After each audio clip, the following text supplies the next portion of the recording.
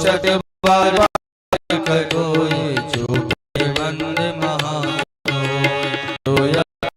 हनुमान चालीसा की गौरीसा तुलसीदास सदर चेर कीजे नाथ हृदय मंदिरा पवन तनय संकट हरना मंगल राम लगन सीता सहित हृदय बसहु सुरभूप सियावर रामचंद्र जी जय पवन सुत हनुमान जी की जय बोलो भाई सब संतन की जय जय जय सीताराम जय जय श्री राधे श्याम।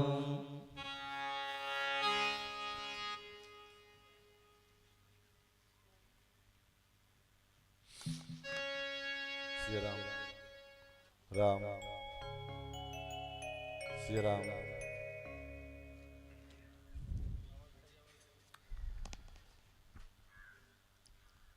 श्री राम श्री राम हेलो हेलो श्री राम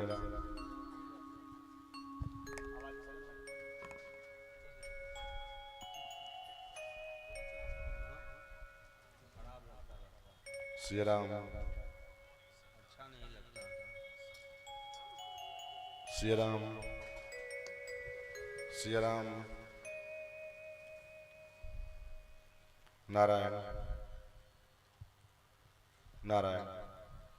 श्री राधे श्रीमद् भागवत कथा के आजो की यजमान शैलेंद्र मिश्र और श्रीमती मीरा देवी छात्र उनका से आग्रह अपने मंच पर आवे और व्यासपीठ के पूजन करी। पुनः कथा प्रारंभ है।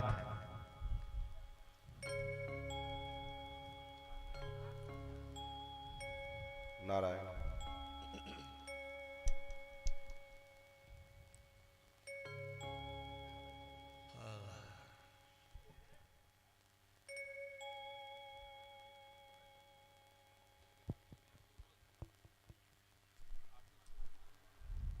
श्री राम श्री राम नारायण। श्री राम जय जय राम श्री राम जय जय राम श्री राम जय जय राम श्री राम जय राम श्री राम जय जय राम श्री राम जय जय राम श्री राम जय राम जय जय राम श्री राम जय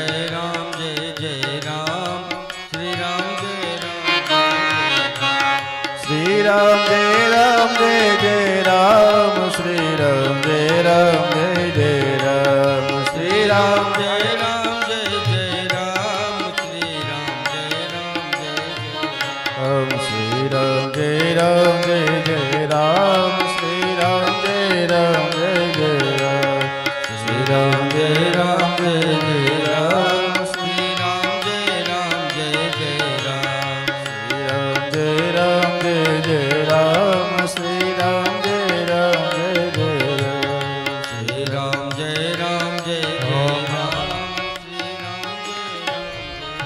ओम अपनंदमादेव जनाः अपनंद मनसाध्याः अपनंद विश्वाभूतानि जातवेदः पुने हि माम् ओम अपवित्रः पवित्रो वा सर्वावस्थानगतोऽपि वा यः स्मरेत् पुण्डरीकाक्षं सवास्याभ्यन्तरः शुचिः ओम पुण्डरीकाक्षः पुनाद ओम पुण्डरीकाक्षः पुनाद ओम पुनाद पुण्डरीकाक्षः ओम चंदनस्य महत्वन्नं पवित्रं पावनासनं मापदां हर्तय नित्यं लक्ष्मीर्तिष्ठति सर्वदा लक्ष्मीर्वसति सर्वदा। ओम इदं विष्णुर्विचक्रमे त्रेधानि ददे पदं समूढमस्य पागुंसुरे स्वाहा। कृष्णाय वासुदेवाय हरे परमात्मने प्रणतक्लेशनाशाय गोविन्दाय नमो नमः। ध्यानाते ध्यानपुष्पं श्रीकृष्णचन्द्राय नमः। ॐ त्वां गन्धर्वा अखण्डस्त्वामीन्द्रस्त्वां बृहस्पतिः त्वामोखधे सोमो राजा विद्वान् क्षमादमुच्यत गन्धं समर्पयामि पुष्पं पुष्पमालाम् ॐ मोखधेः प्रतिमोदध्वं पुष्पवतेः प्रसोवरेः अस्वा इव सजित्वरीर्वीरुधा पारैष्णवः पुष्पं पुष्पमालां समर्पयामि श्रीपुराणपुरुषोत्तमाय नमः श्रीकृष्णचन्द्राय नमः ॐ नारायणं नमस्कृत्य नरं चैव नरोत्तमं देवीं सरस्वतीं व्यासं ततो जयमुदीरयेत्। ॐ पुराणपुरुषोत्तमाय नमः यो नित्यमच्युतपदाम्बुजयुग्मरुग्मव्यामोहतस्तदितराय तृणाय मेने अस्मद्गुरोर्भगवतो सदयैकसिन्धो रामानुजस्य चरणौ शरणं प्रपद्ये माता पिता यवतयस्तनया विभूते सर्वं यदेव नियमेन मदन्वयानाम् आद्यस्य नाकुलपते बकुलाभिरामं श्रीमत्तदङ्घ्रियुगलं प्रणमामि मूर्ध्ना भूतं सरस्य महदावय भट्टनाथ श्रीभक्तिसारकुलशेखर योगिवारेणुपरकालयतीन्द्रमिश्रान् श्रीमत्पराङ्कुशमुनिं प्रणतोऽस्मि नित्यं गुरुमुखमनदीत्य प्राह वेदानशेषान् नरपतिपरिक्लिप्तं शुल्कमादातु कामः स्वसुरममरवन्द्यं रङ्गनाथस्य साक्षात् द्विजकुलतिलकन्तं विष्णुचित्तं नमामि श्रीमत्काश्यपगोत्रलब्धजनुसंविद्याविभूषोन्यतं सक्षाषाणवपारिगामि मनोज्ञश्रियं स्वचरी च जगद्गुरो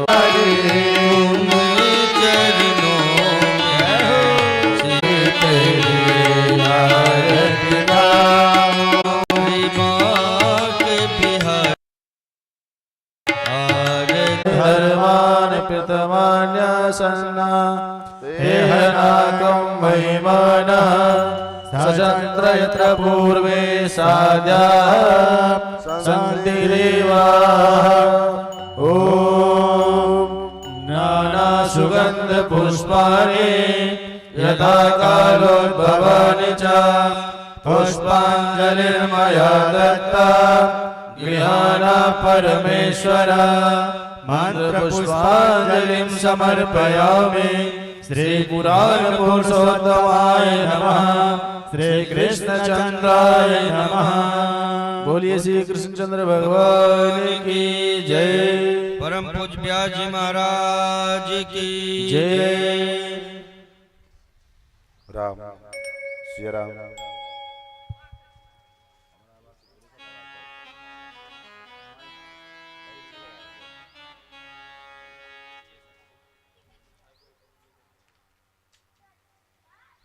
राम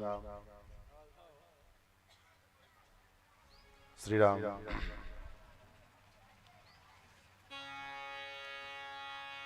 श्री सीतारामचंद्र भगवान की जय। श्री वृंदावन बिहारी लाल की जय। श्री अयोध्यानाथ भगवान की श्रीमद्भागवत महापुराण की जय जय श्री राधे श्याम। हरि ओम तत्संजोड़ा वृणीमहे परं सर्वविद्यानां हयग्रीवमुपास्महे सच्चिदानन्दरूपाय विश्वोत्पत्त्यादिहेतवे तापत्रयविनाशाय श्रीकृष्णाय वयं नमः।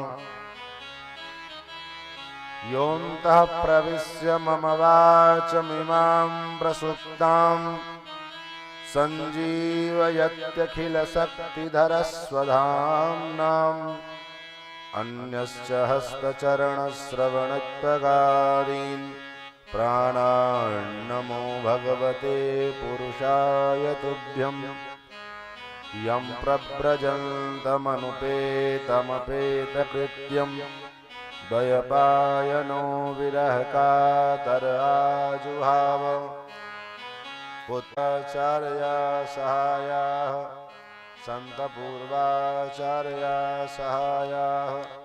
बोलिए श्री कृष्णचंद्र भगवान की जय। श्री वृंदावन बिहारी लाल की जय।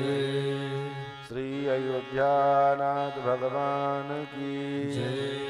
श्री कृष्णचंद्र भगवान की जय। श्री भास्कर भगवान की जय। श्री सद्गुरुदेव भगवान की जय। जय जय श्री राधे श्याम। भगवान की पावन राधे श्याम राधे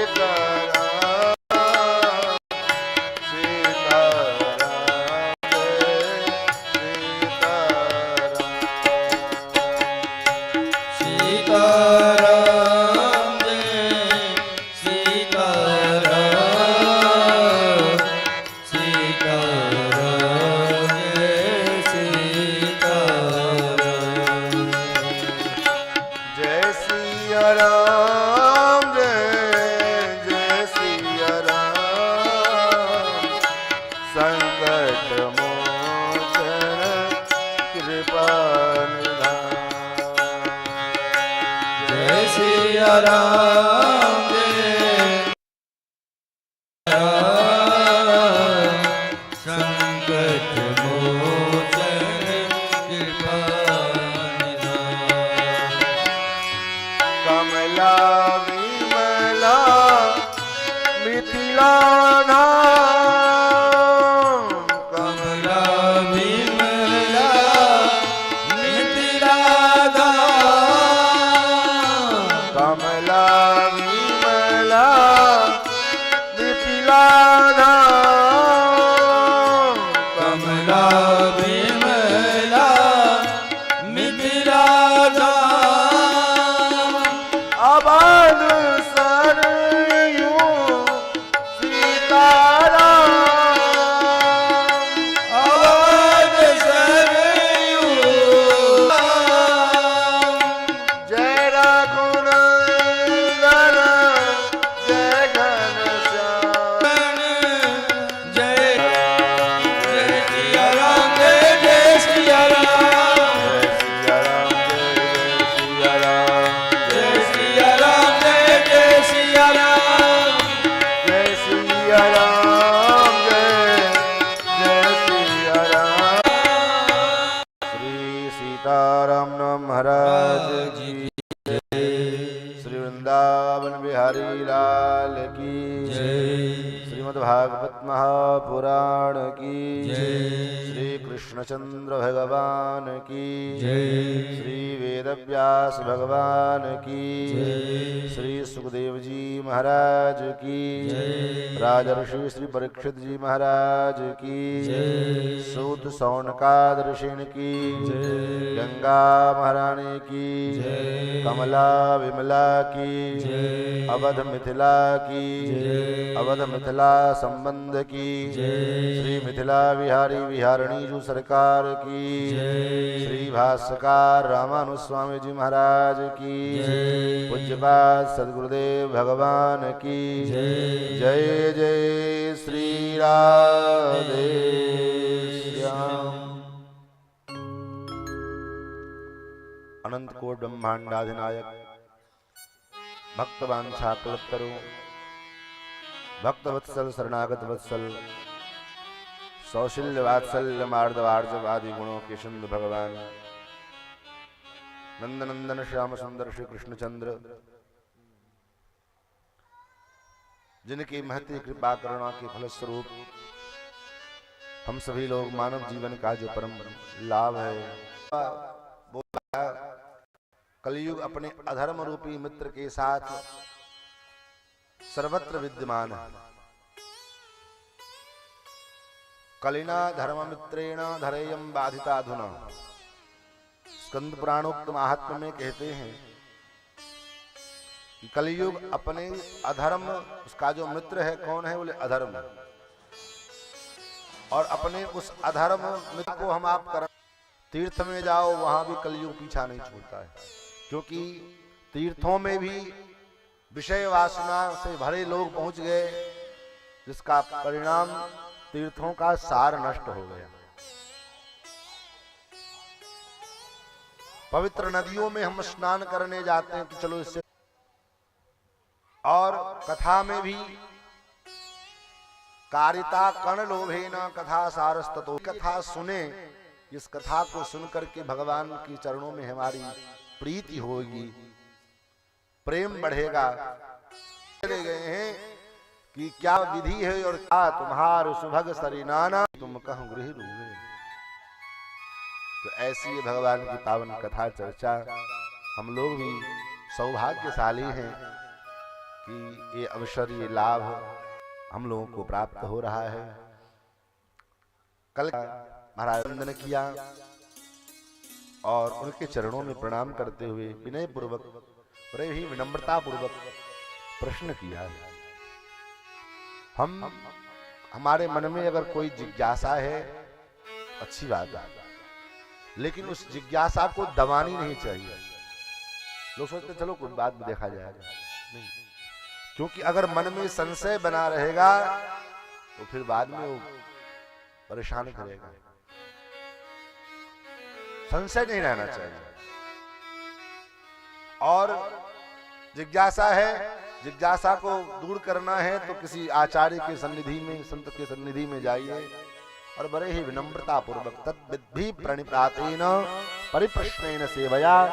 गीता में भगवान कहते हैं उस आचार्य के शरण में जाकर के प्रणिपात पूर्वक, प्रणाम पूर्वक उनको प्रणाम करिए, और प्रणाम करने के बाद पहले विचार करके देख लो कि वो उत्तर देने के स्थिति में है कि नहीं है। अब पता लगा वो माला फेर रहे हैं, जप कर रहे हैं, और तुम जो है जाकर के विक्षेप करो, ये ठीक नहीं। पहले परिस्थिति में पता लगा भोजन कर रहे हैं, चले पहुंच गए, देश काल के अनुसार। परीक्षित जी ने भी यही किया। परीक्षित जी ने पूछा 7वें दिन जिसको मरना होवे उसको अपने आत्म कल्याण के लिए क्या, और ये प्रश्न केवल लोगों के पास क्यों? क्योंकि आदमी जिसको देखो दौड़ रहा है, कहां दौड़ रहे हो, कहां जा रहे, बोले काम से जा रहे हैं। एक महात्मा कहते थे कि देखो राम जी के मनुष्य बंदर है, हम सभी जीव बंदर हैं, और हम बंदरों को नचाने वाले मदारी 2 हैं। बंदर नाचते हैं ना मदारी के आगे, तो 2 प्रकार के मदारी हैं। कौन कौन? एक मदारी है काम और एक मदारी है राम। को जग काम नचावत नाही, कौन ऐसा है जिसको काम नचाता ना हो? और एक मदारी नचाने वाले राम जी हैं। तो ये कैसे पता लगे कि हम किसके बंदर हैं, हम राम जी के बंदर हैं कि हम काम जी के बंदर हैं? कैसे पता लगेगा? तो देखो उसके व्यवहार से पता चल जाता है। बोले क्या पता चलता है? बोले देखो एक राम जी के बंदर वो हैं जो उनसे कहीं से आए, पूछो महाराज कहाँ से आए? बोले राम जी की इच्छा से फलाने जगह से आए हैं। कहाँ जाओगे? बोले राम जी की इच्छा से फलाने जगह जाना है। वहां कब तक रहना है? बोले कि राम जी की इच्छा से 7 दिन रहना है। आगे राम जी की इच्छा, हर बात में राम जी की इच्छा। ये कौन है? बोले राम जी के बंदर हैं। और काम जी के बंदर कौन है? बोले सवेरे सवेरे कहाँ जा रहे हो? बोले काम से जा रहे हैं। दोपहरी में कहाँ जा रहे हो? बोले काम से जा रहे हैं। सायंकाल बोले कहाँ? बोले काम से जा। रात के 12 बजे कहाँ जा रहे हो भैया? बोले काम से जा रहे हैं। और यही करते करते काम से चले जाते हैं। ये कौन है? बोले ये काम के बंदर है। सदा काम के चेले जाने, हमेशा काम के चेले बने हुए। काम दोनों संसार में रहते हैं, काम दोनों करते हैं। ऐसा नहीं कि राम जी के बंदर खाली फोकट में खाते हैं और सोते हैं। नहीं। वो भी कार्य करते हैं, सब व्यवहार करते हैं, लेकिन अंतर क्या है? बोले उनके हर क्रिया में अपनी इच्छा नहीं है, काम की इच्छा नहीं है, बल्कि राम जी की इच्छा है। तो सुखदेव जी कहते, राजन आजकल व्यक्ति के पास में ये प्रश्न करने का समय कहाँ है? क्यों? क्योंकि निद्रया ह्रियते नक्तम व्यवायेन च वावयः। हम मनुष्यों का आधा जीवन सोने में बीत जाता है। पूरे जीवन का अगर औसतन आयु जितना हम लोग आयु है, मान लो 100 वर्ष, और 100 वर्ष का अगर गणित लगाया जाए तो कम से कम 50 वर्ष तो सोने में बीत जाता है। भाई जितना दिन उतना रात, लेकिन बराबर दिन रात मिलाकर 100 वर्ष है। थोड़ा युवावस्था में कम सोते हैं तो उतना मेकअप, बुढ़ा बाल्यावस्था में, वृद्धावस्था में लाकर, और जवानी में भी ज्यादा सोते। वृद्धावस्था में कम नींद आती है, युवावस्था में तो ज्यादा ही नींद आती है। वृद्ध लोगों को नींद थोड़ी कम आती है क्योंकि चिंता ज्यादा रहती है। तो अगर कुल औसतन निकाला जाए मैथमेटिक्स लगा करके तो आधी जिंदगी सोने में बीत गई। निद्रया ह्रियते नक्तम व्यवायेन च वावयः।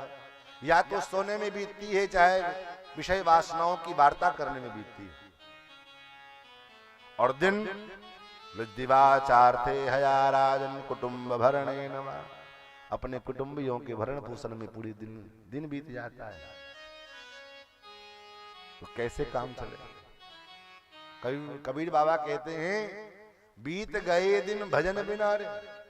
पूरी जिंदगी बीत गई भजन के बिना। कैसे? बोले बाल अवस्था खेल गवायो, जब यौवन तब मान घनारे, बीत गए दिन भजन बिना। महाराज युवावस्था जोश में, जवानी के जोश में निकाल दिया, बाल्यावस्था खेल में निकल गया, बचपना, और वृद्धावस्था आई तो अब शरीर किसी काम लायक नहीं बचा है। शरीर जर्जर हो गया, अशक्त हो गया। अब कुछ करना भी चाहते हैं तो कर नहीं पाते हैं। इसलिए बुद्धिमानी यही है। मैंने परसों भी निवेदन किया था, जब तक ये बुढ़ापा आए उससे पहले हम अपने कल्याण का मार्ग प्रशस्त कर लेंगे। भक्ति के मार्ग पर में प्रहलाद जी, आजकल परिवारों में, लोगों में एक भ्रांति फैली हुई है, भजन तो बुढ़ापे में किया जाएगा। हम अपने ही बच्चों को इस मार्ग पर में नहीं आने देते। अगर बच्चा गीता की पोथी लेकर के बैठ जाए पढ़ने के लिए, तो बाप के घर, अभी ये पढ़ने का समय है तुम्हारा, अभी तो अपनी क्लास का सब्जेक्ट का विषय पढ़ो जा करके, अपने सिलेबस पढ़ो। ये सब नौकरी चाकरी हो जाएगी, जब वृद्ध हो जाना तब पढ़ना। और ये परसेंटेज घर की कहानी है, और परिणाम क्या होता है? बोले ना वो उधर पढ़ पाता है, ना उधर पढ़ पाता है, ना वो आध्यात्मिक ग्रंथों को पढ़ पाया, और न ही वो अपने सिलेबस को पढ़ पाया। बीच में रह गया, महाराज ना इधर का रहा ना उधर का रहा। कुछ तो पढ़ रहा है, पढ़ने तो दो, कुछ तो अध्ययन कर रहा है, स्वाध्याय में लगा होगा, कुछ लगा होगा। अध्ययन स्वाध्याय कभी व्यर्थ नहीं जाएगा उसका, लेकिन नहीं। सुखदेव जी कहते, राजन देहापत्य कलत्रादि स्वात्म सैन्येषु शतस्वपि, तेषां प्रमत्तो निधनं पश्यन्नपि न पश्यति। देह आदि के चक्कर में, इस शरीर को सजाने, खिलाने पिलाने के चक्कर में, समाज में अपने आप को जो है बड़े सभ्य और स्मार्ट बनने के चक्कर में पूरी जिंदगी बीत जाती है। और सामने मौत खड़ा है, ये जानते हुए भी हम उसको अनदेखा कर देते हैं। पश्यन्नपि न पश्यति। जैसे होता है ना, आदमी कोई आदमी सोने का नाटक करता रहेगा, सोया नहीं है, लेकिन वो सोने का नाटक करता रहता है, जानबूझ करके आंख बंद करके पड़ा रहेगा बिस्तर पर में, लोग जाने हम सो रहे हैं। उसी प्रकार हम जानते हैं कि एक दिन ये हमारी मौत आएगी, मृत्यु आएगी, हम मरेंगे, लेकिन तेसाम प्रमत्तो निधनम पश्यन्नपि न पश्यति, हम मरने वाले हैं, क्योंकि संसार का नियम है, बाप मर गए, दादा मर गए, चाचा मर गए, ताऊ मर गए, माई मर गई, दादी मर गई, सब मरती जा रही है, एक दिन हमको भी मरना है, ये बात सब जानता है, लेकिन उसके बाद भी ऐसा व्यवहार करता है जैसे लगता है कि वो अमृत पान करके आया हो, अमर होकर के आया हो। अरे भाई, जब यहां से कुछ लेकर के जाना नहीं है न कुछ, तो क्यों इसके पीछे पड़े? जो हमारे प्रारब्ध में उस अनुसार अपने कर्मों को करते हुए और समय भगवत भक्ति करते हुए, भगवत भजन करते हुए पार कर लेना है, क्योंकि हम लोग सब मुसाफिर हैं। जैसे सफर में, ट्रेन में हम यात्रा कर रहे हैं और जहां तक से बैठे ट्रेन में, तो यात्रा में कोई न कोई हम सफर मिल गया, हमारा साथी मिल गया, अब उससे इतनी घनिष्ठता हो गई, इतनी घनिष्ठता हो गई कि महाराज अब उसका स्टेशन आया और स्टेशन पर आने के बाद उससे हमारी इतनी मित्रता हो गई है कि उसको हम छोड़ना नहीं चाह रहे। अरे यार, आपके बिना ये सफर कैसे बीतेगा, आप हमारे साथ। वो कहेगा महाराज हमारा स्टेशन आ गया है, हमको जाने दो। अरे नहीं महाराज, अब उसको कितनों पैर हाथ पकड़ोगे तो रुकेगा? वो नहीं रुकेगा, धक्का मार करके चला जाएगा। चाहे मान लो तुम्हारा स्टेशन आ गया और तुमको छोड़ करके जाने का मन नहीं कर रहा उस आदमी को, और तुम्हारा टिकट उसी स्टेशन तक में है, और तुम सोचो नहीं नहीं आपके साथ यात्रा करने में बड़ी मजा आती है, चलो आप जहां तक जाओगे आपके साथ साथ हम भी चलेंगे। परिणाम क्या होगा? बोले अगले स्टेशन पर में टीटी आएगा, काला काला कोट पहला टीटी, और टीटी आकर के आपका सामान उतार करके फेंक देगा, चाहे चालान काट देगा। महाराज आपका टिकट पिछले स्टेशन तक था, आप अभी तक उतरे क्यों नहीं? इसलिए बुद्धिमानी क्या है, अपना स्टेशन आए और अगला स्टेशन आए, उस स्टेशन पे आने से पहले अपना सारा सामान सब लेकर के, माल मटेरियल लेकर के तैयार हो जाए, तभी ना तका गेट पर में अपना बुढ़िया बिस्तर लेकर के पहुंच गए, और जैसे स्टेशन आया, प्लेटफॉर्म आया, पट से उतर गए। इसलिए हम सब मुसाफिर, और जैसे मुसाफिर चलते जाते इसी प्रकार, और चलते हुए यात्री में, यात्रा में कहीं वो आसक्त नहीं होता है। जहां ठहरा फिर वहां से सवेरा चलना, उसको तो चल दिया। ये नहीं कि अब यार रात्रि में यहाँ ठहरे, मकान बड़ा सुंदर है जिसमें बड़ी अच्छा है, ये हमारा हो जाए, नहीं। उसी प्रकार ये संसार यात्रा है, मुसाफिर खाना है हमें। मुसाफिर चलते जाना रे, मुसाफिर चलते जाना रे, मुसाफिर चलते जाना रे। लट को ना कट को ये तो देश बिराना रे, मुसाफिर चलते जाना रे, मुसाफिर चलते जाना रे, मुसाफिर चलते जाना रे, मुसाफिर चलते जाना रे।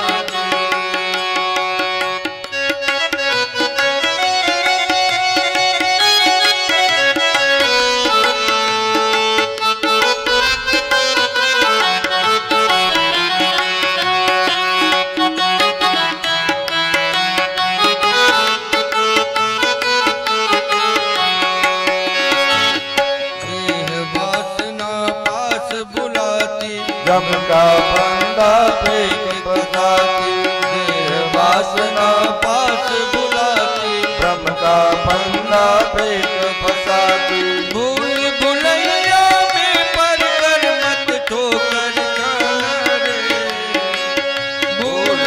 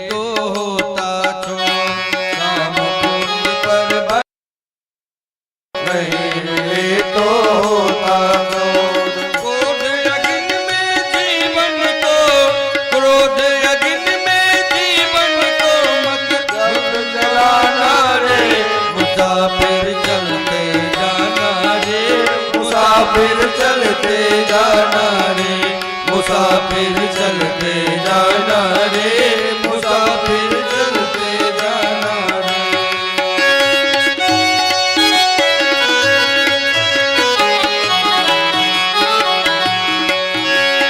बैठ चलो जीवन के रथ में, सावधान रहना जगपथ में। बैठ चलो जीवन के रथ में, सावधान रहना जगपथ में। छोड़ के उनके रथ को पथ से मत भटकाना रे, छोड़ के उनके रथ को पथ से मत भटकाना रे। मुसाफिर चलते जाना रे, मुसाफिर चलते जाना रे, मुसाफिर चलते जाना रे, मुसाफिर चलते जाना रे।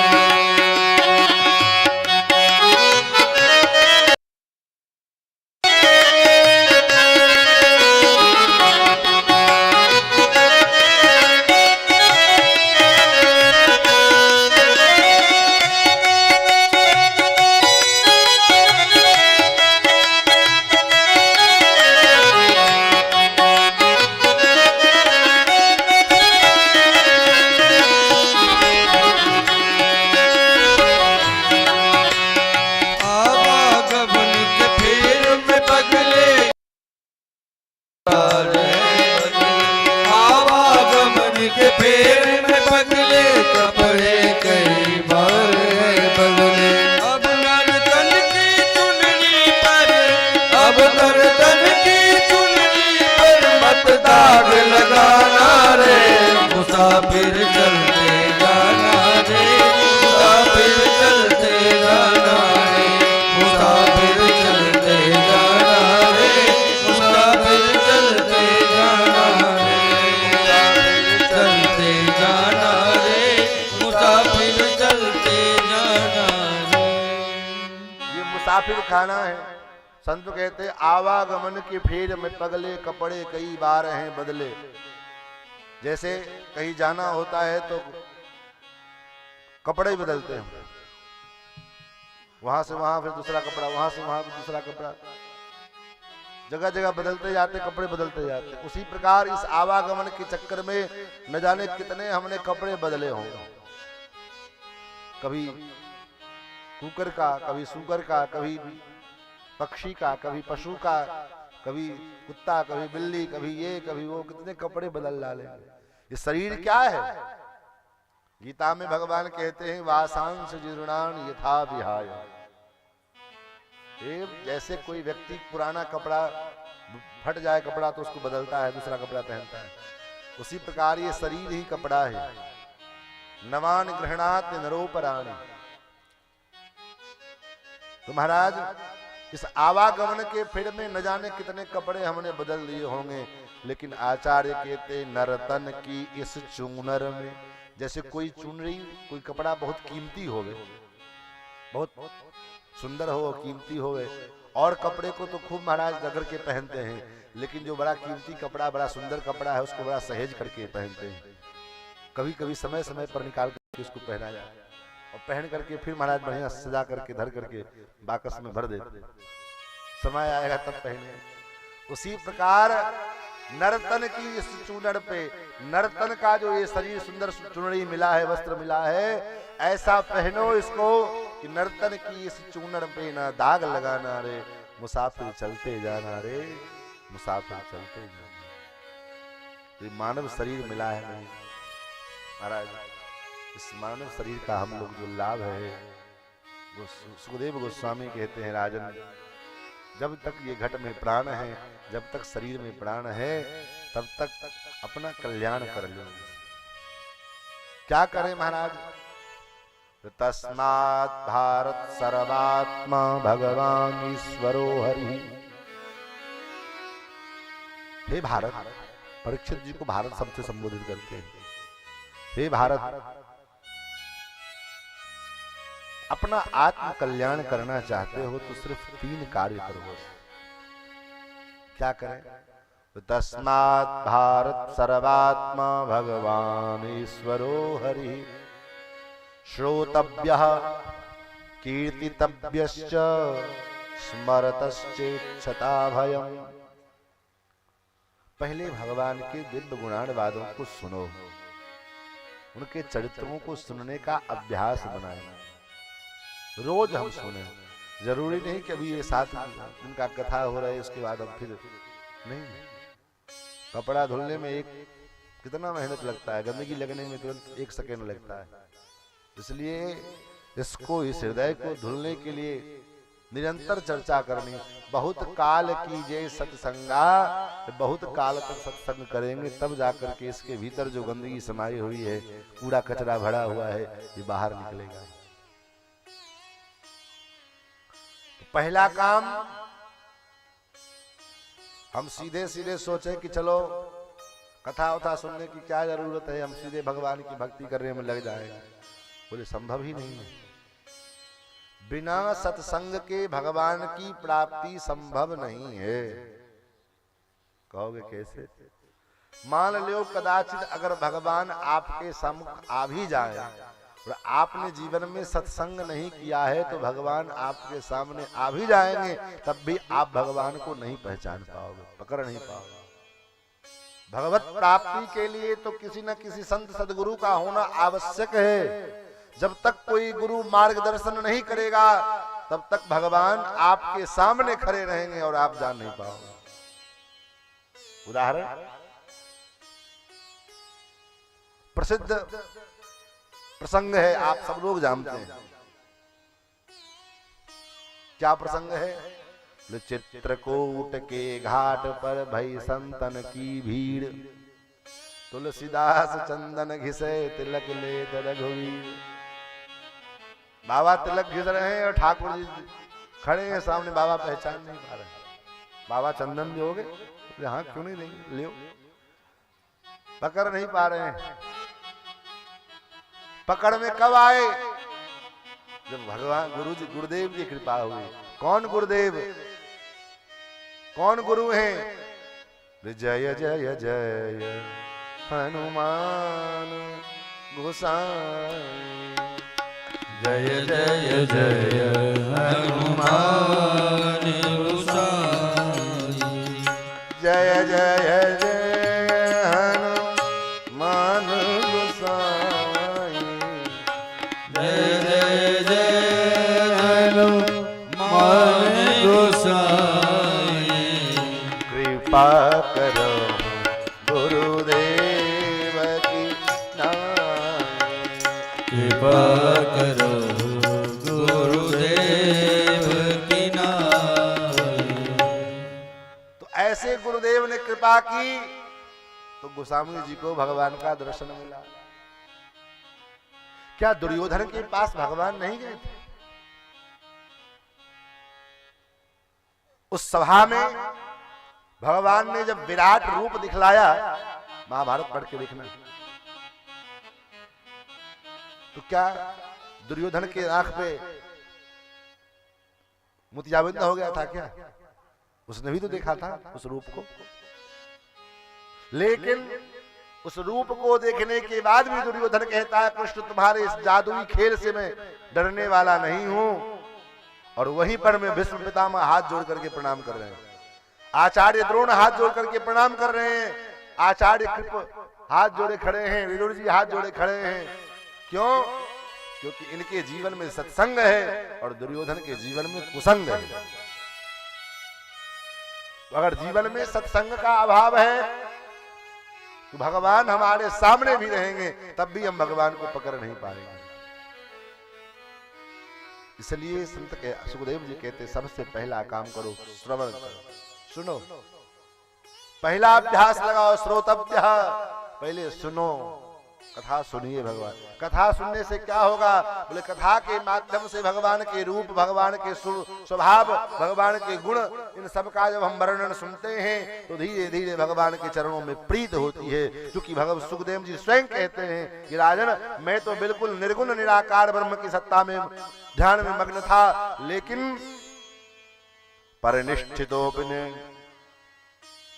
नैर्गुण्य उत्तम श्लोक लीलया गृहीत चेता राजर्षे आख्यानम यदधीतवान। राजन, मैं तो निर्गुण निराकार ब्रह्म की सत्ता में खोया हुआ था, लेकिन मेरे गुरुदेव के पुत्र शिष्यों ने उनके द्वारा जब मेरे कानों में गोविंद के गुणानुवादों का वर्णन सुनाई पड़ा तो मैं जैसे खिंचा हुआ, कैसे बोले जैसे चुंबक की ओर लोहा स्वयं खिंचा आता है, उसी प्रकार से मैं भी खिंचा चला आया। गृहीत चेता राजर्षि, मेरा मन भी खिंचा आया गया इनके चरणों में। इसलिए कथा सुन करके, जब कथा सुनते हैं तो भगवान के दिव्य गुणानुवादों को, भगवान के रूप को, भगवान के सौंदर्य को, भगवान के ऐश्वर्य को, भगवान की कृपा को, भगवान की करुणा को, भगवान के उस अनंत गुण वात्सल्य सौंदर्य आदि गुणों का जब हम आस्वादन करते हैं तो मन में भाव आता है कि नहीं क्यों ना ऐसे भगवान की भक्ति की जाए, क्यों ना उस भगवान से प्रेम किया जाए। क्योंकि संसार से हम कितना भी प्रेम करते हैं तो बाद में तो ठोकर ही मिलता है। अपना रक्त जो है पिला करके जिस बच्चे का पालन पोषण की जिस माता ने, अरे दुग्ध पिलाए क्या है, रक्त ही तो है। पिता अपना खून पसीना जला करके जिस संतान के पालन पोषण में अपना सब कुछ लगा देता है, लेकिन संतों ने कहा 4 दिनों की प्रीत जगत में 4 दिनों के नाते हैं, पलकों के पर्दे पड़ते ही सब नाते मिट जाते हैं। जिन पर रक्त बहाए जिनके ऊपर में इस रक्त को जल के समान बहाया, जिन पर रक्त बहाए जल सम जल में वही बहाते हैं। और पिंडदान कर प्रेतात्मा से, पिंडदान क्यों करते हैं, बोले अपना पिंड छुड़ाते हैं, अपना पिंड छुड़ाने के लिए।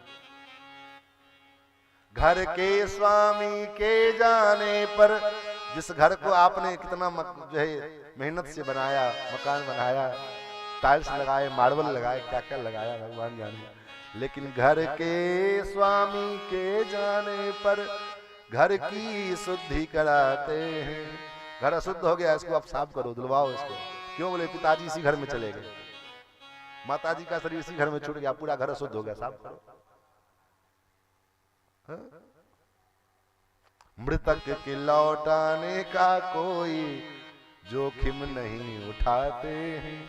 अगर कदाचित पिताजी स्वप्न में भी चले आए हो तो पर रात्रि में स्वप्न में पिताजी को देख लिया तो महाराज सवेरे से महाराज परेशान है, क्यों, बोले पिताजी आ जाए, पता नहीं क्या होगा, अरे क्या होगा। इसलिए सब कुछ करते रहिए माई बाप, सब व्यवहार अपनी जगह है, व्यवहार सब करना है। हमारा शास्त्र, हमारे ठाकुर जी ने स्वयं कहा है, जननी जनक बंधु सुत दारा तन धन भवन सुहृद परिवारा, सबके ममता ताग बटोरी और मम पद मन ही बांध बड़ी डोरी। सबको लेकर के मेरे शरणों में लगा दो और भजन करते रहो, फिर देखो चकाचक आनंद बना रहे। भजन कर होई तवन होई हो, जगतिया में केहू नहीं अपना। भजन कर होई तवन होई हो, जगतिया में केहू नहीं अपना। ओ केहू नहीं अपना हो, केहू नहीं अपना, जगतिया में केहू नहीं अपना।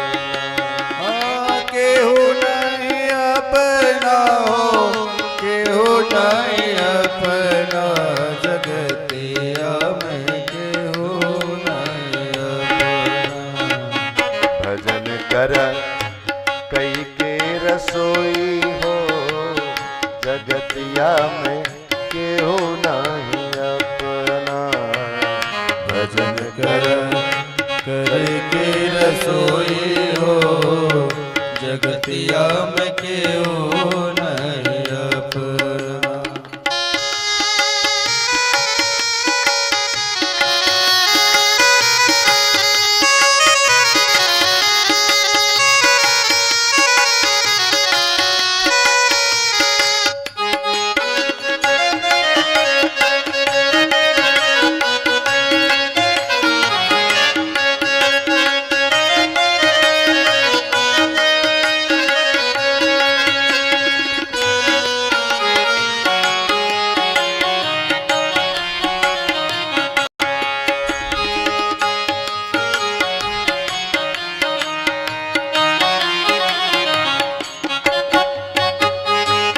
संपत्ति परिवार बढ़ाई, सुख संपत्ति परिवार बढ़ाई, सब परिहरि अब करब सेवकाई, सब परिहरि करब सेवकाई।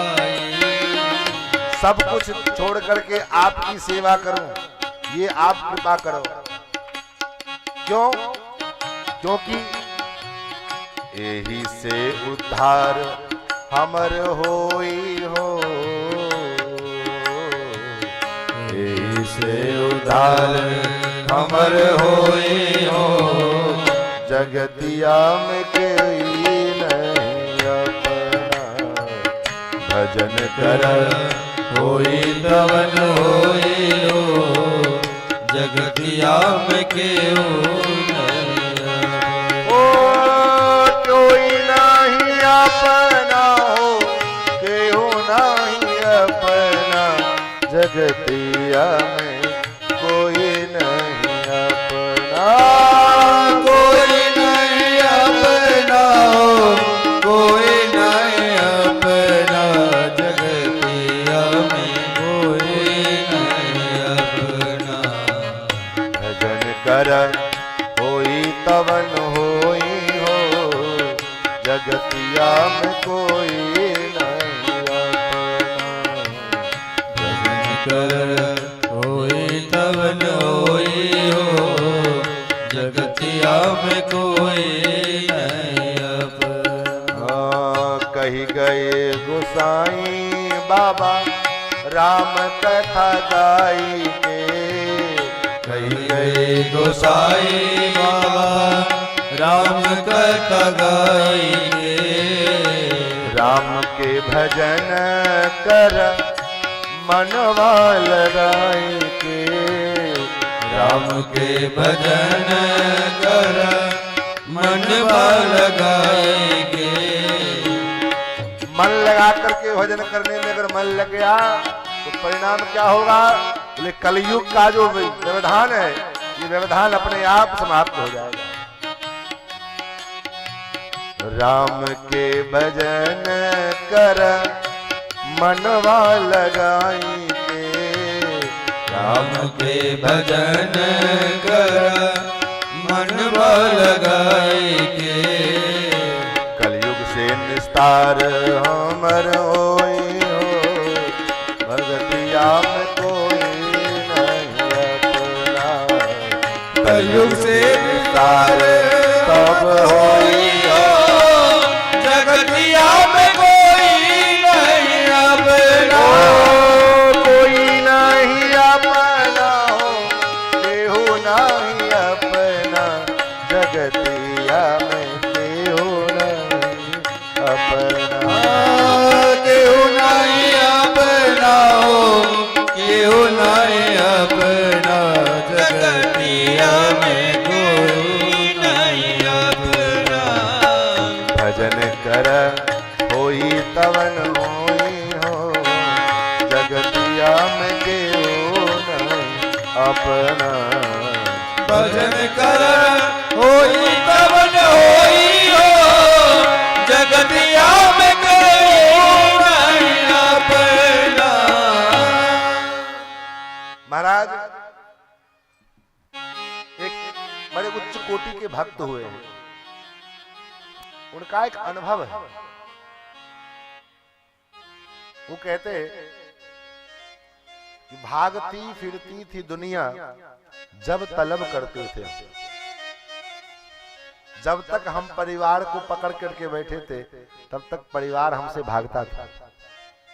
और ये सच्चाई है, जब तक रहोगे बेटा हमारा, बहू हमारी, उसके आगे पीछे घूमते रहोगे ना, तब तक वो समझेगी ये तो बिना पेंदी का लोटा है, इसको जितना नचाओ नचाओ। और उसको जो है जितना, उससे जितना हम अनासक्त रहेंगे, बेटा से, बहू से, परिवार से, संपत्ति से अनासक्त रहेंगे, वो संपत्ति, वो परिवार, वो संसार आपके पीछे पड़ा रहेगा। ये हमने देखा है। एक घर मकान हम लोगों ने छोड़ा है, न जाने कितने घर मकान मिलते हैं। हर 7वें दिन 10वें दिन घर में नया घर मिल जाता है, हर प्रकार का घर मिलता है। एक माई बाप से दूर रहते हैं, न जाने कितने माता पिता मिल जाते हैं। तो भगवान से अगर हम जुड़े तो जो भगवान से जुड़ गया है, सकल भूमि गोपाल की, सब ठाकुर की है, वसुधैव कुटुंबकम, इसी को शास्त्रों में कहा गया। क्योंकि जिसका भगवान के साथ संबंध हो जाता है उसका सब अपना और सब उसको अपना हो जाते हैं। महाराज सुखदेव जी कहते, राजन सबसे पहला काम श्रवण, दूसरा नंबर है कीर्तन। जो श्रवण में मन लगेगा और श्रवण का अभ्यास बन जाएगा तब कीर्तन में मन लगेगा। जो कि बिना श्रवण के आप, मैंने निवेदन भी किया था, बिना सत्संग के आप कीर्तन करना भी चाहो तो आप कर नहीं पाओगे। और अगर आप सत्संगी हो तो रास्ते चलते भी आपसे कीर्तन होता रहेगा। क्योंकि कीर्तन दूसरा स्टेप है, दूसरा सोपान है। विद्यार्थी जब पहली कक्षा पास करता है तब दूसरी कक्षा में जाता है। और सोचे कि पहले हम तीसरी में चले जाएं, चौथी में चले जाएं। कोई भी इंजीनियर पहले फर्स्ट फ्लोर बनाता है तब आगे ऊपर बनाता है। ये नहीं कि चलो पहले जो है छठी मंजिल बनावे तब जो है पहला मंजिल बनावे, ऐसा थोड़ी होता है। उसी प्रकार पहला मंजिल क्या है, बोले श्रवण, और तब दूसरा मंजिल है कीर्तन। और इस प्रकार जब दूसरे मंजिल को भी पार कर गए तब होता है स्मरण। स्मरण क्या है, बोले दिन रात भगवान का चिंतन, हर हमेशा उन्हीं के चिंतन में हम लगे रहते हैं। उनके चिंतन के अतिरिक्त कुछ होता ही नहीं। हर स्थिति में, हर परिस्थिति में गोविंद का चिंतन होता रहता है। बाजार भी जाओगे ना, कोई अच्छा सामान दिखाई पड़ जाएगा तो ये नहीं सोचोगे अपने लिए ले ले, ठाकुर जी के लिए लेते चलते हैं। ये ठाकुर जी को बड़ा अच्छा लगेगा, उनके ऊपर बड़ा सुंदर लगेगा। ये सब्जी बड़ा सुंदर है, भगवान को भोग लगाएंगे। यही स्मरण है। और सुखदेव जी कहते, इस प्रकार से अगर जीवन यापन किया जाए तो जीव का उद्धार अत्यंत सरल हो जाता है। भगवान से नाता जोड़ करके, भगवान के साथ अपना संबंध जोड़ करके, मैंने तो अनुभव जो किया है, मैं अपना अनुभव आपको बताऊं। मैंने यही अनुभव किया है कि भक्ति के मार्ग में अगर पहुंचना है आगे, उसका यही उपाय है। 3 कार्य भगवान से हम करें। 3 ये सूत्र है। क्या क्या? पहला नंबर समर्पण, भगवान के प्रति हम पूर्ण समर्पित हो जाएगा। उनके ऊपर दृढ़ विश्वास होवे कि हम ठाकुर जी के हैं, ठाकुर जी हमारे हैं। जो भगवान सारे संसार का पालन करते हैं, जो संसार का मंगल करते हैं, वो हमारा भी मंगल ही करेंगे, हम मंगल कभी नहीं करेंगे। ये पूर्ण समर्पण है। दूसरा है पूर्ण विश्वास, भगवान के प्रति पूर्ण विश्वास होगा। जब तक द्रौपदी के अपने अन्य के ऊपर विश्वास था तब तक गोविंद नहीं आए। पहले अपने पतियों पर विश्वास था कि इनके रहते मेरा कुछ नहीं होगा। फिर भी पितामह खड़े हैं, इनके रहते मेरा क्या, मैं इनकी कुलवधू हूँ, ये इनके सामने मेरे साथ ऐसा कैसे हो सकता है। उससे भी निराश्रित हो गई। फिर अपने बल का आश्रय लिया, अपने हाथों से अपने साड़ी के पल्लू को पकड़ी, मैं अपनी रक्षा करूंगी, लेकिन उससे भी निराश्रित रही।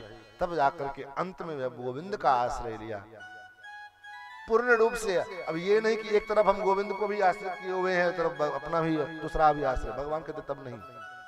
एक बाण करुणा निधान के, दूसर जाके गति न आन के। भगवान का स्वभाव है जिसका दूसरा कोई गति नहीं है। मेरे तो गिरधर गोपाल, लेकिन अगला फार्मूला क्या है, दूसरों न कोई। ये नहीं कि भगवान भगवान आप भी हमारे हो, तुम भी हमारे हो, बेटा भी हमारा, परिवार भी हमारा, हाँ है, आपका है, आपका है, ये आपका नहीं, आपके शरीर का है, भगवान के नाते है। ये सब हमारा नहीं है, भगवान का है। ये परिवार भगवान का, ये घर मकान भगवान का, ये व्यापार भगवान का, ये जमीन जायदाद सब भगवान का है। हम तो केवल निमित्त मात्र हैं। मैंने निवेदन किया था, हम अपने आप को निमित्त मान लेंगे। भरत जी जब भगवान को मनाने के लिए चित्रकूट चलने लगे तो अयोध्या में विवाद शुरू हो गया। क्या विवाद शुरू हो गया? जवानी के जोश में लोग भरे, जो युवावस्था के लोग थे वो कहते कि मैं भी जाऊंगा, वृद्ध लोग कहें कि नहीं मैं भी, तुम लोग घर में रहो, तुम लोग वन में जाकर के क्या करोगे, हम लोग जाते राम जी को, हम लोग बूढ़े बुजुर्ग हैं, हम लोग मिला बना करके राम जी को ले आएंगे, तुम लोग जाके क्या करोगे, तुम लोग चले जाओगे तो यहाँ की संपत्ति की रखवाली कौन करेगा, यहाँ के जो है जमीन जायदाद, यहाँ का जो घर मकान दुकान सब है इसको कौन देखेगा। तो युवावस्था के लोगों ने कहा आग लगा दो, समझ ये संपत्ति किस काम की जो भगवान से मिलने में बाधा डाले, आग लगा दो। तो दोनों में विवाद शुरू हुआ। भरत जी आए, भरत जी ने पूछा क्या बात है। वृद्धों ने कहा महाराज हम लोग भी चल रहे हैं, जवान लोग भी जाएंगे तो कैसे होगा, अयोध्या की संपत्ति की रखवाली कौन करेगा। जवान लोगों ने कहा महाराज ऐसी संपत्ति किस काम की जो महाराज राम जी से मिलन में बाधा डाले, तो आप क्या कहते हो। भरत जी ने कहा नहीं, संपत्ति की रखवाली तो करनी चाहिए, करनी है। क्यों? भरत जी ने एक बहुत सुंदर बात कही। भरत जी ने कहा कि व्यक्ति उसी अपने संपत्ति का त्यागी अथवा भोगी होता है। अपने संपत्ति का, उसका जो निजी संपत्ति, उसके निजी बाहुबल से उसने बनाया है जिस संपत्ति को, उसको वो या तो बेच दे, चाहे रखे, चाहे भोगे, चाहे जैसे रखे, उसका अधिकार है। लेकिन विचार करो, कोई आदमी किराए के मकान में रहे और वहां पर मैं हथौड़ा लेकर के सवेरे सवेरे उस मकान को तोड़ने लग जा, मकान मालिक पूछेगा भैया काहे तोड़ रहे हो, तो बोले हमको सवेरे सवेरे अभ्यास है, जब तक पसीना न बहे तब तक पानी नहीं पचता हमारा। तो क्या कहेगा भाई, तुमको पसीना ही बहाना है तो अपना मकान जाके तोड़ दो, ये मेरा मकान काहे को तोड़ रहा है, मेरा घर क्यों तोड़ रहा है। अब बात बेटी, आपने स्वयं बनाया हो तो उस घर को तोड़ सकते हो, लेकिन जो घर आपने नहीं बनाया हो उसको तोड़ने का अधिकार आपको किसने दिया। जिस जमीन को आपने नहीं खरीदा है उसको बेचने का अधिकार आपको किसने दिया। तो संपत्ति आपने बनाई है तो आप उसके बेचने खरीदने अथवा जो है लुटाने के चाहे भोगने के अधिकारी हैं। भरत जी कहते हैं ये संपत्ति हमारी होती तो हम इसको जो है जो करते सो करते, लेकिन ये हमारी संपत्ति नहीं है। किसकी संपत्ति है? संपत्ति सब रघुपति के आही। ये सारी अयोध्या की एक एक तिनका उसके ऊपर राम जी का अधिकार है, मेरा अधिकार नहीं है। और इसमें से एक तिनका भी इधर से उधर होता है तो मैं पाप का भागीदार हूं, इसलिए इसकी देखभाल जरूरी है। उसी प्रकार ये सर घर सदन संपत्ति दुकान मकान सब ठाकुर का है, तो ठाकुर ने हमें ये निमित्त बनाया है कि इसका बढ़ाओ, इसकी देखभाल करो, न कि हम इसके स्वामी हैं। हम भूपति हैं, भूपति नहीं हैं, जमीन के मालिक नहीं हैं, हम भूपाल हैं। इस अर्थात जैसे कोई बच्चा अपने माँ का स्वामी बनना चाहे तो क्या होगा, शास्त्र विरुद्ध मर्यादा होगी कि नहीं। लेकिन वही बच्चा अपने माँ के गोद में बैठ करके माँ का दुग्ध पान करे तो माँ को भी बड़ा लाड आनंद आता है।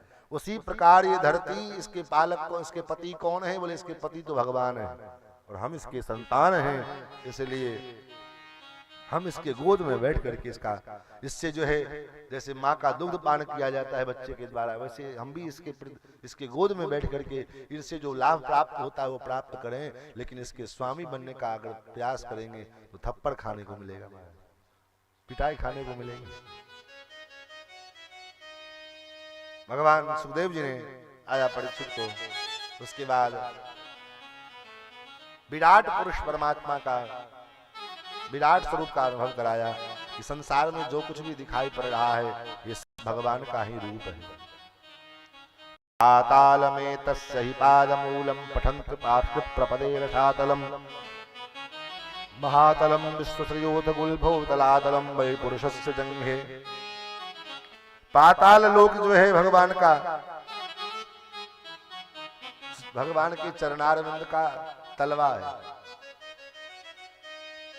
और सबसे ऊपर का जो लोक ब्रह्मलोक सत्यलोक जो है, क्योंकि ब्रह्मांड में 14 लोक है ना, 7 नीचे भूरलोक भूवरलोक स्वर्लोक 7 लोग ऊपर के 7 लोग नीचे के।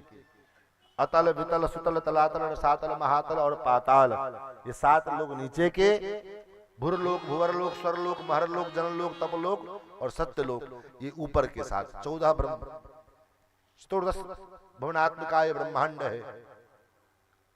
उसमें सबसे नीचे जो पाताल लोक है ये भगवान का तलवा है, और मस्तक जो है वही ब्रह्मलोक सत्यलोक है, और इसी में पूरा ब्रह्मांड समाया हुआ है। महाराज ये जो नदियां दिखाई दे रही हैं, नदियां कौन है? बोले भगवान के शरीर में, जैसे हमारे शरीर में नाड़ी होती है, वही नाड़ी मानो भगवान की नदी है।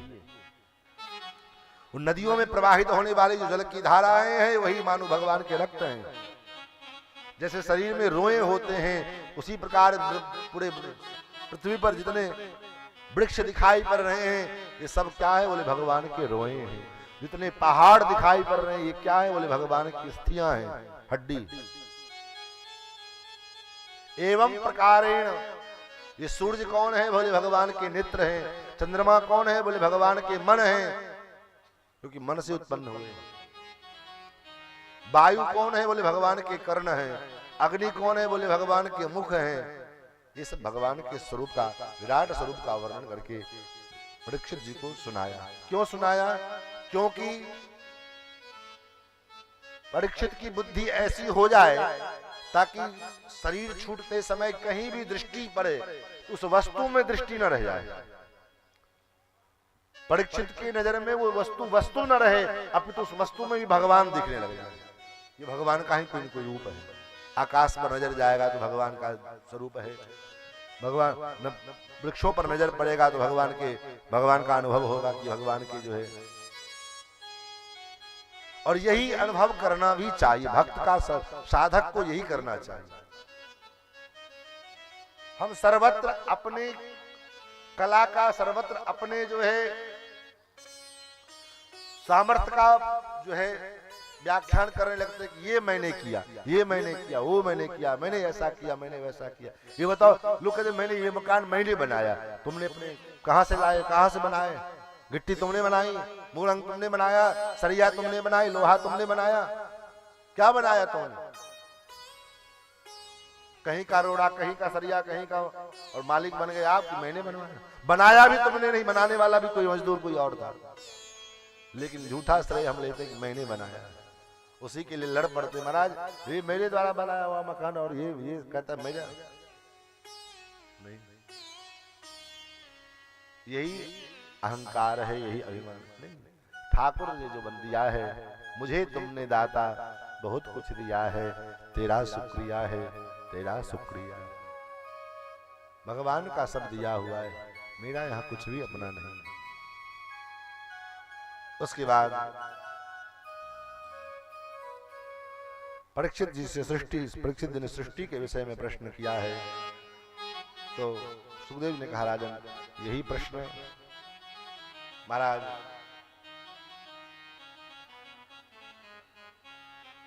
ब्रह्मा जी से नारद जी ने पूछा था, और यही प्रश्न विदुर जी ने मैत्रेय जी से पूछा था।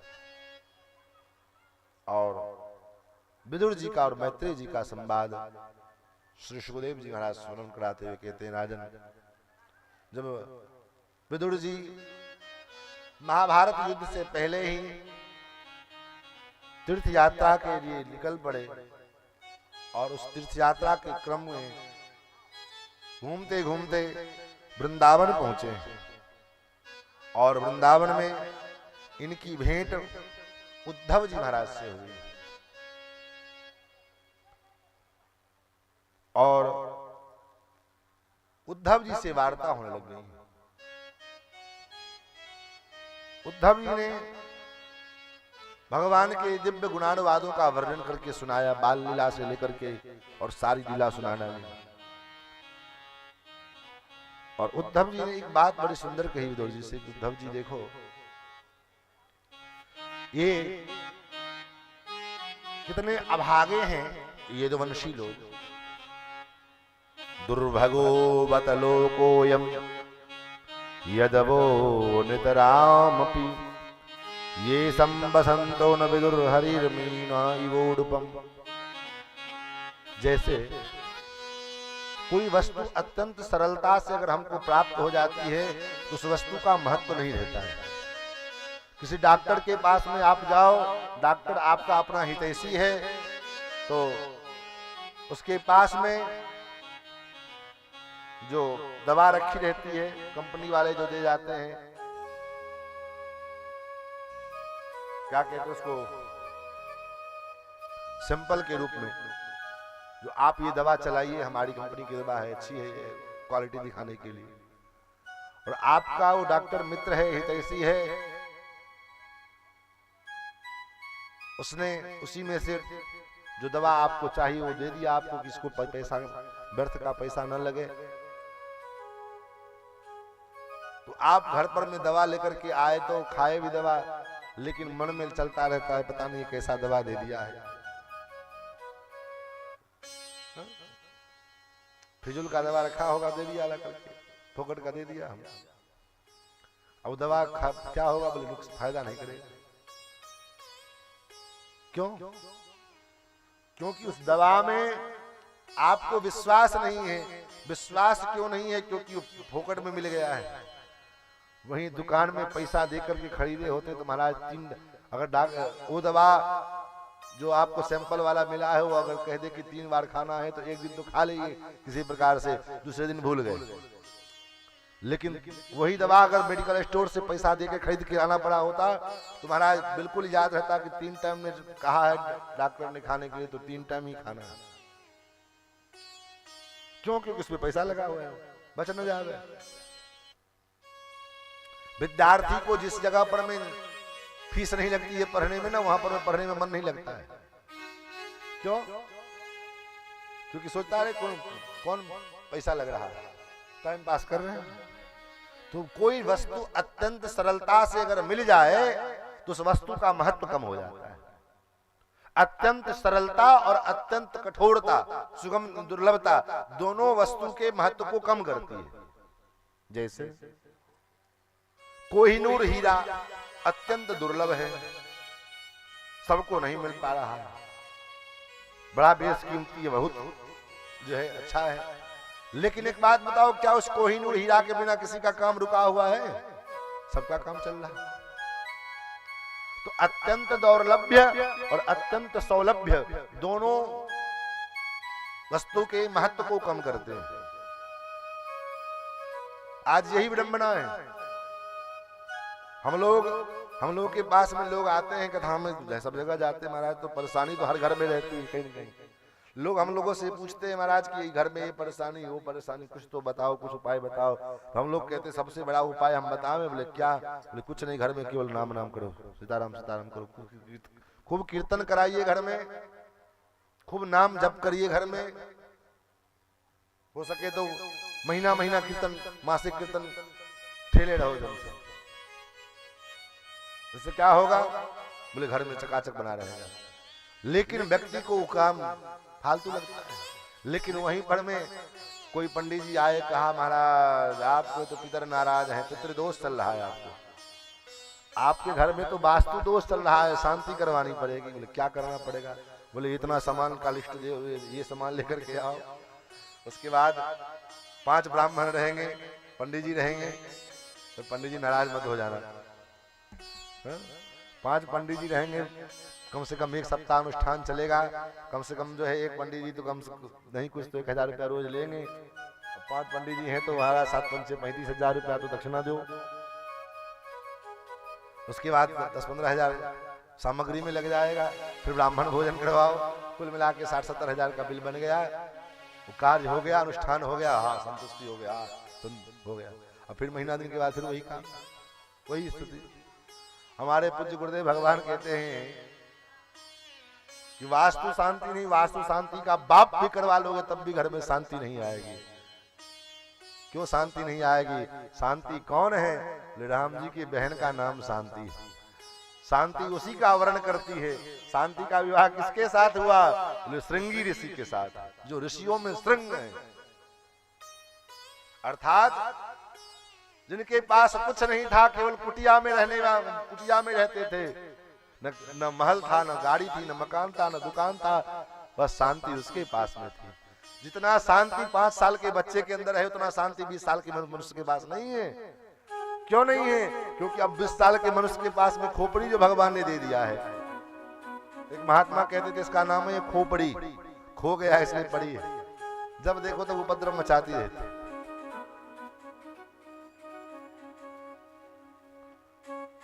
हमारे तो यहाँ तो साधकों ने कहा प्रभु भगवान मैं आपसे यही प्रार्थना करता हूँ। बोले क्या प्रार्थना करते हो? बोले बना दो बुद्धिहीन भगवान, हमको बुद्धिहीन बना दो, बुद्धि नहीं चाहिए। क्यों? क्योंकि बुद्धि तो महाराज आफत की जड़ है। बुद्धि रहेगी तो महाराज आपके चरित्र में, आपके गुणों में, आपकी कथाओं में बुद्धि लगाते रहेंगे और उसमें खुराफात चलता रहेगा। तो महाराज सौलभ्यता अत्यंत, भगवान का नाम कितना सुलभ है, न 1 पैसा खर्चा लगना है।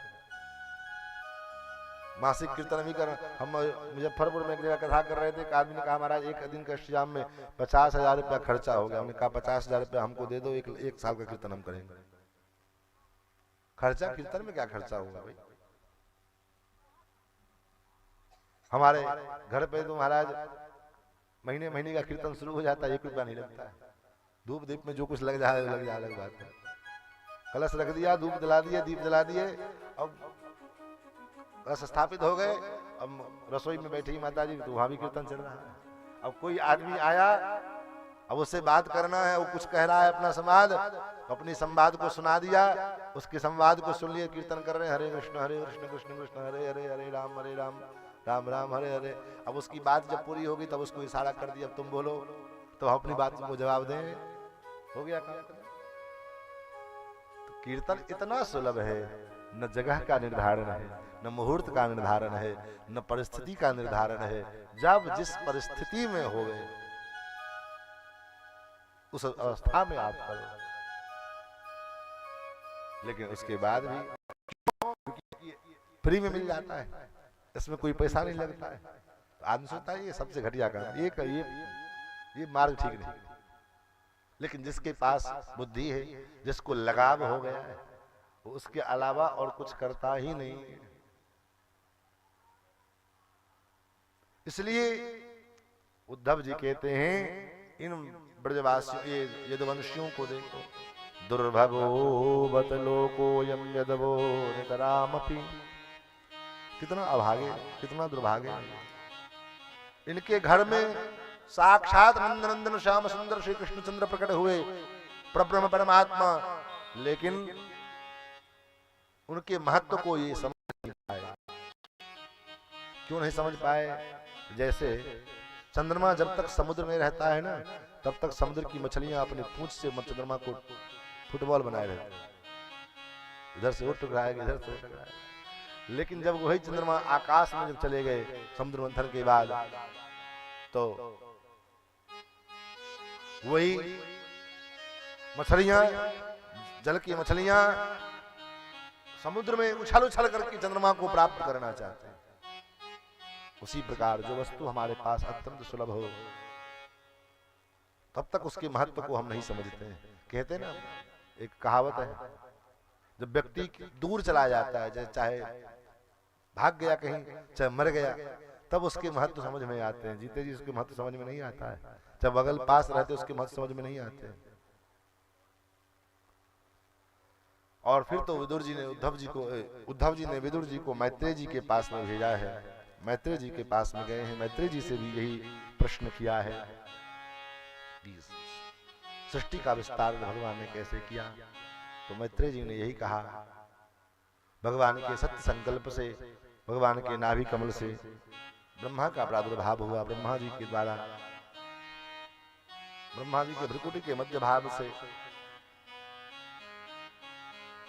रुद्र के रूप में भगवान शंकर का प्रादुर्भाव हुआ। कहा सृष्टि का विस्तार करो। पहले तो सनक सनंदन सनातन सनत कुमार के रूप में भगवान का प्रथम अवतार हुआ है। उनसे कहा सृष्टि का विस्तार करो। उन्होंने कहा हम भजन करेंगे हरिशरणम, और हरिशरणम इस मंत्र का जाप करते हुए सनकादिक चारों भैया चले गए। ब्रह्मा जी को क्रोध आया, मेरा प्रथम संतान मेरी बात नहीं माना। फिर तो उसी क्रोध के कारण भ्रिकुटी के बीच से एक छोटे से बालक के रूप में भगवान रुद्र प्रकट हुए और भगवान रुद्र की सृष्टि हुई। सांप बिच्छू आदि भूत प्रेत पिशाच कुष्मांड इत्यादि। भगवान ने कहा अलम बस करो, तुम्हारी सृष्टि तो बड़ा विचित्र है। क्या विचित्र है? बोले सृष्टि बनाया नहीं और बिगाड़ने का सामान पहले बना रहे हैं। फिर तो भगवान रुद्र भजन करने के लिए चले गए हैं। उसके बाद अपने शरीर से संकल्प के द्वारा ब्रह्मा जी ने भृगु पुलस्त पुलह क्रतु वशिष्ठ अत्रि अंगिरा आदि 10 प्रजापतियों को प्रकट किया है। छाया से करदम जी को प्रकट किया। 4 मुखों से चारों वेदों का प्रादुर्भाव हुआ। 4 वर्ण बनाए, 4 आश्रम बनाए और उन वेदों के चारों वेद बनाए और फिर भी सृष्टि का विस्तार नहीं। तब अपने शरीर के 2 भाग किए, एक भाग से पुरुष, एक भाग से स्त्री। स्वयंभू ब्रह्मा के द्वारा प्रकट हुए इसलिए स्वयंभू कहलाए और मन से प्रकट हुए इसलिए मनु कहलाए। पुरुष का नाम मनु और जो स्त्री थी उनका नाम शतरूपा। कहा सृष्टि का विस्तार करो। महाराज कहां करें? बोले क्यों? बोले पृथ्वी तो है ही नहीं। पृथ्वी को क्या हुआ? बोले पृथ्वी को हिरण्याक्ष नाम के एक असुर ने अपना मान करके, मैंने अभी कहा ना, जब पृथ्वी को कोई अपना मान करके ये मेरी है, मैं इसका स्वामी हो, इसके स्वामी बनने का प्रयत्न करता है अहंकार के कारण, यही कार्य हिरण्याक्ष ने किया। तो परिणाम क्या हुआ? बोले भगवान के द्वारा ऐसा थप्पड़ लगा कि महाराज उसके सर धड़ से कट के अलग हो गए। महाराज भगवान इस पृथ्वी के मालिक भगवान हैं, पृथ्वी के पति भगवान हैं। ये पृथ्वी भूदेवी है और भूदेवी के स्वामी भगवान है। भगवान की पत्नी है भूदेवी। इनके पुत्र बन करके हम इनसे रस लें, इनसे आनंद लें, तब तो ठीक है। लेकिन जब भी कोई इसका अधिपति बनने को, इसका स्वामी बनने का प्रयास करता है, यही काम रावण ने किया। परिणाम सब कुछ रहते हुए रावण के पास किसी चीज की कमी नहीं थी। रावण जैसा प्रतापी कोई नहीं था उस समय। रावण जैसा विद्वान कोई उस समय नहीं था। रावण जैसा जो है ब्राह्मण धर्म का पालन करने वाला कोई उस समय नहीं था। इतना प्रतापी रावण कि रावण के दरबार में ब्रह्मा जी वेद पढ़ने के लिए जाते हैं। बृहस्पति वेद का पाठ करते हैं और वेद पाठ करते हुए कहीं जोर से उच्च स्वर लग जाए तो रावण का जो चमर हिलाने वाला पीछे खड़ा होने वाला उनका सेवक, वो भी बृहस्पति को डांट देता है। अरे बृहस्पति, स्वल्पम जल्प बृहस्पति जड़मते नैसा सभा वज्रिणः। अरे जड़मती बृहस्पति, ये देवराज इंद्र की सभा नहीं है, ये तो ग्रीव रावण की सभा है। धीरे से बोलो। ये प्रभाव था रावण का। नवोग्रह रावण के चरणों में पड़े रहते थे।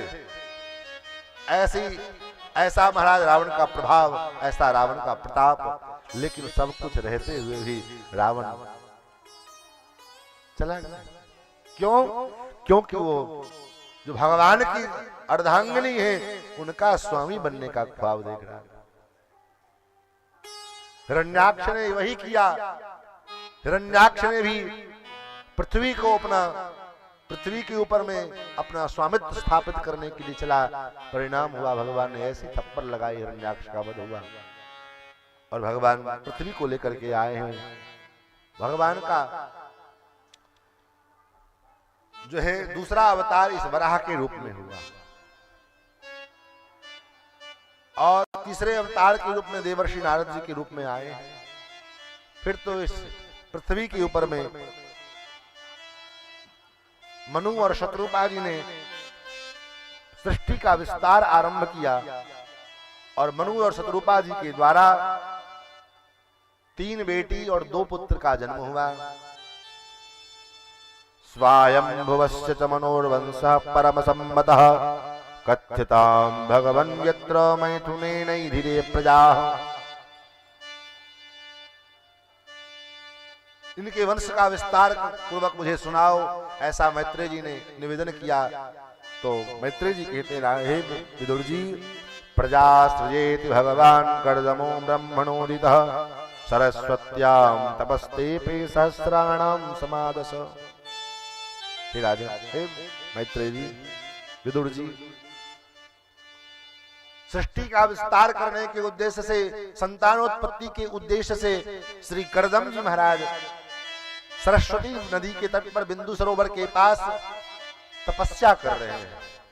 और तपस्या कब तक किया है? वे सहस्राणाम समादश, 10,000 वर्ष तक तप किया है। किस लिए? बोले ब्याह करने के लिए। आप सुन करके भी आपको हंसी आती होगी कि महाराज ब्याह करने के लिए तपस्या किया, क्या इतना ब्याह महंगा था उस समय? बोले नहीं। इसका तात्पर्य क्या है? तात्पर्य यही है कि जिस गृहस्थ के जीवन में ब्याह करने से पहले, विवाह से पूर्व जिसके जीवन में तप नहीं होता है, उसकी गृहस्थी हमेशा महाराज रोती रहती, उसका गृहस्थी कभी सफल नहीं होता। लेकिन जिस गृहस्थ ने विवाह से पूर्व जीवन में तप किया है, उसी का गृहस्थी चकाचक बना रहता है। और ये परंपरा आज भी है शास्त्रों में। हमारे यहाँ सनातन धर्म में जब बालक का यज्ञोपवीत संस्कार होता है, तो यज्ञोपवीत संस्कार के बाद अब तो ये परंपरा कम हो गई है। कम क्या, लगभग संक्षिप्त हो गया है। एक ही दिन में हो जाता है। जनेऊ, वेदारंभ, समावर्तन, ये तीनों संस्कार एक साथ हो जाते हैं एक ही दिन। लेकिन पहले नियम नहीं था। पहले विद्यार्थी 12 वर्ष तक ब्रह्मचर्य व्रत का पालन करता था और उस ब्रह्मचारी के लिए नियम बनाए जाते थे वेदारंभ के पश्चात कि तुम जो है दिन में नहीं सोओगे, शिला वस्त्र नहीं पहनोगे, तेल साबुन का प्रयोग नहीं करोगे, बाल में कंघी नहीं करोगे, अपने दर्पण में अपना मुख नहीं देखोगे, अश्लील गाने नहीं सुनोगे। ऐसे ऐसे उपदेश किए जाते हैं। और इन नियमों का पालन करते हुए ब्रह्मचारी 12 वर्ष तक ब्रह्मचर्य व्रत का पालन करता था। तब उसके बाद समावर्तन होता और समावर्तन के बाद तब उसको गुरुजी आदेश देते, अब तुम जाओ, अब गृहस्थ जीवन में प्रवेश करो, अब खूब चकाचक मौज करो आनंद से। लेकिन अब ये परंपरा नष्ट हो गई। अब तो विवाह बाद में होता है महाराज। पहले विवाह 12 वर्ष, 14 वर्ष, 15 वर्ष, 25, 20 वर्ष तक होते होते हो जाता। अब तो विवाह होता है 30 वर्ष, 35 वर्ष में। तो बड़ की आधी जिंदगी बीत गई तभी विवाह होता है। आधा समय तो उसका वैसे बीत गया। और विवाह हुआ भी, हमारे पूज्य संत गोपालाचार्य स्वामी जी महाराज कहते थे कथाओं में कि पहले 15 साल 20 साल की उम्र में विवाह होता था तो दूल्हा बच्चा होता था। तो बच्चे से पंडित जी कहे कि गौरी गणेश का ध्यान करो, तो गौरी गणेश का ध्यान करता था। अब दूल्हा हो गया महाराज, पूरा पक गया है दूल्हा। अब पंडित जी कहते हैं गौरी गणेश का ध्यान करो, तो दूल्हा सोचता है दुल्हन गोरी है कि काली है कि सांवली है, कैसी है। अब उसको तो गौरी गणेश के बदला दुल्हन का ध्यान लगा हुआ है। बगल में कौन कौन बैठे उसका ध्यान लगा हुआ है। सामने स्टेज पर में नृत्य चल रहा है, उधर उसका दिमाग लगा हुआ है। तो गौरी गणेश का खाक ध्यान करेगा। अब पता लगा जिसके विवाह के आरंभ में ही विघ्न विनायक गौरी गणेश का ध्यान नहीं हुआ, तो फिर उसका जीवन में क्या निर्विघ्नता कहां से आएगी। उसके जीवन में तो पूरा जीवन विघ्न बना रहेगा और वही होता रहता है, जीवन में विघ्न बना रहता है। तो विवाह से पूर्व तपस्या जीवन में आवश्यक है। कर्दम जी ने भी तपस्या की, भगवान प्रकट हुए, भगवान ने कहा वरदान मांगो। कर्दम जी ने यही वरदान मांगा, क्या? तथा सचाहम परिबोधु कामः समानशीलां गृहमेधि। हे महाराज, मैं आपसे यही वरदान मांगता हूँ कि मैं गृहस्थ जीवन में प्रवेश करना चाहता हूँ। मेरे जीवन में, गृहस्थ जीवन में प्रवेश करने के लिए समान शीलाम, मेरे समान शील वाली, जो मेरे लिए गृहमेध धेनुम,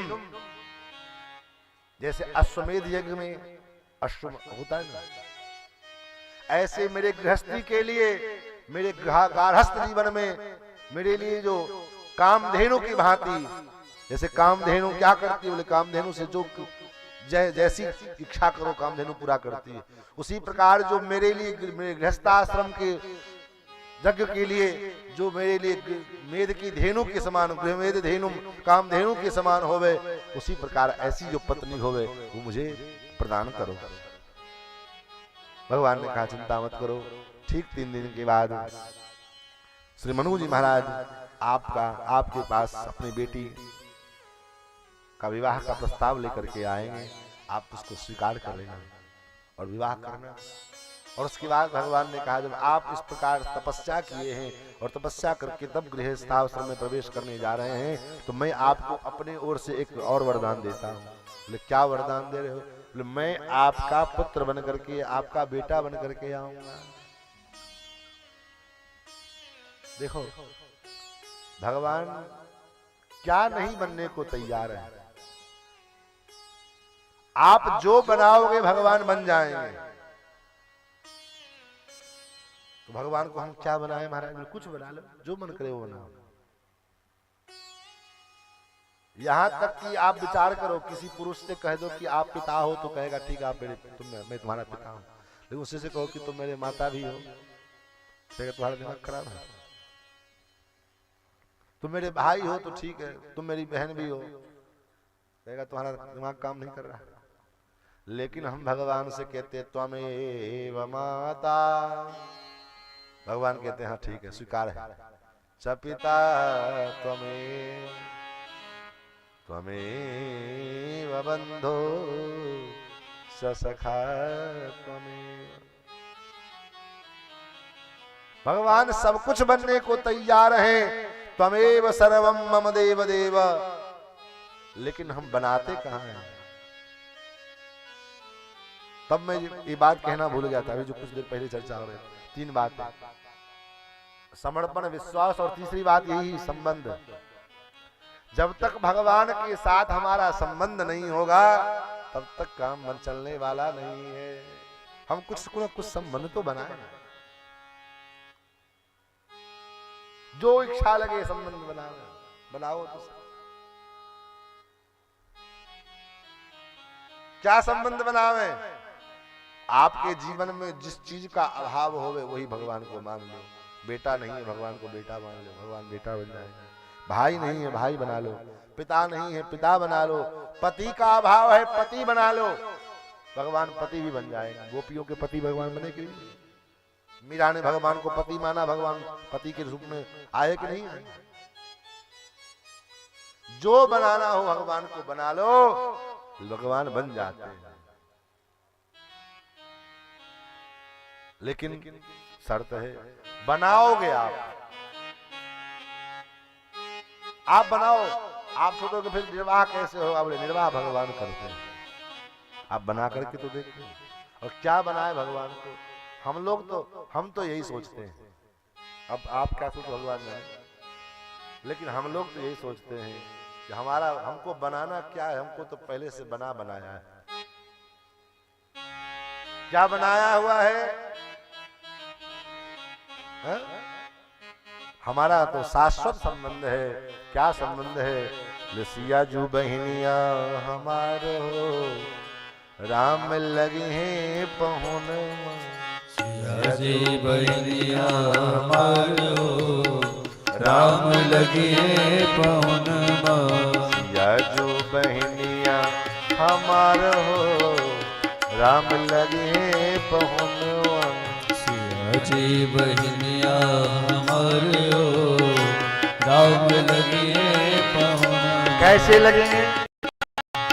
मिथिला के नतवा से राम जी सिया जी बहनिया। मिथिला के नातवा से सिया जी बहनिया। मिथिला के नतवा से सिया जो बहनिया। मिथिला के नतवा से सिया जी बहनिया। सिया जो के नाता से राम जी पहुनवा। सिया जी के नाता से राम जी पहुनवा। सिया जो के नाता से राम जी पहुनवा। सिया जी के नाता से राम जी पहुनवा। बन गेले जोड़ी बेमिसाल हो राम लगे पहुन। बन गईले जोड़ी बेमिसाल हो राम लगे पहुनवा। सिया जो बहनिया हमार हो राम लगे पहुनवा। सिया जो बहनिया हमारी हो राम लगे पहुनवा।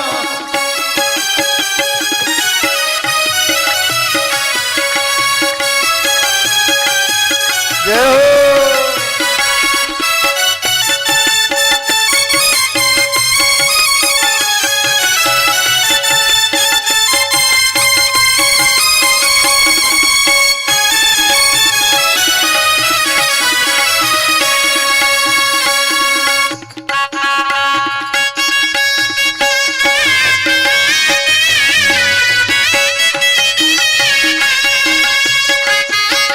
दोनों हाथ से काली की सेवा करते सभी विद्वान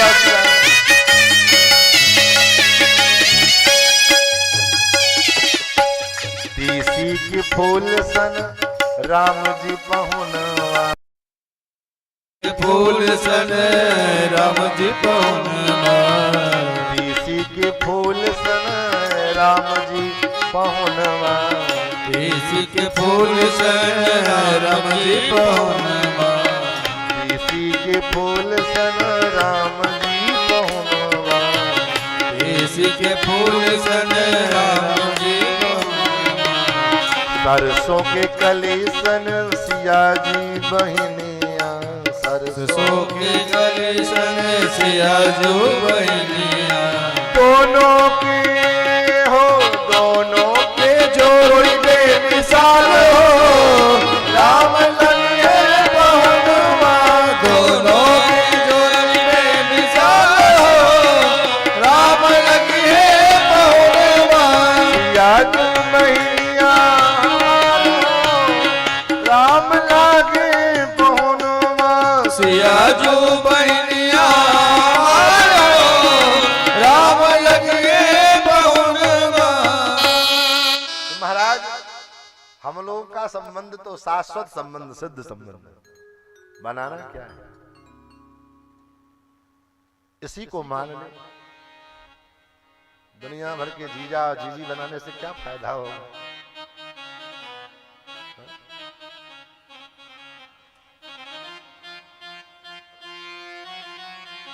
जिसको ऐसा संबंध बनाओ तो संबंध यहाँ भी चकाचक रहे और वहाँ भी चकाचक रहे। यहाँ के जीजा जीजी में बहनों में थोड़ा सा भी लेन देन में कमी हो जाएगी तो संबंध टूट जाएगा। लेकिन वहाँ कोई लेन देन की बात ही नहीं है। ना हमको उनसे लेना है ना हमको हमसे लेना है। बतला के हम लोग तो यही भगवान से प्रार्थना करते, प्रभु आपको हम क्या दे सकते हैं? भगवान ने कहा तो कुछ दिए बिना तो काम नहीं चलेगा, कुछ तो देना पड़ेगा। संसार के लोग आपकी स्तुति करते हैं, ठीक है करेंगे, लेकिन हम तो स्तुति नहीं कर सकते हैं। तो कुछ तो करो। बोले हाँ करेंगे ना। क्या करेंगे?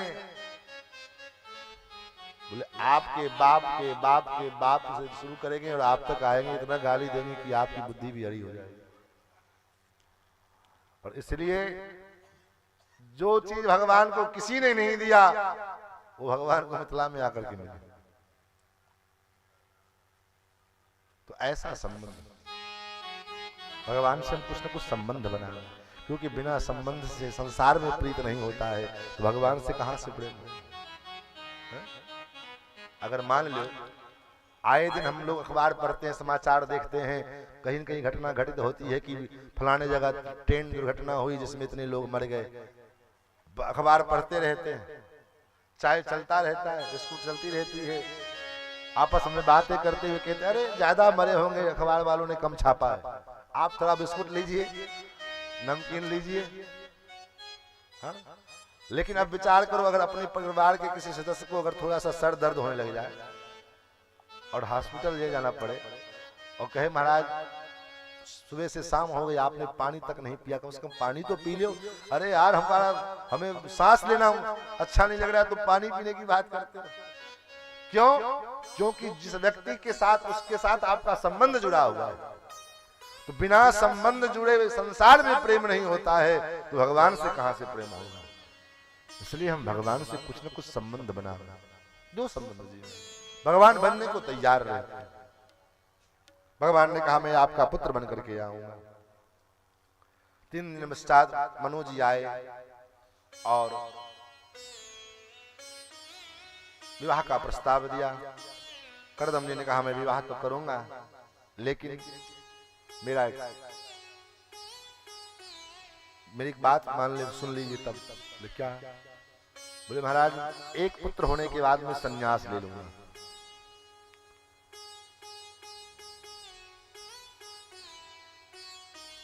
देवहूति ने कहा ठीक है, मुझे मंजूर है। विवाह संपन्न हुआ। विवाह करके माता पिता मनु जी और शत्रुबाजी चले गए। विवाह के पश्चात देवहूति अपने पति करदम जी के साथ उनके कुटिया में, उनके आश्रम में रहती है। अब आप विचार करो, राजा की पुत्री है, राजकुमारी है, सुंदरता कितनी है। तो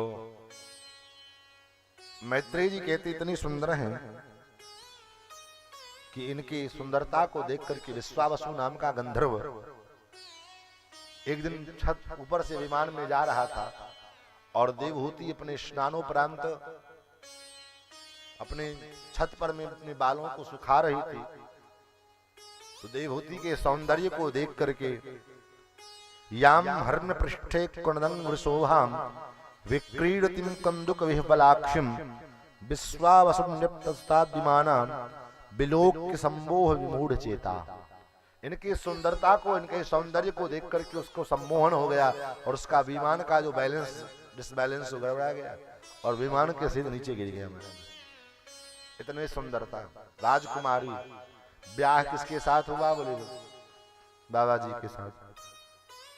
सीधे महल से कहां आ गई? कुटिया में। लेकिन एक बार भी ये नहीं कहा कि तुम्हारे साथ ब्याह होकर के तो मेरा किस्मत ही फूट गया। आजकल तो मंत्र बन गया है, जिसको देखो वही महाराज प्रयोग करता है। कैसे रहती है, इनकी रहनी कैसी है, ये सीखने की बात है। मैत्रेय जी कहते हैं पितृभ्याम प्रस्थिते साध्वी पतिमिंगित कोविदा। यहां पर मैं देवहूति जी के लिए साध्वी शब्द का प्रयोग है। मतलब साध्वी कौन है? बोले उस स्त्री के लिए अविवाहित होकर के भगवा पहन करके और समाज में व्यास गद्दी पर में बैठ करके भागवत का उपदेश करना, राम कथा का उपदेश करना, और उसको हम साध्वी कहे। हमारे पूज्य गुरुदेव भगवान उसके उनके भाषा में तो कहते हैं सबसे बड़ा असाध्वी है। उससे बड़ा असाध्वी और कोई नहीं हो सकता है। साध्वी हो ही नहीं सकती, क्योंकि वो संस्कारहीन है। क्यों संस्कारहीन है? क्योंकि स्त्रियों के लिए तो वैदिक संस्कार उसका विवाह ही होता है, क्योंकि उसके न मुंडन होते हैं, न यज्ञोपवीत होता है, न वेदारंभ होते हैं, न समावर्तन होते हैं। एक बार सीधे ब्याह होता है। इसलिए शास्त्रों में कहा गया वैवाहिको विधि स्त्री नाम संस्कारो वैदिक स्मृतः। हम लोग अनुभव भी करते हैं इस चीज को। विवाह के पश्चात जो स्वरूप स्त्री का दिखता है, ठीक विवाह के पश्चात उसके स्वरूप में कितना अंतर आ जाता है। कारण कि अब वो वैदिक संस्कार से संपन्न हो गई। अब वो वैदिक संस्कार के द्वारा उसको संस्कारवान किया गया और पति के साथ उसको वैदिक क्रिया करने का अधिकार प्राप्त हो गया। मतलब ये नहीं कि अब विवाह हो गया तो चलो अब वो अश्वमेध यज्ञ करे और हवन करे, जगह मंडप में बैठ करके स्वाहा स्वाहा करे। बहुत जगह हम लोग के साथ समस्या हो जाती है। पंडित जी लोग तो परंपरा बना देते हैं दक्षिणा के चक्कर में, माताओं से भी हवन कराने का, लेकिन हम लोगों के लिए आफत हो जाती है। हाँ? कई माता कहते ना, भला ने पंडित जी तो करा के गए थे, आप क्यों नहीं करवाओगे? मैंने हम नहीं करा सकते। फलाने पंडित जी ने करा तो उसी से बुला करवा दें, क्यों नहीं लेते? विधान ही नहीं है तुमको हवन करने का। हाँ, पति के बगल में बैठ करके उनके हाथ में हाथ लगा करके और तब आराम से हवन करो ना। अलग से तुमको अलग आहुति देने की आवश्यकता क्या है? लोग कहते हैं महाराज क्या है अत्याचार नहीं स्त्रियों के लिए? बोले बिल्कुल नहीं। हम आपसे पूछते हैं, आपको रसोई बना करके सब्जी अमनिया करना पड़े, चावल बनाना पड़े, दाल बनाना पड़े, रोटी बनाना पड़े, फिर बर्तन धुलना पड़े, तब जाकर के भोजन करने को मिले। और कोई ये सब किए बिना अगर आपको बिना बनाए आपको थाली में परोस करके ला करके धर दे कि लो तुम बस केवल चकाचक बैठो और खाओ, तो ये मजा है कि वो मजा है? ये सुख है कि वो सुख है? बिना किए अगर हमको मिल रहा है तो क्या आवश्यकता है कुछ करने की? उसी प्रकार बिना किए ही पति का केवल आश्रय लेकर के पति के साथ उनके जो है कर्मों के पीछे पीछे चलते हुए अगर उनका हम आश्रय लिए हुए हैं तो हमको कुछ करने की आवश्यकता नहीं, न हवन करने की, न जप करने की, न तप करने की, न व्रत करने की, क्योंकि ऑटोमेटिक हमको मिल रहा है। आप करो चाहे। कितना बड़ा फायदा शास्त्रों ने स्त्रियों के लिए दिया कि पति के द्वारा किया गया जो पुण्य कर्म है, उन पुण्य कर्मों में ऑटोमेटिक स्त्री पत्नी को 50% मिल जाएगा। आजकल लोग कहते सरकार ने महिलाओं को आरक्षण दिया। सरकार क्या खाक आरक्षण देगा? आरक्षण तो पहले से शास्त्रों ने दे रखा है ऑटोमेटिक। लेकिन पति अगर कोई पाप करता है तो उसमें पत्नी को भागीदारी नहीं मिलेगा। अब बताओ इससे बड़ा छूट क्या मिलेगा? पति के पुण्य में हिस्सेदारी है, पाप में हिस्सेदारी नहीं है। तो माता देवहूति अपने पति के साथ उनके इशारों को समझ करके, उनके भाव को समझ करके उनकी सेवा करती है। और कैसी सेवा करती है? बोले भवानी व भवम प्रभु। जैसे भगवान शंकर की सेवा माता पार्वती करती है। कैसे? विश्रम्भेणात्म शौचेन गौरवेण दवेन च। अपने गौरवों का दमन करके। ये नहीं कि हम भले बाप की बेटी हैं, तुम्हारे पास में आए तो नौकर बन गए। हमारा सौभाग्य आपकी सेवा मिली हमको, हमारा सौभाग्य है। किस्मत नहीं फूटा है, हमारा सौभाग्य उदय हुआ है, भाग्य हमारे जगह है। विश्रम्भेणात्म शौचेन, आत्म शुचिता पूर्वक, पवित्रता पूर्वक। बहुत से लोग को होता है काम तो खूब करते हैं लेकिन पवित्रता नहीं। वही रसोई बना रही है, वही हाथ से नाक भी छू रही है, वही हाथ से मुंह भी छू रही है, रसोई बना रही है। पवित्रता होना। गौरवेण दमेन च शुश्रूषया, और सेवा करने की भावना है, मजबूरी नहीं है। सेवा हम करें, मजबूरी सेवा करनी पड़े तो सेवा करने का कोई बोल नहीं, लेकिन करना तो पड़ ही रहा है तो क्यों ना हम प्रसन्नता से करें। अब मजबूरी में हम करें कोई मतलब नहीं। वो कहावत है, बेदिल चाकर दुश्मन बराबर। बिना अगर मन के अगर कोई चाकरी कर रहा है, कोई सेवा कर रहा है तो उससे बड़ा दुश्मन कोई नहीं हो सकता है। उससे अच्छा तो दुश्मन है। शुश्रूषया सौहृदयेन, शुद्धता पूर्वक, प्रसन्नता पूर्वक। कोई कार्य कह रहे हैं तो बस जी बस तुरंत प्रसन्न, अपने आप को सौभाग्यशाली मानते कि ये कार्य करने का अवसर मुझे मिला, ये सेवा करने का सौभाग्य मुझे मिला।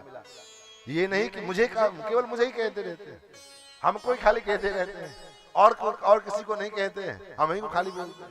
अरे भागा, ये अवसर आपको मिला है, इस अवसर का लाभ ले लो। शुश्रूषया सौहृदेन वाचा मधुरया च भो।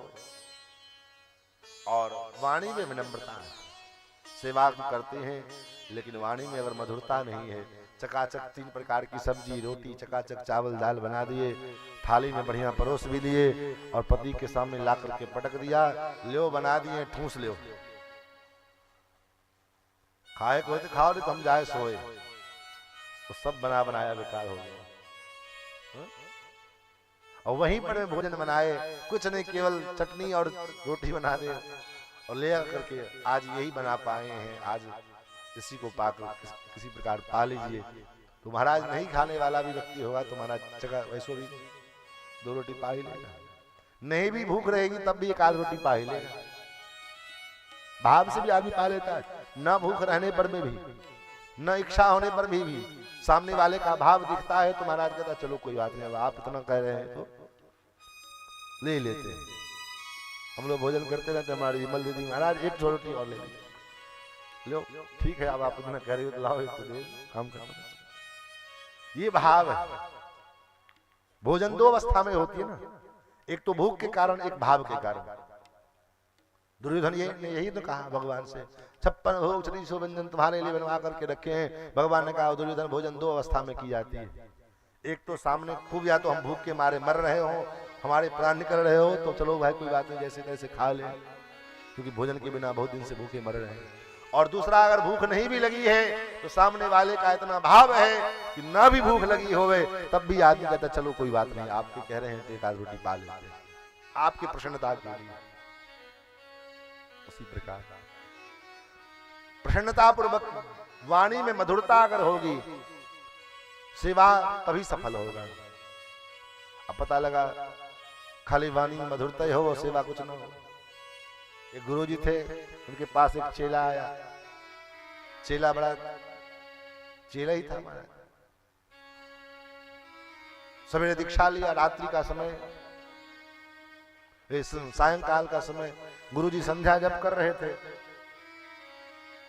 तब तक बाहर बारिश हो रही थी, बहुत देर से सुबह से बारिश चल रहा था। गुरुजी ने कहा, शिष्य चेला बगल में बैठा था, चेले से कहा चेले बेटा जब बाहर देख के अब पानी जो हो रहा है कि बंद हो गया। तो चेला था, उसने कहा गुरुजी ये बिल्ली अभी बाहर से आई है, इसके पीठ पे हाथ रखो, इसका पीठ भींगा होगा तो समझ लेना बारिश हो रही है, बाहर जाने की क्या आवश्यकता है, यहीं पे परीक्षा हो जाए। कोई बात नहीं, शाम हुआ, रात्रि हुई, गुरुजी सोने के लिए चले। बेटा ये दिया जल रहा है, आंख में पड़ रहा है, एक काम करो, इस दिए के लौ को नीचे कर दो, धीरे धीरे बंद हो जाएगा। चेला भी 1 नंबर चेला था, वो भी अपने बिस्तर पे पहुंच गया था। उसने कहा गुरुजी अब दिए को बुझाने की क्या जरूरत है, आप तो अपना आंख बंद कर लो, मुंह दे आंख कतो को नाही, आंख बंद कर लो, समझ लो दिया बुझा हुआ है बस।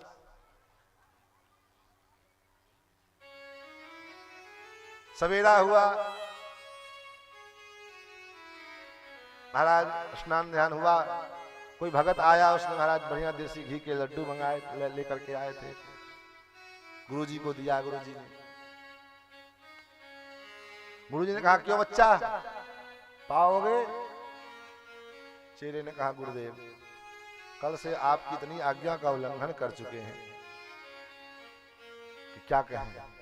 अब इस आज्ञा को भी अगर नहीं मानेंगे तो मुझे नरक में भी जगह नहीं मिलेगी, इस आज्ञा का तो जरूर पालन करूंगा। अब लड्डू पाने वाली आज्ञा तुरंत पालन हुआ। तो ऐसी चेले महाराज, ऐसी सेवा। एक आदमी किसी ने पूछा कि जंगल के इस रास्ते से, जिस रास्ते से तुम्हारी पत्नी और तुम्हारी सास गई हैं, ठीक उसी रास्ते पर में आगे से एक शेर आ रहा है, तुम पहले किसको बचाओगे? सास को बचाओगे कि पत्नी को बचाओगे? उस आदमी ने कहा ना हम सास को बचाएंगे ना पत्नी को बचाएंगे। तब किसको बचाओगे? बोले हम तो शेर को बचाएंगे। क्यों? बोले क्योंकि शेर तो केवल शेर है, और जहां हमारी पत्नी और सास मिल जाए दोनों मिलके सवा शेर है। तो पहले तो हम शेर को बचाएंगे। इसलिए ऐसी सेवा हो, ऐसा धर्म पत्नी। धर्म हमारे एक बड़े सुहृद थे, वो कहते थे कि देखो आजकल धर्म पत्नी का मिलना बड़ा दुर्लभ हो गया है। आजकल वाइफ मिलती है, धर्म पत्नी मिलती कहाँ है? और वाइफ में और धर्म पत्नी में क्या अंतर है? तो धर्म पत्नी का मतलब है धर्माय पत्नी, जिसका धर्म के पालन के लिए वर्ण किया जाए। पत्नी केवल विषय वासनाओं की भोग की सामग्री नहीं है। हमारे सनातन धर्म में पत्नी को बड़ा उच्च स्थान दिया गया है। धर्म के पालन के लिए जीव गृहस्थ मनुष्य गृहस्थाश्रम में प्रवेश करता है। हमारे अयोध्या में हमारे पूज्य स्वामी जी महाराज के जो गुरु जी थे, जिनसे गुरु जी ने हमारे स्वामी जी ने वेद शास्त्र आदि का अध्ययन किया, 55 वर्ष 56 वर्ष की आयु में विवाह किया उन्होंने। क्यों? क्योंकि चारों वेदों को 12-12 वर्ष का ब्रह्मचर्य व्रत, तो 12 चौक 48 वर्ष तो ब्रह्मचर्य आश्रम में बीत गया। और तब मन में आया कि जब तक, क्योंकि बिना गृहस्थी के कोई भी श्रौत कर्म नहीं कर सकते हैं, कोई भी कर्मानुष्ठान करने के लिए चलेंगे तो दक्षिण भाग में पत्नी का होना आवश्यक है। बिना पत्नी के कोई यज्ञ कैसे होगा? बिना पत्नी के कोई पूजा अनुष्ठान कैसे होगा? तो इसलिए उन्होंने विवाह किया। तो कहने का भाव, इसका नाम ही धर्म पत्नी। जब राम जी का कन्यादान जनक जी, सीता जी का कन्यादान राम जी को जनक जी ने किया, तो सीता जी के हाथ को लेकर के राम जी के हाथ में देते हुए जनक जी ने यही शब्द कहा, हे राम यम सीता मम सुता सह धर्मचरी तव। महर्षि वाल्मीकि जी लिखते हैं, ये जो सीता जो मेरी सुता है, मेरी कन्या है, मेरी पुत्री है, मैं तुमको दे रहा हूं। किस लिए दे रहा हूं? सह धर्मचरी तव, ये तुम्हारे धर्म के कार्य में तुम्हारे पीछे पीछे चलेगा, तुम्हारा अनुगमन करेगा। तो पत्नी वो है जो पति के धर्म के कार्य में आगे उसके साथ चले और पतन के मार्ग से उसको बाहर निकाले। अब ये नहीं कि चलो 10 दिन हो गया किसी होटल में नहीं गए हैं और वो नहीं ले जा पाया पति, तो पति नकारा हो गया, पति बेकार हो गया, चलो दूसरा पति खोजें। ऐसा नहीं, ये हमारा सनातन शिक्षा नहीं है, ये हमारी पद्धति नहीं है।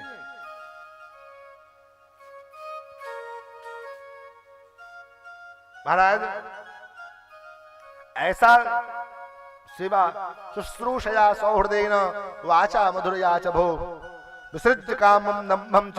सेवक वही है जो अपने कामनाओं का त्याग कर दे, अपने कामनाओं को विसर्जन कर दे। गोस्वामी जी ने मानस में कहा ना, सेवक सुख चाह मान भिखारी। कोई भीख मांगने वाला भिखारी सम्मान चाहेगा तो कहां से मिलेगा? कोई सेवक सुखी रहना चाहेगा कि हम खूब सुखी रहें, खूब चकाचक 8 बजे सो करके उठें और बढ़िया तब स्नान करें, तब जो है चकाचक भोजन करें, तो वो सेवक नहीं हो सकता है। सेवक का मतलब तो यह है कि स्वामी के उठने से पहले उठ करके नहा धो करके तैयार हो जाए और स्वामी जी जगें, गुरु जी जगें, पतिदेव जगें, उससे पहले वहां चकाचक तैयार है, तब सेवा होगी। अब पता लगा पतिदेव सो उठ गए, पतिदेव चाय बना करके लेकर के आ रहे हैं, तब जो है पत्नी देवी उठ रही है, तो वो सेवक, वो सेवा नहीं हो सकता। विसर्ज्य कामम, अपने कामनाओं का त्याग करके। और यही शिक्षा हमें अपने संतति को, अपने पुत्रियों को देनी चाहिए। और ये परंपरा सब जगह चली आई है। जानकी जी का विदाई का समय आया, यही उपदेश माता सुनैना ने किया, जो कार्य जो यहाँ में देवहूति कर रही है। पार्वती जी के विदाई का प्रसंग मानस में आया तो वहां भी माता मैना ने यही उद्देश्य किया है, पति रुख लखी आयस अनुसरे हो। पति के रुख को देख करके उनके आज्ञा का पालन करना इत्यादि। नारी धर्म यही कहता है, नारी का सबसे बड़ा धर्म यही है। क्योंकि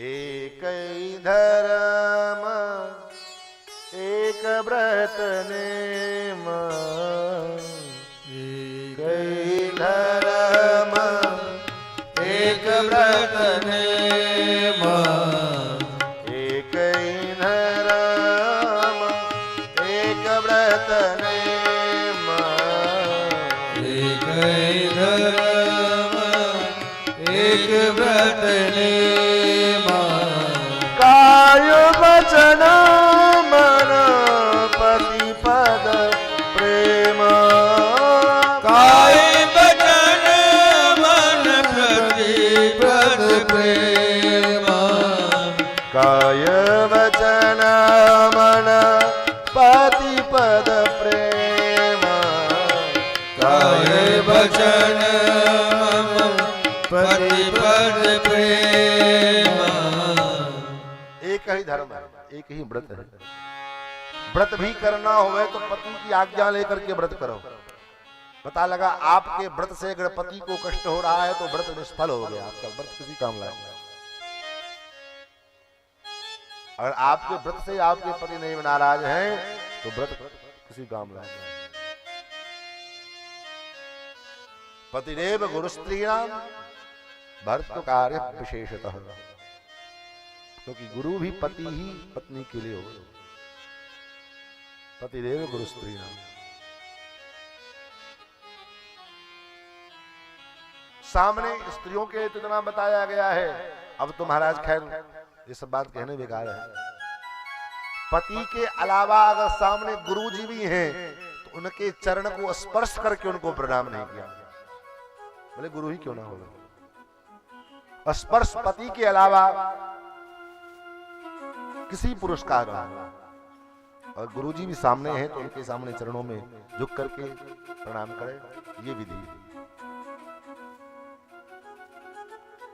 लेकिन यहाँ तो महाराज घोर लगी रहती। हमारे अयोध्या के बड़धन्य विद्वान थे और उच्च कोटि के महापुरुष थे स्वामी श्री हरियाचार्य जी महाराज। पूज्य गुरुदेव हमारे एक उपाख्य एक घटना सुनाते हैं। किसी शहर में कथा करने के लिए गए थे और वहां उनको शुगर की बीमारी थी, शुगर का प्रॉब्लम था, और कथा मंच से उतरे तो लोगों को प्रणाम करने का होर लगा रहे थे। उसी में कोई सुर्पनखा थी, उसी में प्रणाम करने वाले। सुर्पनखा समझ रहे हैं, जिसके नाखून सूर्य के समान हो गए। ऐसे सुर्पनखा महाराज, उसके नाखून महाराज के पैर में लग गए, और लग गए तो शुगर के पेशेंट थे महाराज। रात भर में पूरी पैर यूं फूल गए, सूज करके इतना मोटा हो गया। सवेरे सवेरे महाराज ने कहा यहाँ से चलो। बोले क्यों? बोले यहाँ सुर्पनखाओं की नगरी है, यहाँ नहीं रहेंगे, यहाँ कथा नहीं होगी, बांट डालेंगे हमको यहाँ। कहने का भाव स्पर्श करके प्रणाम करना कोई जरूरी नहीं है। हम जहां हैं, हनुमान जी महाराज जब किष्किंधा कांड में सब बानर भगवान के ऊपर प्रणाम करने के लिए होर लगे हुए हैं। सब बानरों सब नजदीक जा करके भगवान को प्रणाम कर रहे हैं, लेकिन हनुमान जी पाछे पवन तनय सिरुनावा, पीछे से वहीं से जहां खड़े थे वहीं से प्रणाम कर दिया। भगवान जान के काम का यही है, काम का बंदर सब मात्र यही है, बाकी सब जो है खाली कूदने उछलने वाले हैं। और यही बात सत्य है, जो काम के लोग होते बड़े धीर शांत बैठे रहते हैं, और जो कुछ नहीं कर सकते वही कुदकते फुदकते रहते हैं। हाँ हम ऐसा कर देंगे, वैसा कर देंगे। वाह वाह, हाथ पैर भुजा सब फलकाते रहे, अरे ऐसा हो जाएगा, ये हो जाएगा, वो हो जाएगा, ऐसा कर देंगे। और करते समय पता लगाओ कहीं है ही नहीं, गायब है। जो करने वाला होता है ना बोलता है ना दिखाई पड़ेगा। जैसे पूरी वाल्मीकि रामायण आप पढ़ लो, लेकिन जिसके ऊपर सारी अयोध्या टिकी थी, जिसके ऊपर पूरा रामचरित्र लिखा जाए तो कम नहीं है, लेकिन ऐसे जो महानायक थे उस राम कथा के, उस रामचरित्र के महानायक, उनका चरित्र एकाध जगह कहीं संक्षिप्त में आ गया है तो आ गया है। और वो कौन है मालूम है आप लोग? नहीं मालूम? अब बताओ कौन है? तो श्री शत्रुघ्न जी महाराज।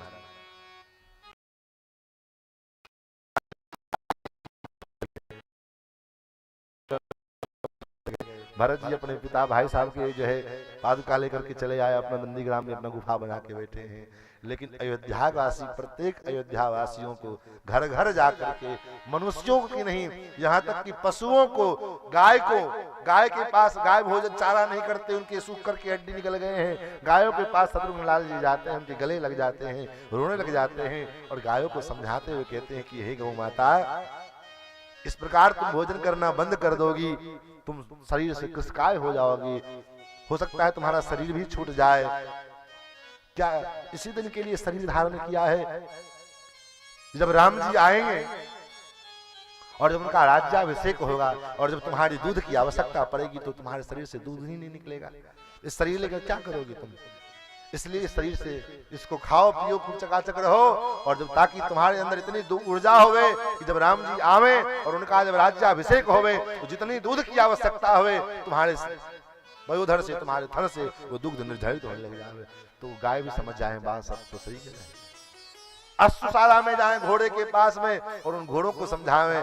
घोड़ा खाना बंद कर दिया था, घोड़े से कहे महाराज जब राम जी आएंगे और तुम्हारे पीठ पर में जब सवारी करने चढ़े चाहेंगे, लेकिन तुम्हारे शरीर में जब ताकत ही नहीं रहेगी तो क्या करोगे? एवं प्रकार से अयोध्या के पशुओं को, पक्षियों को, मनुष्यों को समझा बुझा करके 14 वर्ष तक अयोध्या के एक व्यक्ति को प्राण तक नहीं त्यागने दिया। और ऐसे महापात्र, ऐसे महानायक शत्रुघ्न जी का चरित्र कहाँ दिखता है? कहीं कहीं आ जाता है। और इसलिए शत्रुघ्न जी को महर्षि वाल्मीकि ने कहा शत्रुघ्न जी कौन है? बोले इनका जो धर्म है वो कैसा धर्म है? बोले विशेषतर धर्म है। सामान्य, विशेष, विशेषतर, विशेषतम धर्म है। 4 प्रकार के धर्म है ना, उसमें सामान्य धर्म राम जी का है, विशेष धर्म लक्ष्मण जी का है, विशेषतर धर्म भरत जी का है। लेकिन उन सब में सबसे ज्यादा धर्म क्यों? क्योंकि राम जी ने का अनुगमन लक्ष्मण जी ने किया तो विशेष हो गए, और गुरु अपने स्वामी की इच्छा की पूर्ति के लिए भरत जी दंडकारण्य से लौट करके चले आए और उनकी आज्ञा का पालन करते हुए 14 वर्ष तक तपस्वी बने रहे। ये विशेष तर होगा। लेकिन भगवान के अनुगमन भरत जी ने किया, इसलिए विशेष तर तक ही रहे। लेकिन भक्त का अनुगमन शत्रुघ्न लाल जी ने किया। भगवान की सेवा करके आप सफल हो गए, ये बहुत बड़ी बात नहीं है। किसी भक्त की सेवा को अगर आपने किया और तब सफल हो गए, ये बहुत बड़ी बात है। भगवत सेवा साधारण सेवा है, भागवत सेवा महान सेवा है। क्योंकि राम भगवान के पास तो बिना नमक करके, बिना हल्दी के नाम सब्जी रोटी बना करके दे आओ तो भगवान कहने की थोड़ी आएगा इसमें नमक नहीं पड़ा है, इसमें हल्दी नहीं पड़ी, साग तीखा है, साग ये है। लेकिन किसी भक्त का, किसी भागवत की सब सेवा में अगर है, गुरु जी की सेवा में है और नमक तेज हो गया, चाहे मिर्ची ज्यादा तेज हो गई तो गुरु जी नाराज हो जाए, डांट देंगे, फटकार देंगे। और उस डांट फटकार को अगर आपने सहन कर लिया तो आप वास्तव में भक्त हो गए। इसलिए वो धर्म, भागवत धर्म जो है विशेष धर्म है, विशेषतम धर्म है। महाराज कपिल भगवान इनकी सेवा से बड़े प्रसन्न हुए और कहा देवी वरदान मांगो, क्या चाहती है? तुष्टो हमद्य दवमान अभिमानदाया शुश्रूषया परमया परया च भक्त्या। मैं आपकी सेवा से अत्यंत प्रसन्न हूँ, वरदान मांगो, क्या चाहती हो?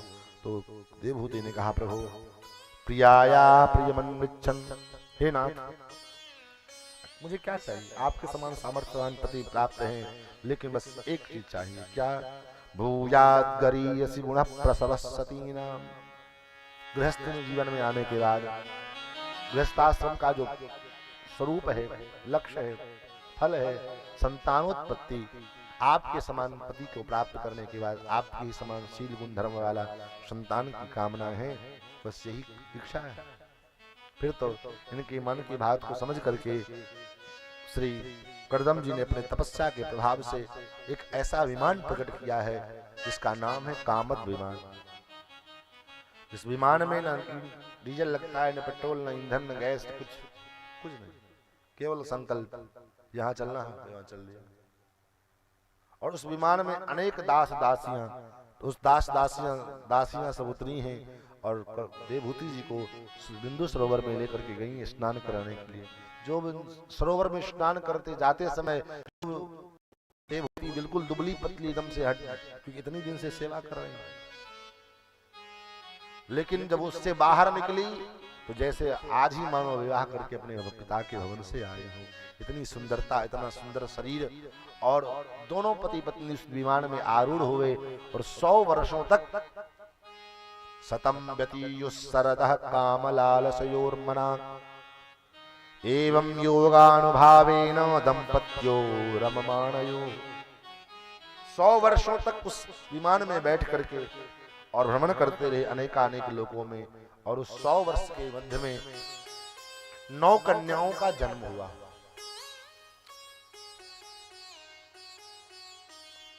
और उसके बाद कुछ समय और व्यतीत हुआ।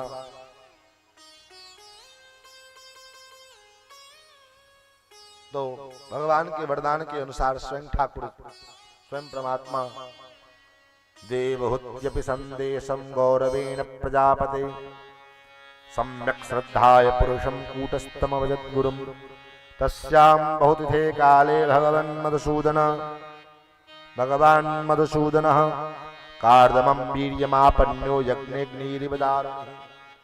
जैसे काष्ठ में जो अग्नि विद्यमान है और मंथन करने पर में अग्नि प्रकट हो जाता है उस काष्ठ से, लकड़ी से, उसी प्रकार कर्दम जी के बीज का आश्रय लेकर के भगवान मधुसूदन माता देवहूति के गर्भ से कपिल के रूप में प्रकट हुए। बोल कपिल भगवान की जय। भगवान के 5वें अवतार, पंचमः कपिलो नाम सिद्धेश काल विप्लुतम, 5वां अवतार है। और अवादयस्तदा व्योम्निं वादित्राणि घना घना गायन्ति तस्म गंधर्वा नृत्यप्सरसो मुदा। गंधर्व लोग गीत गाने लग गए, आकाश में व्योमवाणी होने लग गई, और पेतुस्तमनसो दिव्या खेचरे अपवर्जिताः प्रसेदुश्च दिवस्ति सहस्रवा अम्मांसि च मनांसि च। चारों 10 दिशाएं प्रसन्न हो गईं, आसमान से मानो पुष्पवृष्टि होने लग गया। देवता लोग जय जयकार किए हैं। ब्रह्मा जी अपने पुत्रों के सहित भगवान की स्तुति करने के लिए आए हैं। सभाजयन् विशुद्धेन चेतसा तच्चकृषितं प्रहस्यमाणे रसुभिः कर्दमं चेदमभ्यधात्। देवता लोग जय जयकार किए हैं और ब्रह्मा जी भी आए हैं। ब्रह्मा जी ने भगवान की स्तुति की है, और स्तुति करने के बाद जब चलने लगे तो ब्रह्मा जी ने कर्दम जी से एक बात कहा। ब्रह्मा जी ने कहा, हे पुत्र, इमा दुहितरः सभ्य तव वत्स सुमध्यमाः सर्गमेतं प्रभावैश्वर्य भविष्यं नित्यमेकधा। हे पुत्र, तुम्हारे घर में जो 9 कन्याएं हैं और मेरे साथ भी पुत्र 9 हैं, 9 आए हुए हैं। कौन कौन? बोले भृगु, अंगिरा, पुलस्त्य, पुलह, क्रतु, वशिष्ठ, अत्रि, च्यवन, मेधातिथि आदि 9 बेटे इनके साथ में थे। ब्रह्मा जी ने कहा, इन 9 कन्याओं का विवाह तुम महात्माओं के साथ कर दो, मेरे पुत्रों के साथ कर दो।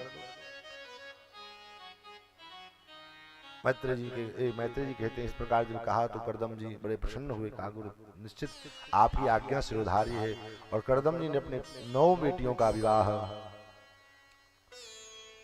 इन महाप्रजापतियों के साथ किया है। मरिचये कलाम प्रादात, अपनी कला नाम की जो पुत्री थी उसका विवाह मरीचि नाम के प्रजापति के साथ किया। अनुसुईया नाम की जो पुत्री थी, इनका विवाह अत्रि नाम के प्रजापति के साथ किया। श्रद्धाम अंगिरसे, श्रद्धा नाम की जो बेटी थी, उनका विवाह अंगिरस नाम के महात्मा मुनि के साथ किया। पुलस्त्याय हविर्भुवम, हविर नाम की जो कन्या थी पुलस्त महर्षि को प्रदान किया। पुलहाय गतिम, गति नाम की जो कन्या थी पुलह महर्षि को प्रदान किया। युक्ताम कृतवे, क्रिया नाम की जो कन्या थी क्रतु नाम के महर्षि को प्रदान किया। एवं प्रकार से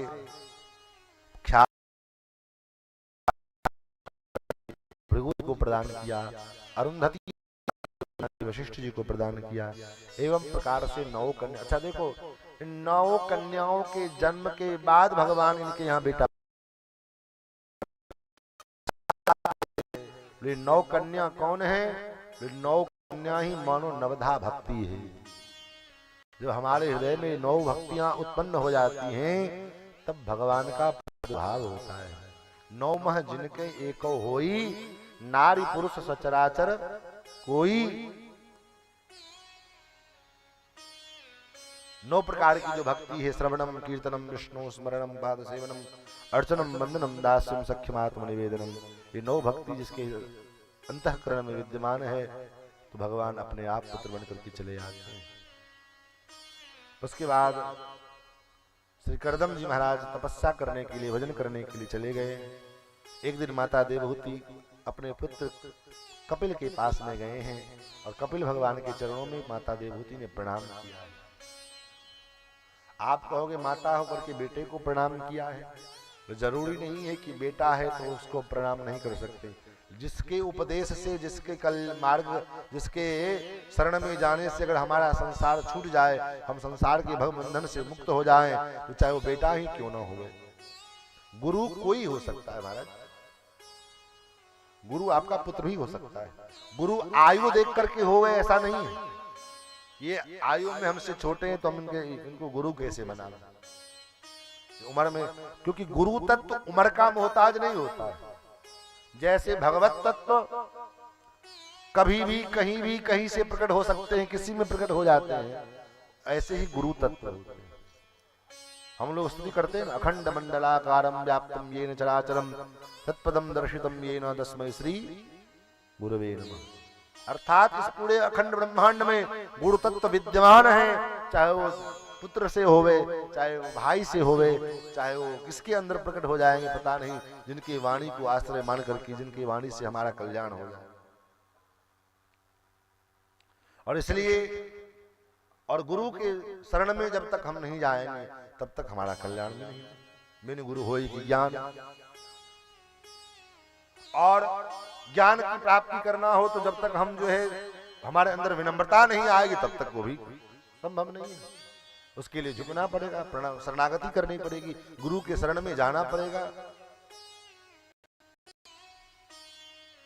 और गुरु तब जो आदि उपदेश करें उस उपदेश को ग्रहण करना पड़ेगा।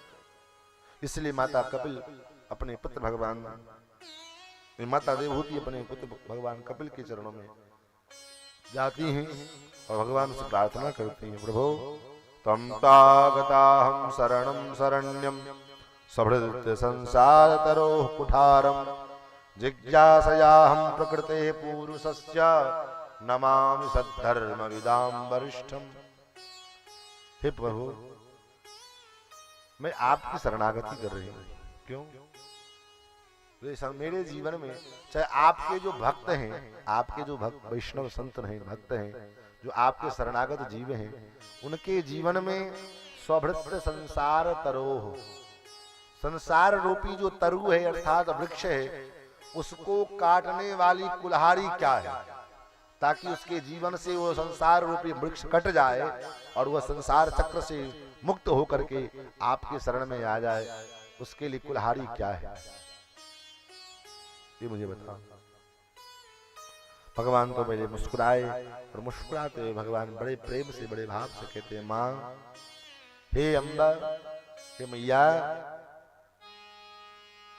योग आध्यात्मिक पुंसाम मतो निश्रेयसाय अत्यंतो परतिर्यत्र दुखस्य च सुखस्य च। हे मैया, योग के द्वारा मन को एकाग्र करके, मन को समाहित करके और मन को उस परमात्मा में लगा करके जीव इस संसार चक्र से सरलता पूर्वक छुटकारा प्राप्त कर सकता है, संसार के बंधन से, भव बंधन से मुक्त हो सकता है। लेकिन क्योंकि मन ही जो है बंधन अथवा मुक्ति का कारण बनता है, मन एवं मनुष्याणाम कारणम बंध मोक्षयो।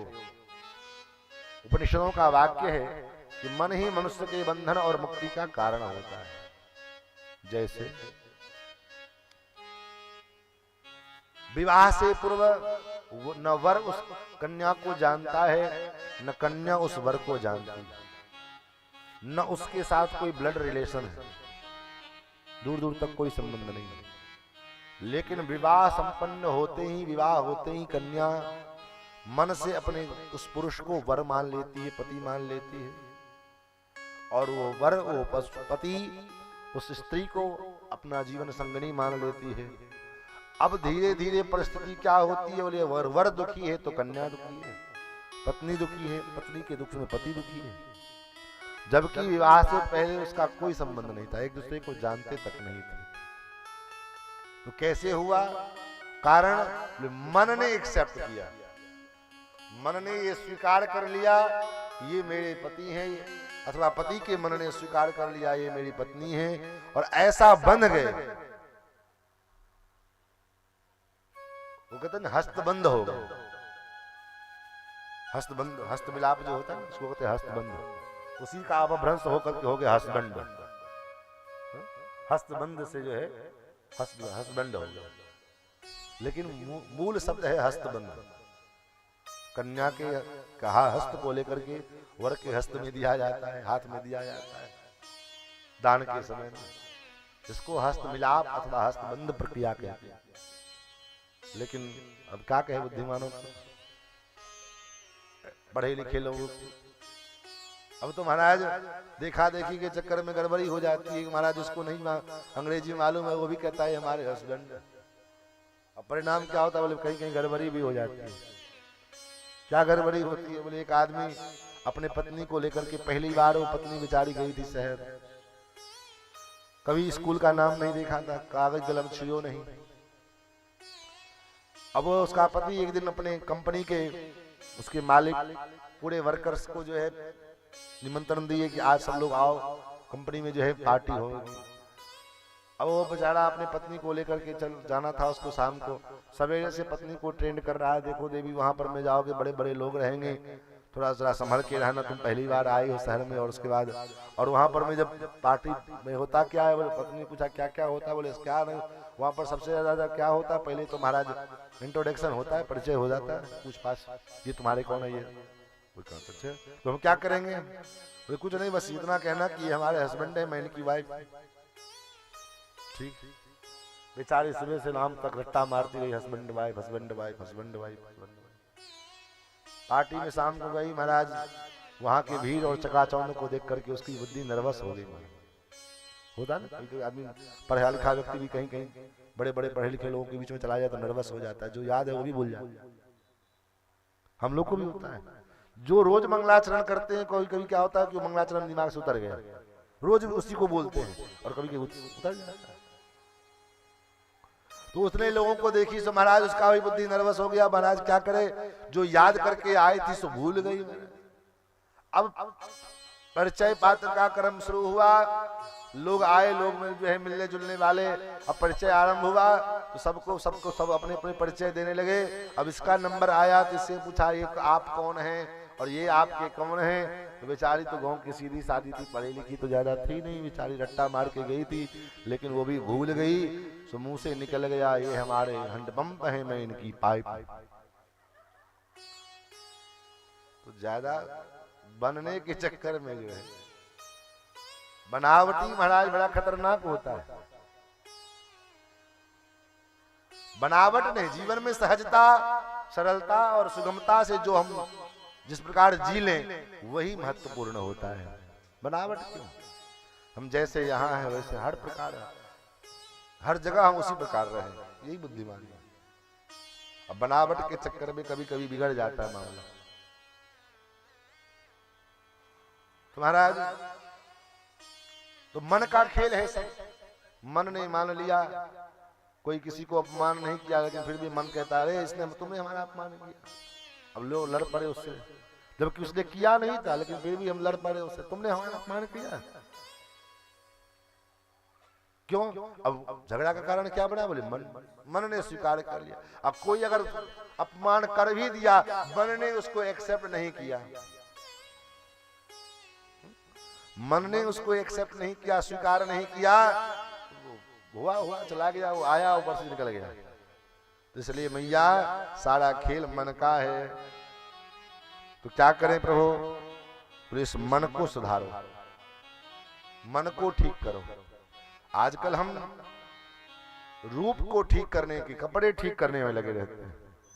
हमारा कपड़ा ठीक है कि नहीं ठीक है, हमारा तन ठीक है कि नहीं ठीक है, मेकअप हमारा ठीक है कि नहीं ठीक है। तन ठीक रहने से और कपड़े ठीक रहने से महाराज काम नहीं चलेगा। काम चलेगा कैसे? बोले आपका मन ठीक है कि नहीं ठीक है। और आज हमारा मन बिगड़ गया है, परिणाम बोले सब कुछ ठीक रहने के बावजूद भी कुछ ठीक नहीं है, क्योंकि मन ठीक ही नहीं है। और मन अगर ठीक है, मन चकाचक है, सब कुछ चकाचक है। तो मन कैसे ठीक हो? मन को सुधारने का, मन को ठीक करने का, मन को स्वस्थ करने का उपाय क्या है? भगवान कहते हैं इस मन को सुधारने का उपाय है सत्संग करो। इस मन को सत्संग का अभ्यास बनाओ। अधिक से अधिक समय इस मन को हम सत्संग में लगाए रखें। जैसा कि मैंने परसों भी निवेदन किया था, मन को, क्योंकि मन तो खाली दिमाग शैतान का घर, कहावत है ना, खाली बनिया क्या करेगा, इसको ठीका माल, इसको ठीका माल, इसको ठीका। मन को हम फुर्सत ही ना देवें कि उपद्रव मचाए, क्योंकि मन जब भी फुर्सत में आएगा तो उपद्रव करेगा। तो क्या करे? बोले मन को हमेशा व्यस्त रखो। कैसे व्यस्त रखे? बोले सो करके जैसे उठे, उठते ही महाराज भगवान के नाम लेने लगे। नित्य क्रिया कर रहे हैं, किसके लिए कर रहे हैं? बोले ठाकुर के लिए नित्य क्रिया कर रहे हैं। स्नान हुआ, भगवान की सेवा में लग गए, सेवा से मन उब गया, भगवान की पूजा से मन उब गया तो माला लेकर के बैठ गए, माला से मन उब गया तो रसोई में चले गए, रसोई से मन उब गया तो थोड़ा गीत गाने लगे, ठाकुर जी के सामने बैठ के गीत सुनाने लगे भगवान को। भजन भी तो सेवा है। राग भोग राग कहते हैं, भोग राग। वल्लभाचार्य महाप्रभु के यहाँ पर में ठाकुर को अष्टयाम संगीत सुनाया जाता था। 8 याम, 8 पहर संगीत सेवा होती थी, और 8 कवि थे इसके लिए। सूरदास, कुंभन दास, ये सब जो थे क्या करते थे? ठाकुर जी की हर सेवा पर में पद गान करते थे। पद गाने के लिए भोग, भगवान को पद गान भी अच्छा लगता है, भगवान को पद सुनाओ। पद से मन भर गया तो नृत्य करो भगवान के सामने। दुनिया के डीजे पर में, स्टेज पर में जयमाला के समय नाचने से क्या मतलब? भगवान के सामने नाचो। मीरा ठाकुर के सामने नाचती है, पैरों में घुंघरू, जबकि राजकुमारी राज कुल की पत्नी है, और राजा के यहाँ ब्याही गई हैं। उसके बाद भी लोक लाज का त्याग करके भगवान के लिए नाचती है। लेकिन विडंबना क्या है कि भगवान के सामने नृत्य करने में लोक लज्जा लगने लग जाती है, लेकिन सड़कों पर में डीजे के पीछे पीछे डांस करने में लोक लज्जा नहीं लगती है। सबसे बड़ा दुर्भाग्य ये है। आपको मैं एक बात बताऊं, बहुत कड़वी बात है। मैंने एक बैंड वाले से सुनी हुई बात बता रहा हूं। एक बैंड वाले आपस में चर्चा कर रहे थे। एक जगह में कार्यक्रम कैसे ही किसी फंक्शन में गया था, तो बैंड वाले आपस में चर्चा कर रहे थे कि हम लोग देखो कितने बुद्धिमान हैं। बोले क्या बुद्धिमान है? बोले इसके घर का पैसा भी लेते हैं, इसी का खाते भी इसी के हैं, और इसी के घर की बहू बेटियों को अपने साथ नचाते भी हैं। ये जब बात मैंने सुना तो मुझे बड़ा आश्चर्य लगा कि बात तो बिल्कुल सही कह रहा है। हमारा ही पैसा भी लेता है, हमारा खाता भी है, और हमारे ही घर की बहू बेटियां उसके सामने नाचती हैं, और उसमें लोग जो है बड़े अपने आप को गौरवान्वित समझते हैं कि हमने इतना बड़ा काम किया। एक बुजुर्ग आदमी ने कहा कि पहले क्या होता था महाराज, पहले क्या घर में लोगों के घर में जनेऊ उपनयन विवाह नहीं होते थे, लेकिन पहले नाचने के लिए लोग बाहर से बुलाए जाते थे। घर के लोग क्या करते थे, घर के लोग भोजन बनाते और खिलाते थे। लेकिन आज क्या विडंबना है, बोले आज विडंबना यह है कि भोजन बनाने वाले और खिलाने वाले बाहर से बुलाए जाते हैं और नाचने के लिए हमारे घर के लोग नाच रहे हैं। यही अंतर हो गया है और हम अपने आप को बहुत एडवांस समझते जा रहे हैं। हमारा भारत तरक्की कर रहा है। हमारे पूजन गोपाल स्वामी जी कहते थे कि क्या तरक्की, खाक करेगा तरक्की। भारत ये भारत था, एक समय था वो भारत का जहां सोना चांदी हीरे मोती महाराज पशुओं को पहनाए जाते थे।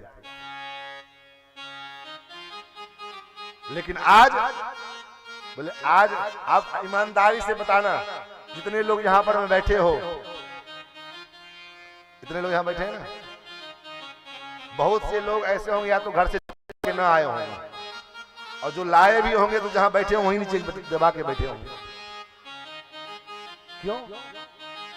बोले महाराज चप्पल बड़ी चोरी हो, नहीं चोरी होगा तो बदला बदली हो जाएगा, जिसका पुराना होगा वो नया लेके जाएगा। और जो बदल करके चप्पल लेके जाते हैं कहते महाराज धोखे से बदला हो गया। तो असंभव है, धोखे से पैर चप्पल बदला बदली हो नहीं सकती है। आपको भले धोखा हो जाएगा लेकिन चप्पल को धोखा नहीं होता है।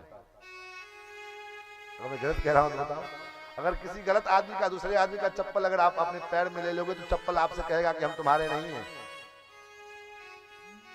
क्या चप्पल कह देता कि हम आपके नहीं हैं, लेकिन आप कहोगे कि हमसे उससे क्या लेना देना है, तुम चाहे हमारे हो चाहे नहीं हो, तो हमको हमारे साथ चलना पड़ेगा। जबरदस्ती लेके चल पड़ते हैं। चप्पल तो कहता है कि हम तुम्हारे नहीं हैं। इसीलिए तो कहने का भाव, मन को सत्संग में लगा करके, संतों के संग में लगा करके जब हम रखते हैं तब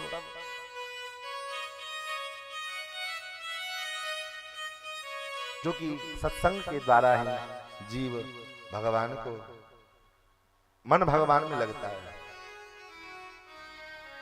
कैसे? तो सत्संग सुनते सुनते जब कभी न कभी 4 घंटे में कभी न कभी मन तो एक बार जरूर कहता होगा कि नहीं महाराज सही कह रहे हैं, अरे मन सही में भगवान का भजन करना चाहिए। उसी समय मन को समझाओ, अरे मन जिसकी कथा को सुन करके तुम इतना आनंदित होते हो, इतना आह्लादित होते हो, उसके उस परमात्मा का, उस भगवान का भजन क्यों नहीं करते हो? गोस्वामी ने ही तो किया है। गोस्वामी जी मानस की कथा सुनाए हैं, किसको? अपने मन को सुनाए हैं। रामचरितमानस की कथा तुलसीदास जी के श्रोता कौन है? मन। इसलिए बार बार अपने मन का, अपने श्रोता का नाम तुलसीदास जी लेते हैं। कहा? जैसे अहिल्या जी का उद्धार हुआ और मन गदगद हो गया ये प्रसंग सुन करके, भगवान की करुणा को सुन करके, भगवान कितने करुणा वरणालय है, और इस प्रसंग को सुना तो मन गदगद हुआ। और जैसे मन गदगद हुआ तो अपने मन को समझाते हुए कहते हैं, अस प्रभु दीनन बंधु हरि कारण रहित दया, तुलसीदास सठ ताहि भजो, छाड़ी कपट जंजाल। अरे तुलसीदास, अरे मेरा सठ मन भगवान का भजन क्यों नहीं करता है? जगह जगह अपने मन को समझाया है, अरे मन भगवान का भजन कर, अरे मन भगवान का भजन। पूरी रामचरित्र सुनाने के बाद अंत में भी यही कहा, आई न केहि गति पतित पावन, राम भज सुनु सठ मन। अरे सठ मन, भगवान का भजन करके किसको परम गति नहीं मिली?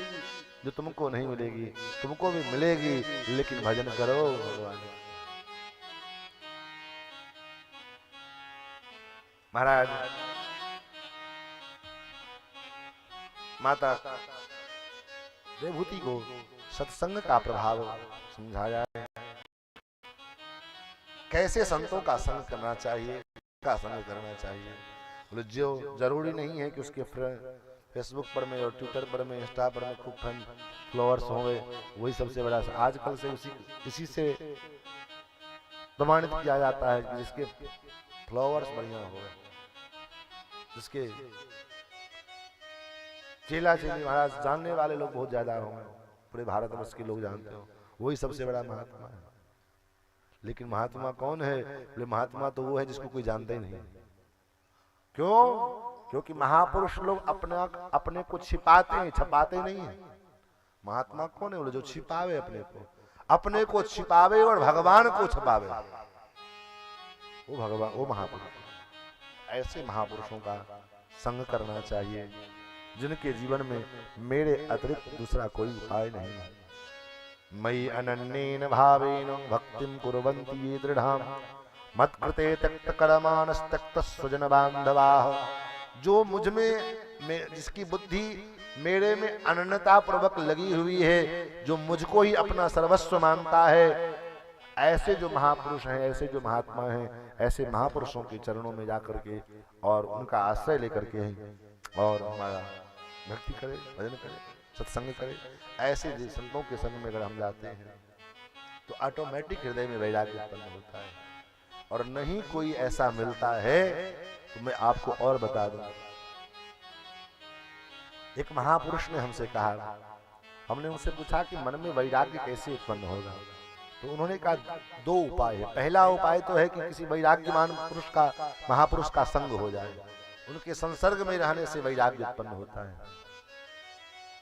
और अगर नहीं, ऐसा संभव नहीं हो पा रहा है, ऐसा कोई वैराग्यवान महापुरुष नहीं मिल रहे हैं, तो आप जहां हैं वहीं पर में केवल एक काम कीजिए। कोई कथा सुनाने वाला नहीं है, कोई महापुरुष नहीं मिल रहा है, तो केवल एक काम, भगवान का नाम, उनका आश्रय ले लीजिए। नाम महाराज का आश्रय ले लीजिए। नाम महाराज कभी आपको पतन की ओर नहीं जाने देंगे,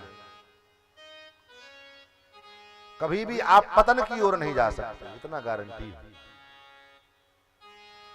और किसी कारणवश, किसी भगवत इच्छावश अगर पतन के ओर चले भी गए तो भगवान उस पतन से भी भगवान बाहर निकाल लेते हैं। कैसे? शुचीनाम श्रीमतांगे योग भ्रष्टो विजायते। गीता में भगवान कहते हैं जो जीव किसी कारणवश योग भ्रष्ट हो जाए, योग भ्रष्ट का मतलब समझते हैं ना, भक्ति के मार्ग में है लेकिन किसी कारणवश उसका पतन हो गया, तो ऐसे जीवात्माओं के ऊपर पुनः कृपा करने के लिए भगवान उस जीव को किसी भक्त के घर में, शुचि नाम श्रीमताम, श्रीमान के घर में जन्म दे देते हैं, प्रकट कर देते हैं, जाओ ऐसे भक्त के घर में तुमको जन्म देता हूँ, तुमको प्रारंभ से ही भक्ति का माहौल बना रहे हैं और भजन करो। ऐसे माता कपिल वह देवहूति को भगवान कपिल ने उपदेश किया है। क्या कहें, बड़ा अद्भुत प्रसंग है, लेकिन समय कम है। प्रसंग तो बड़ा सुंदर है लेकिन समय कम है। सब कुछ सुना भी नहीं सकते, सब कुछ बता भी नहीं सकते हैं, क्योंकि समय का ध्यान रखना है। आज तृतीय दिवस की कथा हो रही है और अभी हम तृतीय स्कंद में घूम रहे हैं, जबकि चतुर्थे कृष्ण जन्मनी, चौथे रोज कृष्ण जन्म उत्सव मनाया जाता है।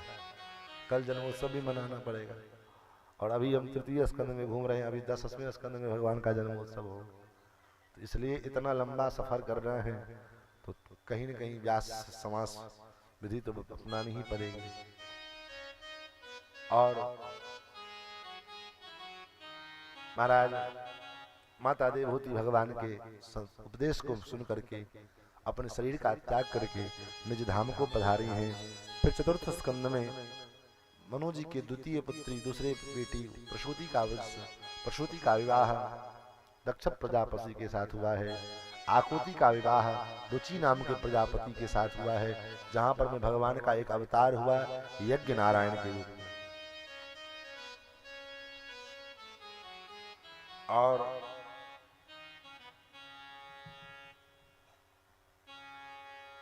प्रसूति का विवाह दक्ष प्रजापति के साथ हुआ है, जहां पर में भगवान ये प्रसूति के द्वारा 16 कन्याओं का जन्म हुआ, जिनमें सबसे छोटी कन्या जिनका नाम सती है, सती का विवाह भगवान शिव के साथ। मैत्रेय जी की बातों को सुनकर के विदुर जी ने कहा, महाराज मैंने सुना है कि ससुर दामाद में झगड़ा हो गया था, दक्ष प्रजापति में और भगवान शिव में क्या फिर हुआ था, ये प्रसंग मुझे सुनाओ। तो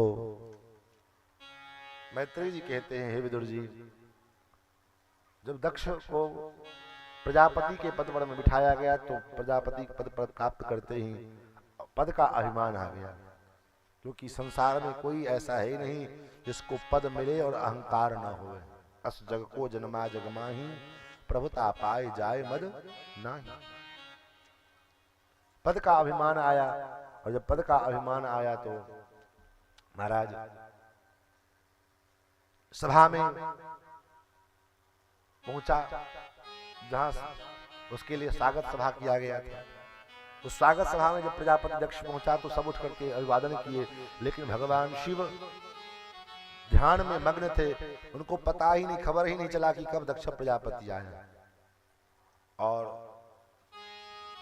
वो नहीं उठ पाए। जब देखा तब तक सब लोग बैठ चुके थे, तो वहीं से मन ही मन मनसा प्रणाम निवेदित किया। लेकिन दक्ष प्रजापति को ये बात लग गई कि मेरा दामाद होने के बावजूद, एक तो मैं प्रजापति हूं, ऊपर से मेरा दामाद है, और उसके बाद भी इसने मुझे प्रणाम नहीं किया। उठा और बोलने लग गया कि देखो देखो, इन बुद्धिमानों के सभा में ये मूर्ख कहां से आ गया। और ये शब्द किसके लिए बोला है? भगवान शिव के लिए। अयम तो लोकपालानाम यशोग्नो निरपत्रपः। इन लोकपालों की सभा में, बुद्धिमानों की सभा में ये अघोरी क्या कर रहा है? सद्विराचरित पंथा येन स्तब्धेन दूषिता। इसका न स्वरूप ठीक है, न आचरण ठीक है। भूत प्रेतों के बीच रहने वाला, स्मशान में निवास करने वाला, अस्थियों की हड्डी के माला पहनने वाला, इसकी बुद्धि खराब है। इसको देखो तो ये कितना कृतज्ञ है। इसके ऊपर कृपा करके मैंने अपने मृगनयनी, मृग के समान नेत्रों वाली अपनी पुत्री सती का विवाह इसके साथ कर दिया, और उसके बाद भी इस उपकार को न मान करके ये चुपचाप बैठा हुआ है। मेरे आने पर मैं उठ करके अभिवादन तक नहीं किया। ए समय शिष्यतां प्राप्तो यन्मे दुहितरग्रहीत पाणिं विप्राग्निमुखतः सावित्र्या इव साधुवत् गृहीत्वा मृगसावाक्षा पाणिं मरकटलोचनः। मेरी बेटी कैसी है? बोले मृगसावाक्षी, मृगनयनी है। और ये कैसा है? बोले पाणिं मरकट लोचना, अर्थात नेत्रों के बंदरों के समान नेत्र वाला। और फिर भी मैंने इसको अपनी बेटी का ब्याह किया।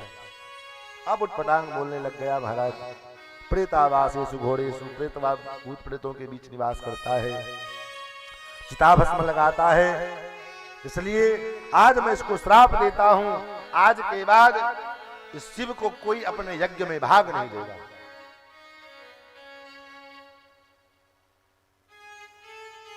अयम तु देव जजनेन्द्रोपेन्द्राभिर्भवः सह भागम न लभताम देवैर्देवगणाधमः।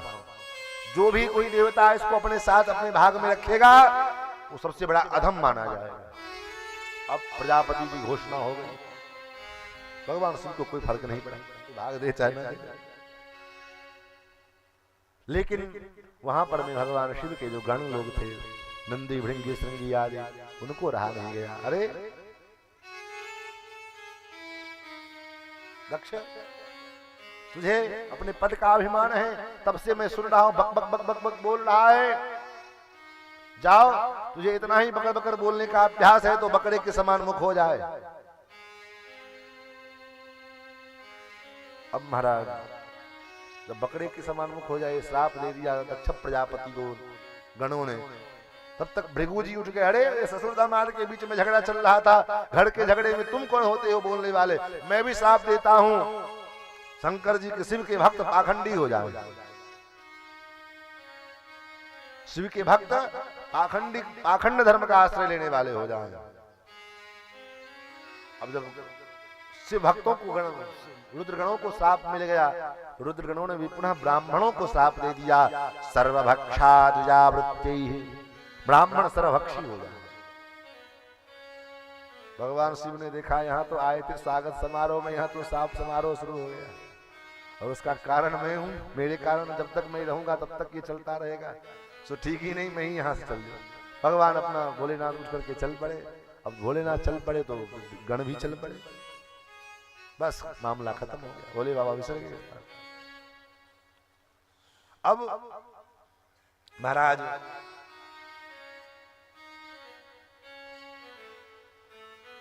दक्ष प्रजापति ने यज्ञ किया, सभी देवताओं को बुलवाया, लेकिन भगवान शिव को नहीं बुलाया। सबको न्योता दिया, भगवान शिव को न्योता नहीं दिया। कोई बात नहीं। देवता लोग उस यज्ञ में भाग लेने के लिए चले तो कहां से चले? अपने अपने विमान में बैठ करके, और जा कहां से रहे? बोले कैलाश पर्वत के ऊपर से, जहां भगवान शिव निवास करते हैं। उनको जब मालूम है, देखो ट्रेन की मजबूरी है, पटरी छोड़ करके जा नहीं सकता, बस की मजबूरी है, सड़क से उतर नहीं सकता, लेकिन भले ही हवाई जहाज का मार्ग निर्धारित हो गए, लेकिन आवश्यकता पड़ने पर दाया बाया तो हो ही सकता है थोड़ा बहुत। तो इन देवताओं की मानसिकता देखो, विमान लेके उसी रास्ते से जा रहे हैं जहां से शंकर जी का मकान पड़ता है। क्यों? क्योंकि इनको मालूम है कि इनको सिर्फ निमंत्रण नहीं आया है, उसके बावजूद भी उन्हीं के घर से जा रहे हैं। और चुपचाप चले जाते तो कोई बात नहीं, सुर सुंदरी करे कल गाना, देवताओं की पत्नियां गीत गा रही हैं। अब शंकर जी को तो कोई फर्क नहीं पड़ा, लेकिन माताओं को तो बड़ा फर्क पड़ता है। कहीं अगल बगल से महाराज डीजे बजता चले जाए तो देखने दौड़ पहुंच जाते, क्या बात है, क्या हो रहा है, डीजे बज रहा है, किसका डीजे बज रहा है। ऐसे माता सती को भी देखे, अरे क्या बज रहा है, क्या हो रहा है। देखा देवताएं देवियां सब अपने अपने विमान में बैठ करके, देवियों कहाँ जा रही हो? अरे आपको नहीं मालूम है, आपको नहीं मालूम है, क्या बात बताओ तो। आपको नहीं मालूम है, आपके पिता के घर में यज्ञ है, हम लोग वहीं पर में जा रहे हैं। देखो ये मानो क्या संकेत करता है। अगर आप समाज में भी ऐसा देखने को मिलता है, समाज में अगर आपके किसी अभिन्न मित्र के साथ किसी कारणवश आपका मन मुटाव हो जाए और उसके यहाँ कोई आयोजन हो, आपको निमंत्रण न मिले, तो समाज में कुछ इस प्रकार के भड़काने वाले लोग होते हैं जो आपके पास में आएंगे और आपको जानबूझ करके पिन करेंगे। अरे उनके यहाँ पर मैं, आपको निमंत्रण नहीं, आपको, अरे आप कहोगे कोई बात नहीं महाराज, भूल गए होंगे, कोई दिक्कत। अरे नहीं, ऐसा कैसे हो सकता है? इधर आपको पिन करेंगे, आप कुछ उल्पटांग बोलो, और उसके बाद जो आप कुछ बोल दोगे तो फिर वहां जाकर उसको पिन करेंगे। अरे आपको खराब हो, ऐसा बोला। ऐसे मानसिकता वाले लोग होते, फंसाने वाले, मार फंसाने का। ऐसे उन देवियों ने कहा, अरे आपको नहीं मालूम है, आपके पिता के घर में यज्ञ है और आपको नहीं मालूम है। सती माता कही कोई बात नहीं, जाओ आप लोग चलो देखते। अपने पतिदेव के पास में आई, भगवान शिव से कहा, प्रभु प्रजापतेस्ते स्वसुरस्व सांप्रतम निर्यापितो यज्ञ महोत्सव किल। हे प्रभु, ये नहीं कहते कि मेरे मायके में मेरे पिता यज्ञ कर रहे हैं। कितना शब्द को, शब्द में वो जादू होता है कि व्यक्ति, वही शब्द व्यक्ति को कितना भी क्रोध क्यों ना होवे, तुरंत क्रोध ठंडा भी कर देता है। और वही एक शब्द होता है, कितना भी आदमी ठंडा है उसको क्रोधित कर देता है। शब्द तो जहर का जो है दोनों काम करता है, विष और अमृत दोनों के समान है। अब निर्भर करता है कि आप किस प्रकार बोलते हैं। माता सती ये नहीं कहती कि मेरे मायके में यज्ञ हो रहा है, मेरे पिता यज्ञ कर रहे, नहीं। तब प्रजापतेस्ते स्वसुरस्य, आपके जो ससुर जी प्रजापति दक्ष हैं वो यज्ञ कर रहे हैं। प्रभु आपकी क्या आज्ञा है, क्या नहीं चलोगे? आप ही विचार करो, आज का पति होता तो क्या कहते? अरे तुम्हारे बाप ने भरे सभा में मेरा इतना बेइज्जत किया और उसके पास फिर मैं दोबारा जाऊंगा। लेकिन भगवान शिव ने ऐसा नहीं किया। भगवान शिव देवी जरूर चलना चाहिए, लेकिन निमंत्रण आया है। अरे पिता के घर से निमंत्रण की क्या आवश्यकता है? कुछ जगह ऐसी होती है जहां पर निमंत्रण ना भी आए तब भी जाना चाहिए। कौन कौन जगह? तो यद्यपि मित्र के यहाँ कोई आयोजन हो और निमंत्रण की अपेक्षा करना ठीक नहीं। निमंत्रण बाद में आता रहेगा, पहले हम वहां पहुंच जाए। मित्र, यद्यपि मित्र प्रभु, अपने प्रभु के यहाँ, स्वामी के यहाँ, पिता के घर और गुरु के घर अगर कोई कार्य चल रहा हो, कोई आयोजन हो रहा हो और निमंत्रण ना भी आवे, तब भी निश्चित रूप से जाना चाहिए। महाराज लेकिन भगवान शिव कहते देवी जाना तो चाहिए, लेकिन तदपि विरोध मान जहाँ कोई, तहाँ गए कल्याण न होई। वहां जाने पर अगर कोई विरोध वाली बात हो, कोई मान वाली बात हो, तहाँ जाना उचित नहीं, ठीक नहीं। तब आवत ही हर से नहीं, नैनन नहीं सने, तुलसी तहाँ न जाइए चाहे कंचन वर्षे मेघ। हमारे आने से आपको प्रसन्नता न होवे, आपके आने से हमको प्रसन्नता न होवे, तो वहां पर में चाहे सोने की वर्षा क्यों न हो रही हो, वहां पर जाना उचित नहीं है। लेकिन माता सती का मन तो पहुंचा मायके में, तो महाराज स्त्री के लिए तो मायके। अब भगवान शिव के समझाने के बावजूद भी मन तो माता सती का पहुंच गया था। भगवान शिव जी ने देखा हम कितना भी रोकें फिर भी रुकने वाली नहीं है, इससे अच्छा है कि चलो भेजो।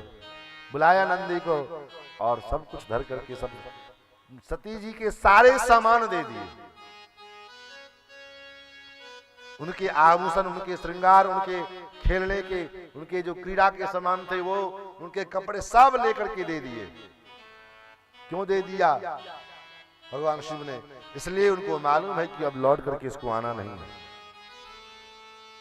ये जाएगी तो, लेकिन लौट के नहीं आएगी।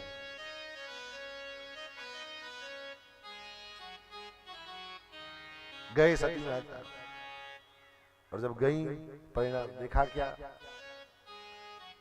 अपने पति पिता के घर गई तो क्या हुआ? बोले पिता के घर में गई तो कोई पूछ नहीं रहा है, कोई सम्मान नहीं, कोई बात नहीं कर रहा है। लेकिन एक है जिसके मन में सती के आगमन पर प्रसन्नता हुई। कौन? सादर भले ही मिली एक माता, सादर भले मिले एक माता, सादर भले मिले एक माता, सादर भले मिले एक माता, भगिनी मिली बहुत मुस्काता, भगिनी मिली बहुत मुस्काता, भगिनी मिली बहुत मुस्काता, भगिनी मिली बहुत मुस्काता। और पिताजी जो है, पिताजी जब आए तो पिताजी ने देखा तो क्या हुआ पिताजी को? दक्षिण कछु पूछी कुशलाता, दक्षिण कछु पूछी कुशलाता, सती बिलो की जरे सब गाता, सती बिलो की जरे सब गाता, सती बिलो की जरे सब गाता, सती बिलो की जरे सब गाता, सादर भले ही मिले एक माता, सादर भले मिले एक माता, मिले एक माता, मिले एक माता। भगिनी मिली बहुत मुस्काता, बहनें जो मिली बहुत व्यंग कर रही हैं। अरे मैंने सुना है तुमको पिताजी ने निमंत्रण नहीं भेजा,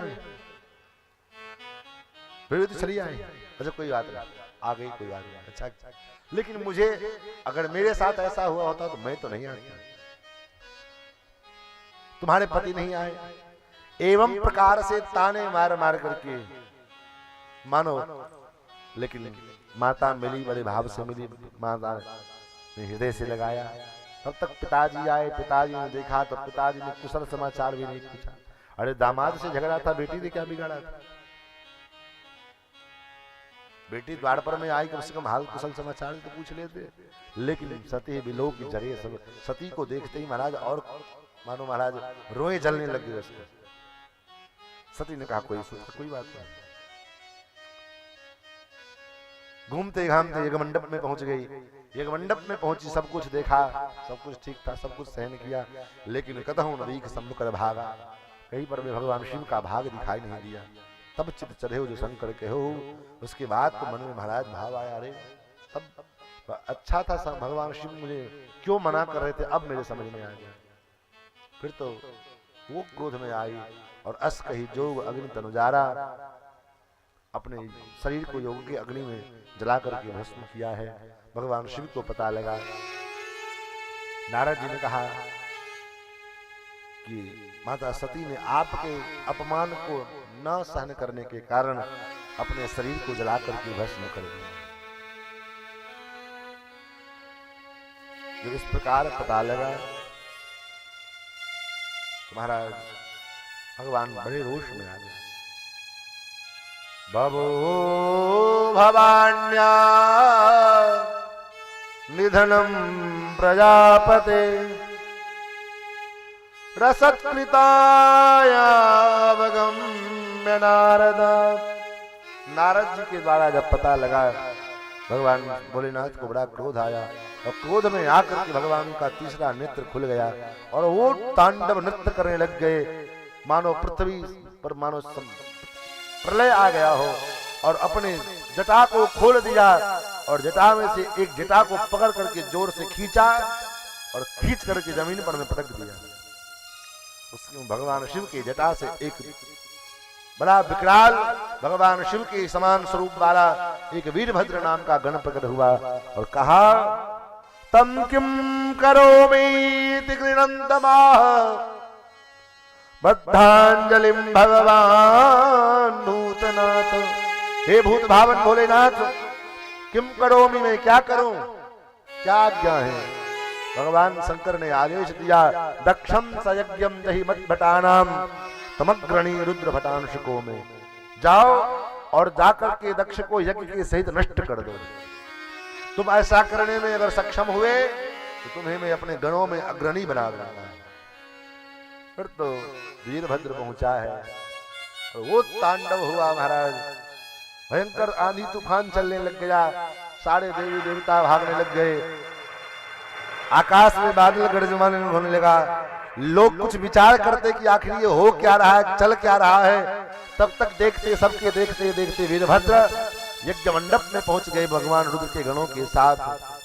किसी ने मंडप का खंभा उजाड़ दिया, किसी ने वेदी तोड़ दी, किसी ने मेखला तोड़ दिया, किसी ने कुंड में मलमूत्र का त्याग कर दिया, किसी ने बलि वेदी को उखाड़ दिया। और देवता लोग आए रोकने के लिए तो देवताओं को भी खूब महाराज विदाई की। पूषा देवता के दांत तोड़ दिए, भृगु जी महाराज की दाढ़ियां उखाड़ ली। ऐसे ऐसे किसी के आंख फोड़ दिए, किसी के जो है केस नोच लिए। और वीरभद्र ने दक्ष प्रजापति के मस्तक को पकड़ करके और जैसे नट बोल्ट कसा जाता है ना, ऐसे छाती पर में बैठ गए वीरभद्र और उसके गर्दन को पकड़ करके घुमा घुमा करके और उखाड़ लिया और कुंड में फेंक दिया। अब तो हाहाकार मच गया महाराज। अब क्या होगा? बोले जग मंडप, जग तो बिना जग के मध्य में ही यजमान का महाराज सीताराम हो गया। अब क्या होगा? ये तो भयंकर अपशकुन है। यज्ञ के मध्य में यजमान का है मर जाना, मृत्यु को प्राप्त कर जाना, चाहे यज्ञ के किसी सदस्य का मृत्यु को प्राप्त हो जाना, ये तो भयंकर अपशकुन हो गया। अथ देवगणा सर्वे रुद्राणि के पराजिताः शूल पट्टसि निस्त्रिंस गदा परिगमुद्गरे। सब देवता भागते भागते ब्रह्मा जी के पास में आए। ब्रह्मा जी ने कहा कहाँ गए थे? बोले महाराज यज्ञ में गए थे। तुमको मालूम नहीं था कि उस यज्ञ में भगवान शिव नहीं जा रहे हैं, हम नहीं जा रहे हैं? और भगवान नारायण नहीं जा रहे हैं, तो तुम लोग क्या करने के लिए गए थे? बोले भंडारा खाने के लिए गए थे महाराज। अब खाई भंडारा, अब खा के बाद दक्षिणा भी तो मिलता है। बोले महाराज अब खाई सो खाई, आगे खाई सो राम। तो अब तो फिर तो भगवान ब्रह्मा जी सब मिल करके सभी देवताओं को लेकर के जाने तो से विश्वस्य जगतो योनि विजयो शक्ति शिवस्य च परम यत्तद् ब्रह्म निरंतरम त्वमेव भगवान ने तत्शिव शक्ति स्वरूपयो विश्वम सृजसि पात्स्य क्रीडन नूर्ना पटो यथा। हे प्रभु, ब्रह्मादि देवताओं ने बड़ा सुंदर दिव्य स्तुति किया है, भगवान शिव प्रसन्न हुए, क्योंकि भगवान शिव का नाम ही आशुतोष।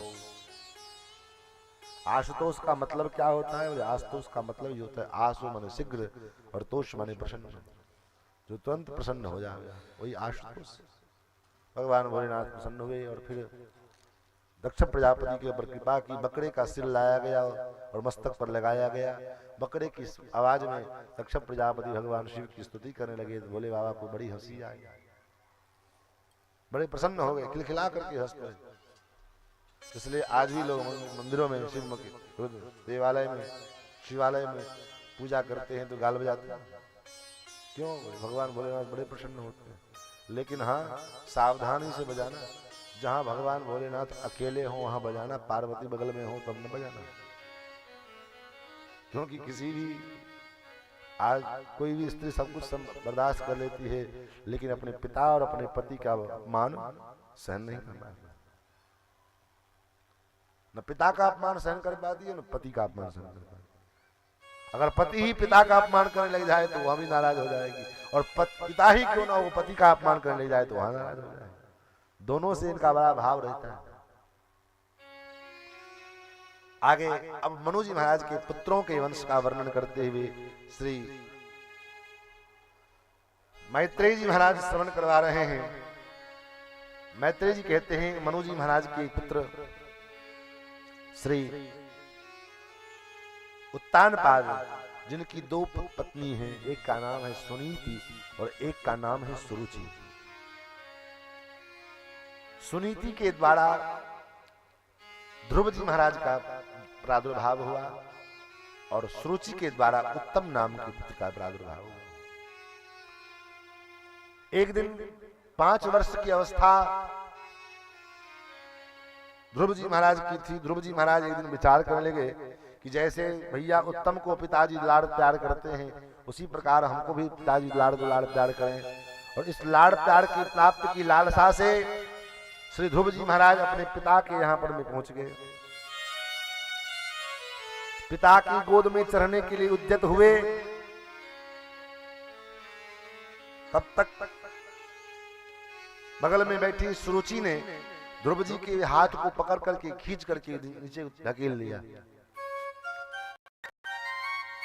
और कहा, नवत्स निपते धृष्णम भवान आरूढ़मर्हति न गृहीतो मया तुम कुक्षाव विनिपात्मजः। तुम भले राजा के पुत्र हो, लेकिन इस गोद में नहीं बैठ सकते। बोले क्यों नहीं बैठ सकते? क्योंकि तुम्हारा जन्म मेरे गर्भ से नहीं हुआ है। अगर तुम महाराज के गोद में बैठना चाहते हो, इस सिंहासन में बैठना चाहते हो, उसके लिए तुमको एक काम करना पड़ेगा। बोले क्या करना पड़ेगा मां? सुरुचि ने कहा, तपसाराध्य पुरुषम तस्यैवानुग्रहेण मे गर्भेत्वं साधयात्मानं विदिच्छसि नृपासनम्। अगर राजा के गोद में बैठना चाहते हो तो उसके लिए एक काम करो, जाओ पहले परम पुरुष परमात्मा की आराधना करो और आराधना करके भगवान गोविंद को प्रसन्न करो, और वो अगर प्रसन्न हो जाए, मान जाए, तो उनसे वरदान में यही मांगना कि मेरा जन्म सुरुचि के गर्भ से हो, और जब मेरे गर्भ से तुम्हारा जन्म होगा तब तुम इस गद्दी पर बैठने के अधिकारी बनो।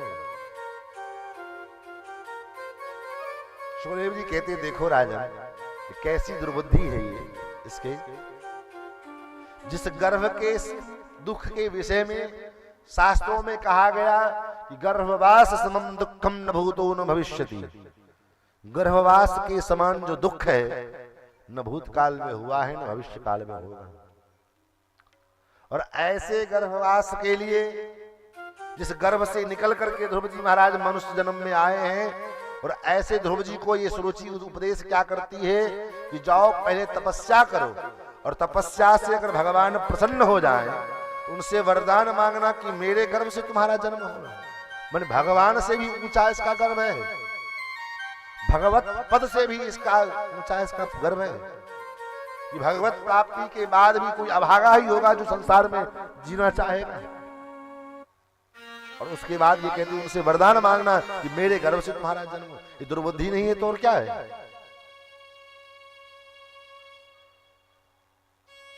महाराज भाई किसी कलेक्टर से, जिला के कलेक्टर से कहा जाए कि तुमको जो है हम प्रमोशन करना चाहते हैं। क्या प्रमोशन? तुम फिर से जो है हवलदार से शुरू करो नौकरी करना, हवलदारी शुरू करो, फिर जो है उसके बाद दरोगा बनना, फिर इंस्पेक्टर बनना, हाँ उसके बाद धीरे धीरे करके तुमको ऐसे करके। तो अब उसके लिए जो है प्रमोशन है कि डिमोशन है? भाई कलेक्टर तो पहले बना हुआ है, अब क्या उसको चाहिए? और ऊपर जाए तब ना उसकी व्यवस्था। उसके लिए अब आईजी बना दो, डीआईजी बना दो, तो उसके लिए प्रमोशन भी है। अब कलेक्टर तो पहले ही बना हुआ है, उसको क्या प्रमोशन दोगे? उसी प्रकार कबहों की करी करुणा नरदेही, न जाने कितने लाख बार जन्म लेने के बाद भगवान ने ये मानव शरीर में बना करके भेज दिया। सबसे बड़ा प्रमोशन तो यही है। अब इस मानव शरीर में प्रमोशन क्या मिला? मानव शरीर में उत्थान तब होगा जब इस मानव शरीर को प्राप्त करके हम भगवान की भक्ति प्राप्त कर लें, भगवत प्रेम प्राप्त कर लें। ये सबसे बड़ा पुरुषार्थ है। और ये न प्राप्त करके बन गए मास्टर मास्टर न और पता नहीं क्या क्या सब बन गए, लेकिन जो बनने के लिए आए थे वो नहीं बन पाए। अनेक प्रकार के डिग्रियां तो हासिल कर ली, अनेक प्रकार के पद पीछे लग गए, डिलीट कर लिया, पीएचडी कर लिया, और स्वर्ण पदक हो गए, गोल्ड मेडलिस्ट, सिल्वर और पता नहीं क्या क्या कितने प्रकार के मेडल प्राप्त कर लिए। लेकिन जिस ख्याति के लिए, जिस चीज की प्राप्ति के लिए हम आए थे वही चीज नहीं प्राप्त कर पाए, तो क्या फायदा हुआ? आए थे हरिभजन को, होटल लगे कपास। आए थे मानव शरीर में कि अब जग जाए भजो चक्रपाणी, भगवान से वादा करके आए थे, भगवान से वचन दे करके आए थे। क्या वचन दिया था भगवान को मालूम है? क्या वचन दिया था? प्रभु इस गर्भ से बाहर निकालो, संसार में जाते मैं इसका इतना भजन करूंगा, इतना भजन करूंगा कि आपको दोबारा इस संसार में भेजने की आवश्यकता नहीं पड़ेगी। ये वचन आपने एग्रीमेंट किया है, और इस एग्रीमेंट का प्रूफ है महाराज, प्रमाण है। जब जीवात्मा भगवान के साथ एग्रीमेंट करता है गर्भ में, तो भगवान कहते तुम भूल तो नहीं जाओगे, सिग्नेचर कर देते हैं, मोहर मार देते हैं। जैसे होता है ना, कोई बाद में मुकर न जाए तो महाराज साइन मोहर लगा देते हैं। ऐसे भगवान ने मोहर लगा दिया।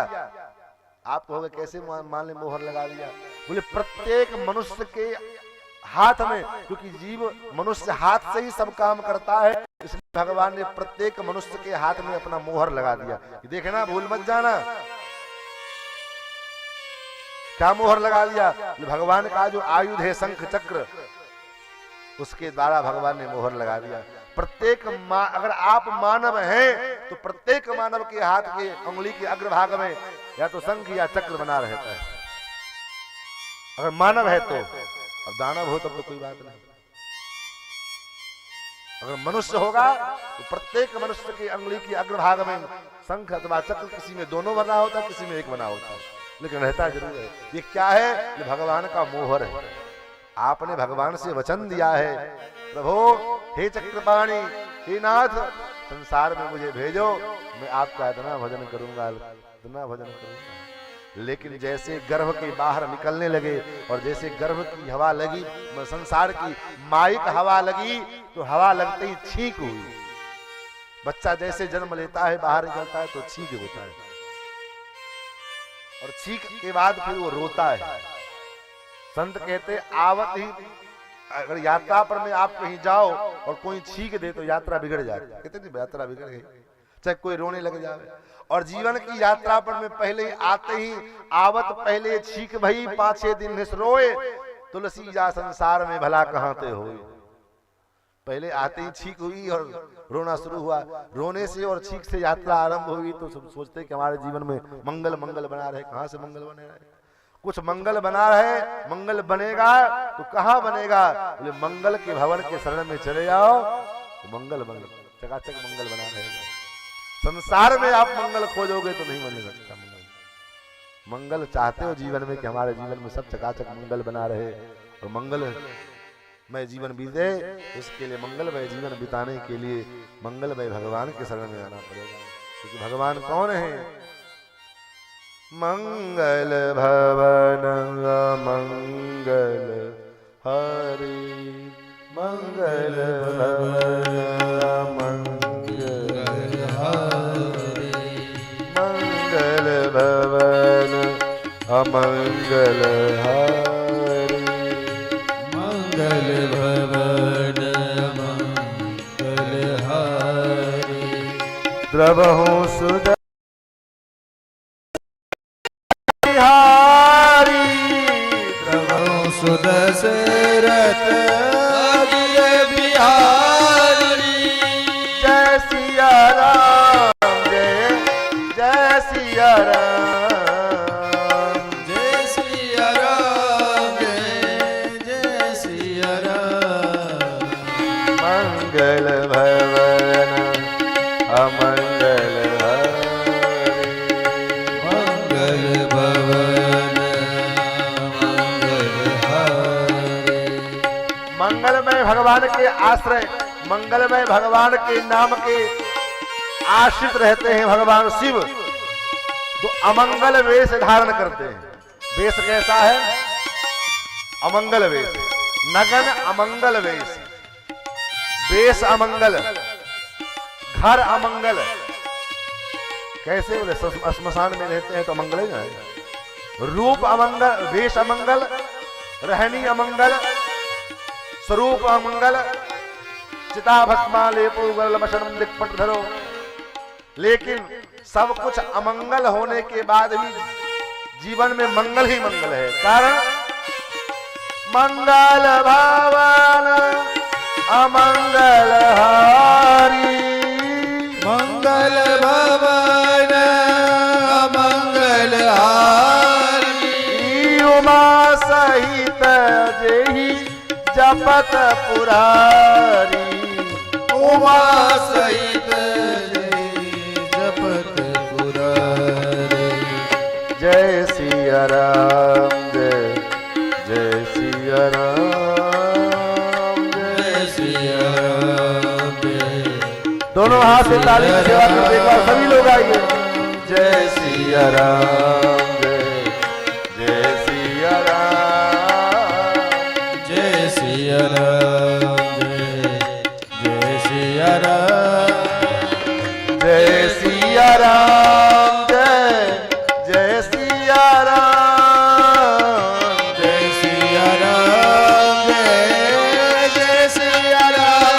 जय सिया राम, जय जय सिया राम, जय सिया राम, जय जय सिया राम। जय सिया राम, जय जय सिया राम, जय सिया राम, जय जय सिया राम। जय सिया राम, जय जय सिया राम, जय सिया राम, जय जय सिया राम। जय सिया राम, जय जय सिया राम, जय सिया राम, जय जय सिया राम। राम जय सिया राम, जय जय सिया राम। जय सिया राम, जय जय सिया राम जय सिया राम, जय जय सिया राम। जय सिया राम, जय जय सिया राम जय सिया राम, जय जय सिया राम। जय सिया राम, जय जय सिया राम। श्री राम जय राम जय जय राम, श्री राम जय राम जय जय राम, श्री राम जय राम जय जय राम, श्री राम जय राम जय जय राम, श्री राम जय राम जय जय राम, श्री राम जय राम जय जय राम, श्री राम जय राम जय जय राम, श्री राम जय राम जय जय राम। श्री राम जय राम जय जय राम, श्री राम जय राम जय जय राम, श्री राम जय राम जय जय राम, श्री राम जय राम जय जय राम। श्री राम जय राम जय जय राम, श्री राम जय राम जय जय राम, श्री राम जय राम जय जय राम, श्री राम जय राम जय जय राम।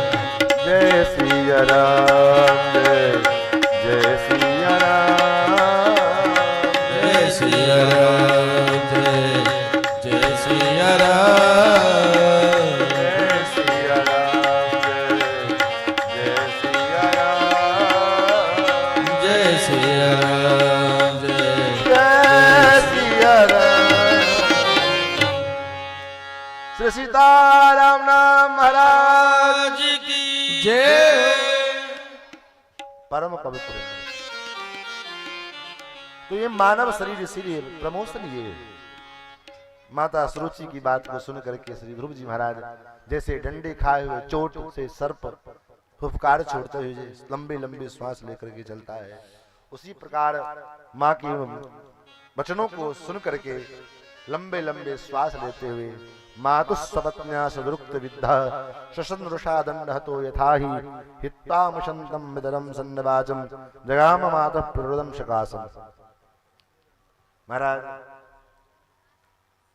अपनी माँ सुनीति के पास में आए। माँ ने पूछा पुत्र क्या हुआ, सारा वृत्तांत बताया। आज की माँ होती तो शायद निश्चित रूप से महाराज के पास में जाती, कहती महाराज मैं भी आपकी पत्नी हूँ और प्रथम पत्नी हूँ। कानून भी आज के समय में पहले पत्नी को ही अधिकार देता है, कानूनतया। लेकिन आपने मेरे बेटे को, आपके सामने मेरे बेटे का अपमान हुआ, आप देखते रहे। लेकिन माता सुनीति ने ऐसा नहीं किया। माता सुनीति ने कहा पुत्र सत्यम सुरुच्या भीतम भवान में, तुम्हारी छोटी माँ ने बिल्कुल सही कहा है। यद दुर्भगाया उदरे गृहीत, तुम्हारा जन्म मेरे जैसे अभागी माँ के गर्भ से हुआ है हे पुत्र। लेकिन तुम्हारी छोटी माँ ने बहुत सुंदर बात कही। देखो माता सुनीति कहती है पुत्र पिता से 10 गुना अधिक अधिकार माँ का होता है तो संतान पर, लेकिन माता से भी 100 गुना अधिक अधिकार विमाता का होता है, सौतेली माँ का। तुम्हारी छोटी माँ ने कोई गलत नहीं कहा। ये भाव ऐसे नहीं बोले बेटे को कहो बेटा तुम वैष्णव हो जाओ, बेटा अगर तैयार, माँ अरे बाप रे बाप ये साधु बन जाएगा। इतना सरल है साधु बनना, बाबाजी बनना इतना सरल है। कितना रगड़ना पड़ता है तब बाबाजी कोई बनता है, 100 में कोई एक बाबाजी बनता है, साधु बनता है। उपाधु तो तुमने पैदा ही किया है, साधु कहां से बनेगा। इसलिए हाँ थोड़ा बहुत संतों के संनिधि में रह करके कुछ जो है संस्कार सीख जाएगा, उसके लिए तुम खोपड़ी पीट रहे हो। और जब वही जब नालायक बन करके तुमको पीटेगा तब कितना अच्छा लगेगा। इसलिए बचपन से एक महात्मा कहते थे कि संतान में और शैतान में क्या अंतर है। संतान में और शैतान में यही अंतर है, जो बचपन से संतों के संग में रहा है, जो बचपन से संतों की सन्निधि में जिसको बार बार मिलता रहा है वो संतान है, बाकी शैतान है जिसको बाल्यकाल से ही संतों का संग मिलता है, संतों के चरण में झुका है, संतों के सन्निधि में पड़ा है, संतों के चरणों में मत्था गिराया है। बस बाल्यकाल से जिसको ऐसा व्यवस्था मिला है वही संतान है, बाकी सब शैतान है। एक आदमी ने कहा बेटा किसको कहते हैं, बोले जो बाप से बंटवारा कर ले वो बेटा है, बाप को भी बांट के किनारे कर दे वो बेटा है। अच्छा लड़के का मतलब क्या होता है, बोले लड़का मतलब जो बाप से लड़ता रहे दिन भर, पैसा दो माल दो धन दो रुपया दो, वही लड़का है। तब बोले हमको लड़का नहीं पैदा करना है, बेटा नहीं पैदा करना है, तब बोले पुत्र पैदा करना है। पुत्र का मतलब क्या, बोले पुम नाम नरकायते पुत्र, जो अपने पितरों को अपने माता पिता को तुम नाम के नरक से त्राण कर दे निकाल लेवे वही पुत्र है। और 3 कारणों से पुत्र के अंदर पुत्रता आती है। कौन कौन क्या क्या लक्षण है, बोले जीवित वो वाक्य करनात्, जब तक माता पिता जीवित रहे तब तक अपने माता पिता की आज्ञा का पालन करना। क्षयाहे भूरि भोजनात्, माता पिता के गुजर जाने पर में उनके तिथियों पर में ब्राह्मण भोजन खूब करावे। और गयायाम पिंडदानाच्च, गया में जाकर के पितरों का पिंडदान करे। त्रिभी पुत्रस्य पुत्रता, 3 कारणों से। लेकिन हाँ मरने के बाद खूब रसगुल्ला खिलावे और जीते जी पानी के लिए तरसावे, वो पुत्र नहीं है। जीवित हो वाक्य करना पहला नंबर है। जब तक माता पिता जीवित रहे तब तक उसकी आज्ञा का पालन करता रहे। तो महाराज माता सुनीति ने अपने पुत्र को भगवान के चरणों में भेजा है। 5 वर्ष की अवस्था है, विचार करना। ध्रुव जी महाराज चले हैं, नारद जी को भगवान ने भेजा है, जाओ मेरे भक्त को उपदेश करो। नारद जी आए हैं, उपदेश किया। बेटा कहाँ जा रहे हो? बोले तपस्या करने। ये उम्र तो खेलने की उम्र है, खेलने कूदने का उम्र है, अभी क्या करोगे तपस्या? बोले नहीं, मेरे माता जी ने कहा है तुमको भजन करना है, सो मैं जाऊंगा। अरे जंगल में सिंह बड़े बड़े हिंसक जीव रहते, तुमको तो महाराज बाल भोग कर जाएंगे, तुम्हारा नाश्ता कर जाएंगे तुमको। ध्रुव जी क्या अचल विश्वास, क्योंकि माँ ने कहा है उस वन में तुम्हारे परम पिता निवास करते हैं, तुम्हारी जो दिन रात रक्षा करेंगे। ये विश्वास है। ध्रुव जी को नारद जी ने कहा जंगल में तुमको सिंह व्याघ्र इत्यादि मार के खा जाएंगे। ध्रुव जी मुस्कुराए और ध्रुव जी ने कहा उसी जंगल में मेरे पिताजी भी रहते हैं, मेरी रक्षा कर लेंगे। ये अटल विश्वास है। भक्ति के मार्ग में विश्वास जब तक नहीं होगा, लेकिन क्या करें, धिक्कार है हमारे इस शरीर को, हमारी बुद्धि को। रिक्शे वाले पर हमको विश्वास हो जाता है, बस के ड्राइवर पर विश्वास हो जाता है। यहाँ से दरभंगा जाने सड़क पे गए, बस आई, बस में बैठ गए। इससे पहले कभी उस ड्राइवर को बस चलाते हुए देखा आपने? नहीं देखा। टेम्पो वाले को चलाते हुए देखा कभी? टेम्पो नहीं देखा। लेकिन वो टेम्पो चला रहा है, इसका मतलब वो चलाता होगा। विश्वास करके बैठ गए। बिना अगर विश्वास नहीं करोगे तो उतार देगा, कहेगा उतर जाओ मेरी गाड़ी से, नहीं जाना चाहता। बिना विश्वास के संसार में व्यवहार नहीं चल पाता है, तो बिना विश्वास के भगवान पर में भगवान के पास कैसे व्यवहार चलेगा? लेकिन दुर्भाग्य, लोगों की बात पर में भरोसा हो जाती है, विश्वास हो जाता है। रात्रि के समय कहीं से बाहर से आना हो और पता लगा ये पुलिया पर में कोई किसी ने कहा हो पहले कभी कि उस पुलिया के पास में भूत रहता है, रात के 12 बजे कहीं अकेले आना पड़ जाए और कहीं किसी छोटे से झाड़ में पेड़ में कहीं कपड़ा फंस गया, पसीना छूट जाएगा, पकड़ लिया भूत। वहां पर में भूत प्रेत है, इसका विश्वास हो जाता है जीव को। लेकिन भगवान हमारी दिन रात हमारी रक्षा करते हैं, भगवान पर विश्वास नहीं होता है। ध्रुव जी को मंत्र दिया, 12 मंत्र प्रदान किया, ओम नमो भगवते वासुदेवाय। ध्रुव जी महाराज उस मंत्र का जाप करने लगे। यमुना के तट पर में आए, यमुना स्नान किया, बालू की मूर्ति बनाई है भगवान का, और उसके बाद उनकी पूजन किए। उनको भोग क्या लगा में, तो बोले कैथे का फल और जामुन का फल, उसी को तोड़ करके पत्ते में रख करके भगवान को भोग लगाया। पानी पी ली, उसको पा लिए और फिर जब यमुना जी का जल पी लिया और भजन करने लगे, जप करने लगते हैं। कैसा जप करते हैं? मैत्रेय जी कहते हैं त्रिरात्रांते कपित्थ बदरासन। आज जो बैठे फलाहार करके भोजन जो है जप करने के लिए, सो 3 दिन बाद उठेगा। फिर 3 दिन बाद उठे, स्नान करें, भगवान को पूजन करें, भगवान को भोग लगावे, फिर वही कैथे का फल और जामुन का फल पा करके जमुना जल पीले में और बैठ जाए, तो फिर तीसरे दिन उठे। एक सिलसिला, ये क्रम 1 महीने तक चला।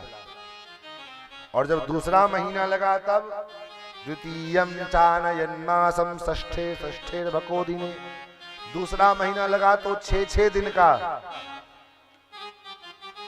6 दिन। आज जो बैठे वो फिर 6वें दिन उठना है। और खाते क्या थे? बोले सूखे पत्ते चबा करके। लोग कहते हैं भूखे भजन न होए गोपाला, भूखे भजन होता है। भोजन करके भजन नहीं हो सकता है, तो क्यों नहीं हो सकता है? बोले ठास भोजन तो चाप निद्रा। भोजन ठस के करोगे तो निद्रा चाप देगी, कहां से भजन होगा? भोजन तो अल्पाहार करके, स्वल्पाहार लेकर के, कुछ पानी आदि पी करके भजन किया जाता है। और ऐसे भजन नहीं होता है जैसा हम समझते हैं। चलो चलते फिरते करो, अच्छी बात है। भजन की प्रक्रिया, भजन में इतनी तन्मयता हो जाए कि भजन के आगे भोजन भूल जाए। ये परिस्थिति जिस दिन आ जाएगी, समझ लो ना भजन में मन लग गया। नहीं तो पता लगा माला सरकार है और बार बार देख रहे हैं कि रसोई उतरा कि नहीं उतरा। क्यों, कितनी देर है? उधर से जवाब, बस हो गया, चावल उतरने वाला है, बस सब्जी बची हुई है, बस तुरंत हो गया। ऐसे में भजन नहीं होता है। भजन का मतलब कि भोजन सामने रखा हुआ है और पता नहीं कब सुबह से शाम हो गई है, तब कोई याद आके दिलाया, अरे भोजन आपका ठंडा हो गया, आप भोजन नहीं किए, अरे यार कोई याद नहीं, चलो लाओ पाले, ये भजन है। और यहाँ तो भोजन करत 3 बेरिया, मिश्री दूध मिलैया मलैया। और भजन में, भगवान के भजन में क्या हो गया? छिन छिन लेत जमैया।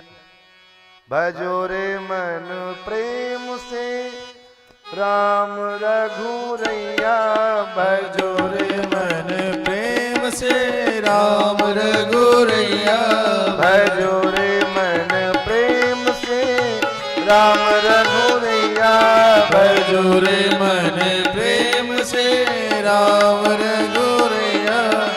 राम रघुरैया सिया रघुरैया, राम रघुरैया हो सिया रघुरैया, सिया रघुरैया।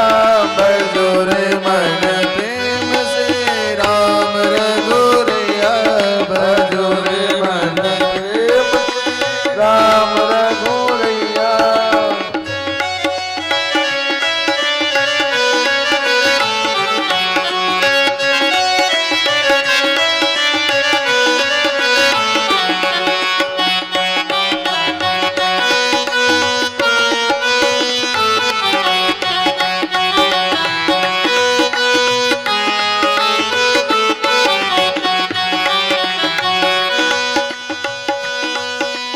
भोजन करके 3 बेरिया, मिश्री दूध मलैया, भोजन करके 3 दूध मलैया,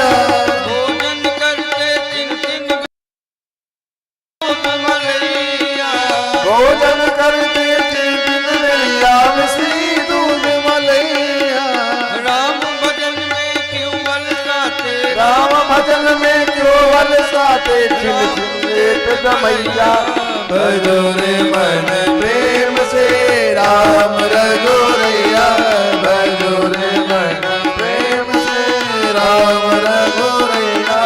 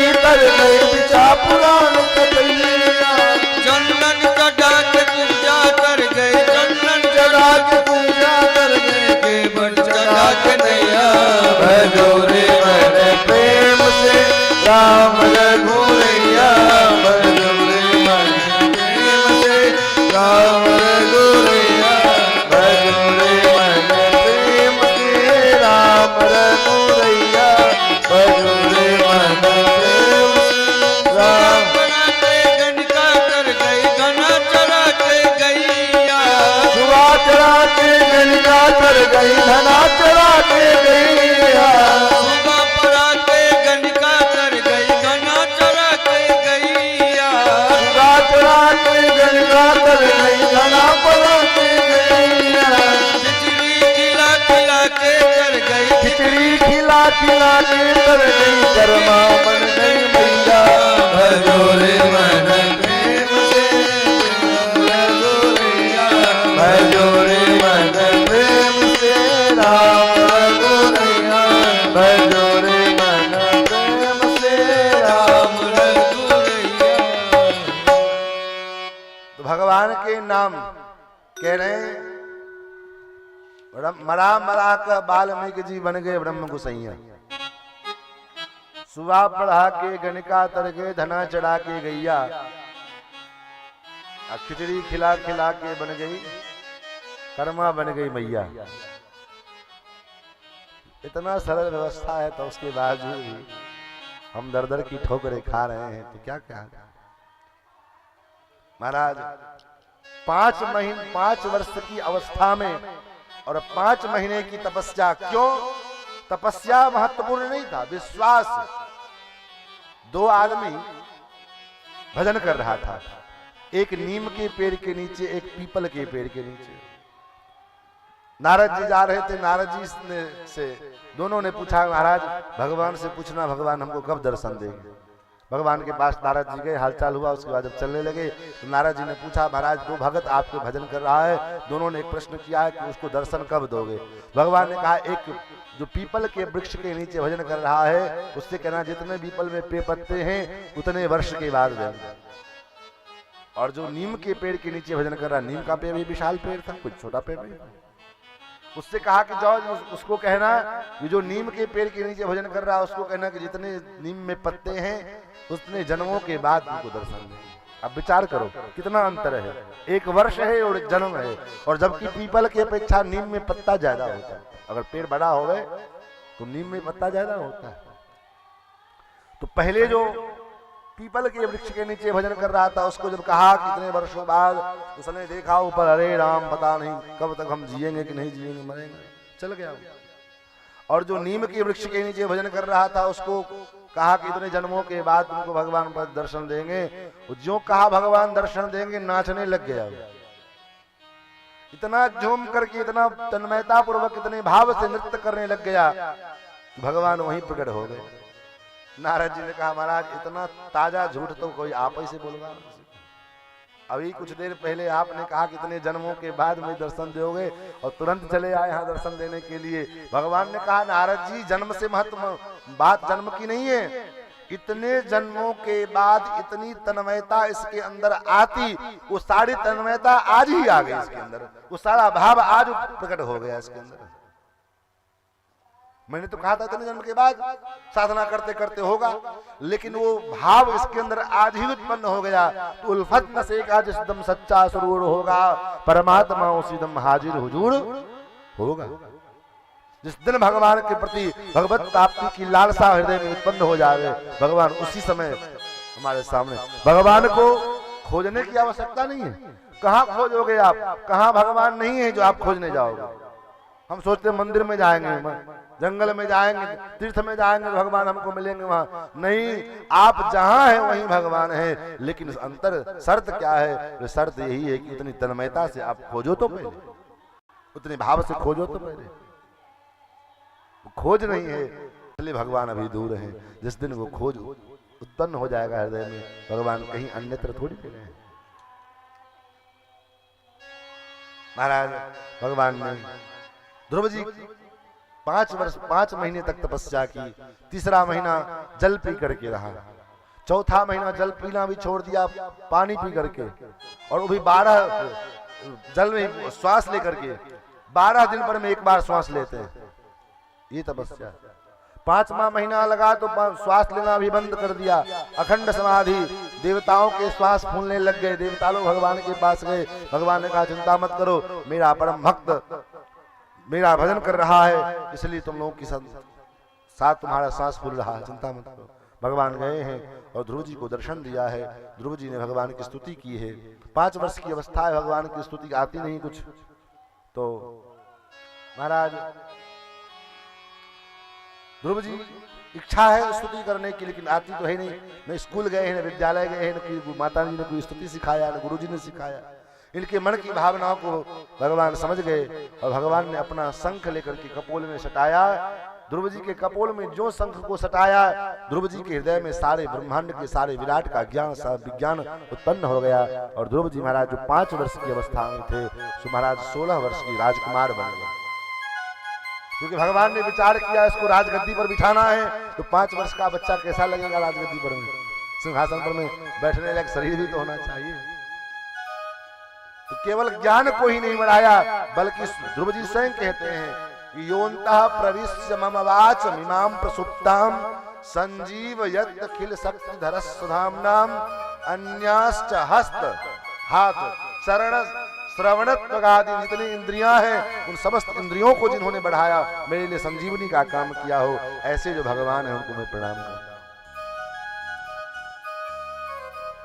फिर तो भगवान ने कहा वरदान मांगो, कहा कुछ नहीं चाहिए, ना 36,000 वर्ष तक तुम राज्य करो और उसके बाद मैं तुम्हारे लिए अलग लोक बना करके रखूंगा। भगवान जब वरदान देकर के चले गए, तब ध्रुव जी महाराज रोने लगे। अब विचार करो, ध्रुव जी महाराज विचार करते, मुझ संसार में मुझसे बड़ा अभागा और कौन हो सकता। किसी ने पूछा आप अभागे 5 वर्ष की अवस्था में आपने भगवान के साक्षात्कार किया और आप अपने आप को अभागा कहते हैं। ध्रुव जी कहते हैं हाँ, भवच्छेदमया चेहम। ध्रुव जी महाराज कहते देखो देखो, अहो बतममानात्म्यम मंदभाग्यस्य पश्यत। मेरे जैसा मंदभाग्य और कौन मिलेगा, किसको खोजने पर भी नहीं मिलेगा। तुम मंदभाग्य हो? बोले हाँ। तुम मंदभाग्य कैसे हो सकते हो? क्या है तुम्हारा भाग्य, कैसे तुम्हारा भाग्य मंद है? गुरु जी कहते हैं देखो, भवच्छिदमया चेहम भवम भाग्य विवर्जितम। जो परमात्मा भव के बंधन को काटने वाले हैं, भव को काट करके हटाने वाले हैं, और ऐसे भगवान को, भव को काटने वाले उस परमात्मा को प्राप्त करने के बाद भी मैंने उनसे भव मांग लिया, इसलिए मुझसे बड़ा अभागा और कौन हो सकता है। जो भगवान भव को काट सकते हैं और ऐसे भगवान को प्राप्त करने के बाद मैंने भव बंधन स्वीकार कर लिया। 36,000 वर्ष तक राजगद्दी स्वीकार करनी पड़ेगी। ऐसे श्री ध्रुव जी महाराज, श्री ध्रुव जी महाराज का पावन चरित्र सुनाया। आगे इन्हीं के वंश में महाराज बेन नाम के राजा हुए हैं, जो बड़े पापी थे। ब्राह्मणों के हुंकार के कारण एक दिन अपने पाप के कारण मर गए। अब राजा राजगद्दी बिना राजा के कैसे रहे, तो इनके शरीर का मंथन किया गया है। इनके जंघे से एक जाति प्रकट हुई जिसका नाम निषाद था, निषाद परा। फिर दोनों भुजाओं का मंथन किया गया, तो बाहुभ्याम मध्यमानाभ्याम, दोनों भुजाओं का जब मंथन किया, इनके भुजा से साक्षात भगवान के स्वरूप श्री पृथु जी महाराज अपनी अर्धांगिनी अर्ची देवी के साथ प्रकट हुई। बोल पृथु भगवान की जय। भगवान के 9वें अवतार, 7वां अवतार यज्ञ नारायण भगवान थे, और 5वां अवतार कपिल भगवान का सुना ही दिया आपको। चौथा अवतार धर्म के यहाँ पर में नर नारायण के रूप में आए बद्रिकाश्रम भगवान, जो आज भी बद्री नारायण में विराजमान है। और अत्रि के यहाँ पर में जो कर्दम जी की पुत्री है ये अनुसुईया, उनके यहाँ पर में भगवान का 7वां अवतार हुआ है। 6ठा अवतार हुआ है दत्तात्रेय के रूप में, 7वां अवतार यज्ञ नारायण के रूप में, और 9वां अवतार ये पृथु जी के रूप में हो रहा है। आप कहोगे फिर 8वां बीच में कहाँ गायब हो गया? 8वां आगे आएगा। कथा का क्रम कभी इधर उधर होता रहता है। 9वें अवतार भगवान के 9वें अवतार हैं पृथु जी महाराज। देव प्रजाओं ने पृथु जी की स्तुति की है, तो भगवान पृथु जी ने कहा, आप लोग मेरी झूठी स्तुति मत करें, आप लोग की समस्या क्या है, आप लोग का जो है दर्द क्या है, कष्ट क्या है।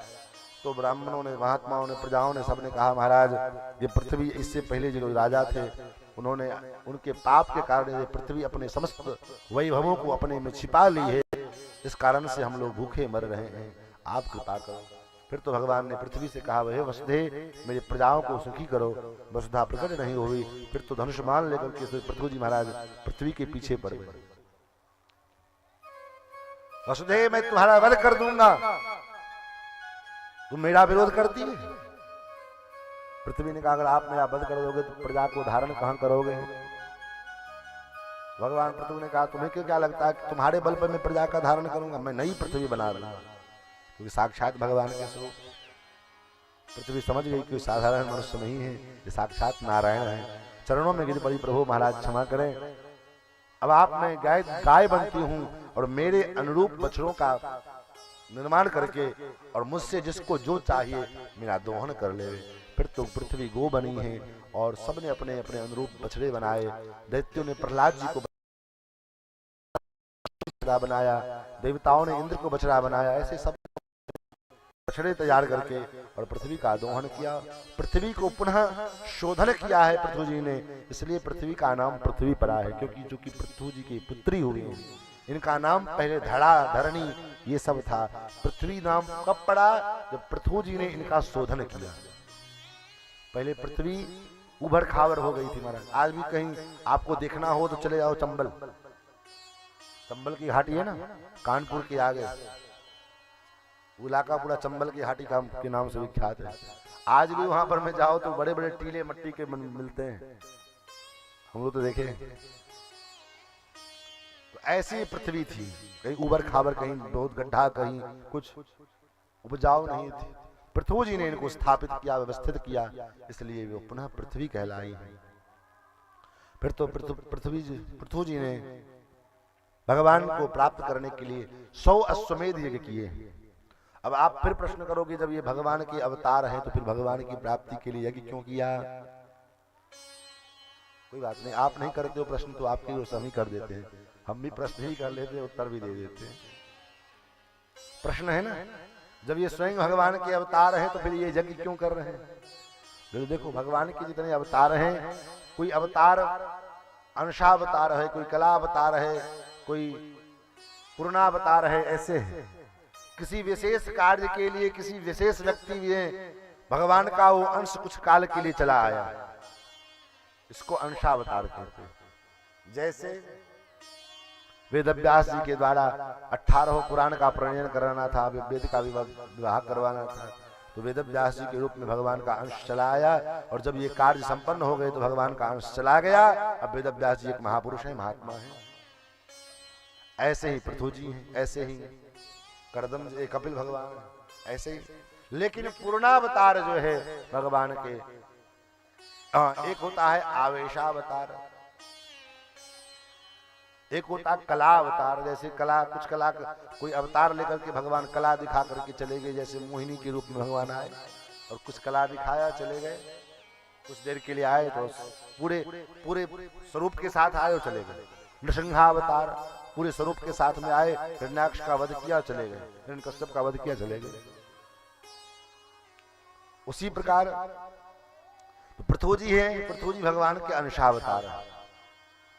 पृथु जी ने भगवान की स्तुति की है, और पृथु जी को भगवान ने कहा वरदान मांगो। पृथु जी ने बड़ा विचित्र वरदान मांगा है। क्या वरदान मांगा है। पृथु जी कहते, महाराज आप मेरे इन कानों में 10,000 कानों की शक्ति प्रदान कर दो। क्यों? क्योंकि ये 2 कानों से जब मैं आपकी कथा सुनता हूं तो मुझे तृप्ति नहीं होती, पेट नहीं भरता, मेरा मन नहीं भरता है। जब मैं 10,000 कानों से आपका चरित्र सुनूंगा तब मेरा मन भर जाएगा। महत्तमांतर हृदयान्मुखाच्युतो, भगवान ने कहा क्या गजब वरदान मांगता है। कोई धन मांगता है, कोई संपत्ति मांगता है, कोई राजपाट मांगता है, कान कौन मांगता है कि मुझे कान दे दो। लेकिन पृथु जी ने कान मांगा, 10,000 कान की शक्ति मुझे मिले, ताकि आपके चरित्र को मैं सुनूं तो मुझे तृप्ति। लेकिन हम लोग कैसे, हम लोगों के लिए भी कहा गोस्वामी जी ने कि आजकल जैसे पृथ्वी महाराज के 10,000 कान थे, वैसे हमारे भी 10,000 कान हैं आपके, लेकिन किस लिए हैं? बोले पृथ्वी महाराज के 10,000 कान तो भगवान के चरित्र सुनने के लिए थे, लेकिन जब हम किसी की निंदा सुनने लग जाते हैं, किसी की बुराई सुनने लग जाते हैं, तो पुनि प्रणवों पृथ्वीराज समाना पर अग सुनई सहस 10 कान। जैसे किसी की निंदा सुनने लग जाए तो जैसे लगता है कान में 10,000 कान का पावर फिट हो गया, भरता ही नहीं है। और कुछ कहो, और कुछ सुनाओ, और कुछ बताओ, मानो जिज्ञासा बढ़ती जाती है। लेकिन पृथ्वी जी महाराज कहते मैं इन कानों की सुनूंगा। ऐसे श्री पृथ्वी जी महाराज का पावन चरित्र संक्षेप में सुनाया। इन्हीं के वंश में प्राचीन बरही नाम के राजा हुए हैं, जो बड़े कर्मकांडी थे। उनको नारद जी ने उपदेश देकर के पुरंजन उपाख्यान श्रवण करा करके और भक्ति के मार्ग में लगाया है। अब पंचम स्कंद में मनु जी महाराज के पुत्र प्रियव्रत का चरित्र है। प्रियव्रत के पुत्र हुए महाराज आग्नेत्र। प्रियव्रत जिन्होंने पृथ्वी के 7 विभाग किए, अपने रथ के पहिए से, उनके रथ के पहिए से पृथ्वी 7 भाग में बट गई। उसी को द्वीप कहते, सप्त द्वीप। और रथ के पहिए से जो गड्ढा बन गया, वही गड्ढा सप्त महासागर बना है। आप कहोगे जो महासागर भूगोल में पढ़ाए जाते हैं, प्रशांत महासागर, हिंद महासागर, अरब इत्यादि, तो नहीं। 7 महासागर 7 प्रकार के पदार्थों के हैं।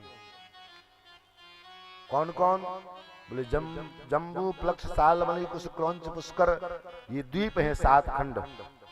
जम्बू द्वीप, प्लक्ष द्वीप, सालमणि, कुश क्रौंच पुष्कर, ये 7 द्वीप हैं। ये पूरा पृथ्वी जितना हम देख पाते हैं, ये एक द्वीप के अंतर्गत आता है, इसको कहते हैं जम्बू द्वीप। और इसके बाद जम्बू द्वीप के बाद खारे जल का समुद्र है। उसके बाद प्लक्ष द्वीप, और प्लक्ष द्वीप के बाद फिर 10 जम्बू द्वीप के अपेक्षा 10 गुना अधिक बड़ा प्लक्ष द्वीप है। उसके बाद गन्ने के रस का समुद्र। उसके बाद अगले द्वीप के बाद मट्ठे का समुद्र, दही का समुद्र, मदिरे का समुद्र, मदिरा शराब, दूध का समुद्र जिसको क्षीर सागर कहते हैं। ऐसे 7 प्रकार के पदार्थों का सागर है, समुद्र। इन्हीं के पुत्र हुए महाराज आग्नेत्र। आग्नेत्र के पुत्र हुए महाराज नाभि। महाराज नाभि भगवान को ही पुत्र के रूप में प्राप्त करने के लिए यज्ञ कर रहे थे। भगवान प्रकट हुए, ब्राह्मणों ने कहा महाराज ये आपको पुत्र के रूप में प्राप्त करना चाहते। भगवान ने कहा ठीक है। फिर नाभि के यहाँ पर में भगवान का 8वां अवतार हुआ। किसके रूप में? ऋषभ देव जी के रूप में। बोल ऋषभ देव भगवान की जय। ऋषभ देव जी का विवाह इंद्र की पुत्री जयंती के साथ हुआ और उनके द्वारा 100 संतानों का जन्म हुआ, जिनमें 81 पुत्र ब्राह्मण धर्मावलंबी हो गए। 9 पुत्र 9 योगेश्वर हो गए हैं, जिनका चरित्र आगे 11वें स्कंद में आता है। और 9 पुत्रों को अन्य 9 वर्षों का राजा बनाया है। और उसमें जो सबसे ज्येष्ठ पुत्र थे भरत जी महाराज, उनको उस जम्बू द्वीप के आर्यावर्त खंड का राजा बनाया। जम्बू द्वीप में भी कई खंड हैं, आर्यावर्त खंड, केतुमाल खंड, हरिवर्ष खंड इत्यादि। तो महाराज ये भरत खंड जो है आर्यावर्त खंड है, इसका नाम पहले आर्यावर्त खंड था, लेकिन इन्हीं भरत जी के नाम पर में इसका नाम भरत खंड पड़ा है। भरत जी महाराज ऐसे राजा हुए। भरत जी महाराज नारायणी मुक्ति और हिरण का बच्चा, हिरण गर्भवती हिरणी पानी पीने के लिए आई और उसी समय मोह क्या है, बोले उसका पालन पोषण कर ठीक था, लेकिन मन में जो ये भावना बैठ गई कि इसका मेरे सिवा का है कौन, यही मोह है। हम परिवार का पालन पोषण करें ठीक है, लेकिन ये भावना जब मन में आ जाती है कि मैं नहीं रहूंगा तो इसका क्या होगा, ये मेरा है, मैं ही इसका रक्षक हूँ, मैं ही इसका पोषक हूँ, मैं ही सब कुछ करता, मोह आरंभ होता है। मोह का महीना बीत, व्यापार सब ठीक ठाक चलने लगा, तो सबकी जिंदगी अपने आप पटरी पे आ गया, दरवाजा बंद। अब क्या करें हम? गुरु जी ने कहा चलो कोई बात नहीं, जब तुम उनके नजर में मर ही गए हो तो अब तुम मर ही जाओ, चलो हमारे साथ, तुमको यही संसार के क्या हो जाएगा, कुछ नहीं होगा। थोड़े दिन के लिए लोग रोएंगे पीटेंगे और उसके बाद 15 दिन महाराज सब भगवती भद्र काली और काली अपने ही भक्त का खड्ग लेकर के अपने ही भक्त को मार डाले। क्यों? क्योंकि वो जानती है ये वैष्णव है, भक्त है, और हमारे सामने किसी वैष्णव का भक्त का अपचार हो जाएगा, अपराध हो जाएगा, भगवान को सहन नहीं होगा। कभी भी सब कुछ करना, पूजा आप करो चाहे न करो, पाठ करो चाहे न करो, भक्ति करो चाहे न करो, लेकिन कम से कम वैष्णव का अपराध मत करना।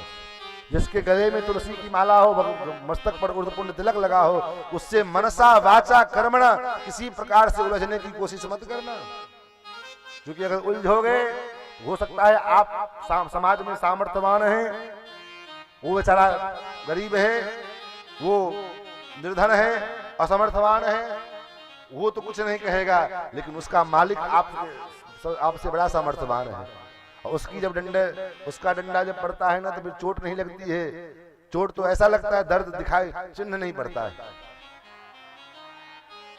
उसके डंडे का निशान नहीं दिखाई पड़ता है, लेकिन चोट तो ऐसा लगता है महाराज जिसका कोई जवाब नहीं। इसलिए सब कुछ करना, लेकिन कभी किसी वैष्णव भक्त से का अपराध ना हो जाए, क्योंकि जो अपराध भगत कर करी राम रोष पावक सुजरई। फिर तो भरत जी महाराज आगे रघुगण मिले हैं, रघुगण को भरत जी ने उपदेश किया है, फिर भवाटवी का वर्णन करके सुनाया है।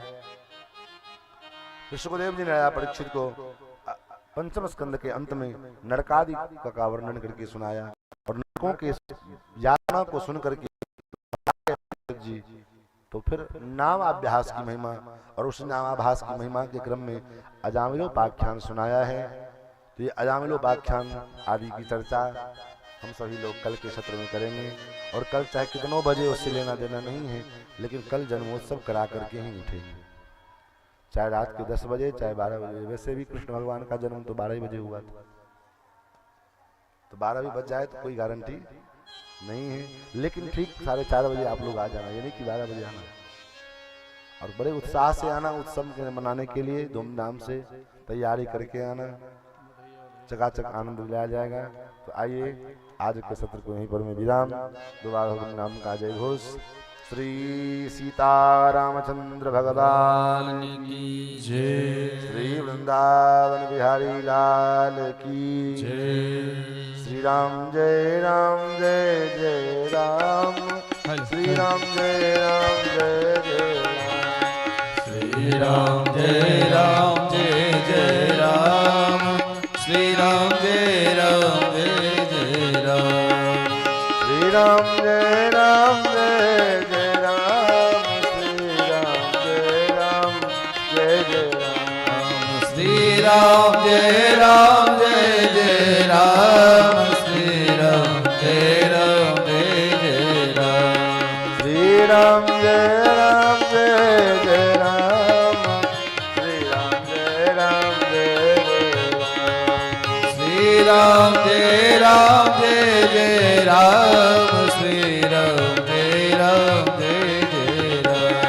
राम जय जय राम, श्री राम जय जय राम, श्री राम जय जय राम, श्री राम जय जय राम। श्री सीताराम महाराज की जय। चंद्रमा मनसो जात चक्षो सूर्यो अजायत श्रोताद्वायुषप्राशमुखादग्निरजायत। आरती करो ब्रजनाणी ले कंचन तारी, आरती करो ब्रजनारी, आरती करो ब्रजनारी ले कंचन थारी, आरती करो ब्रजनारी।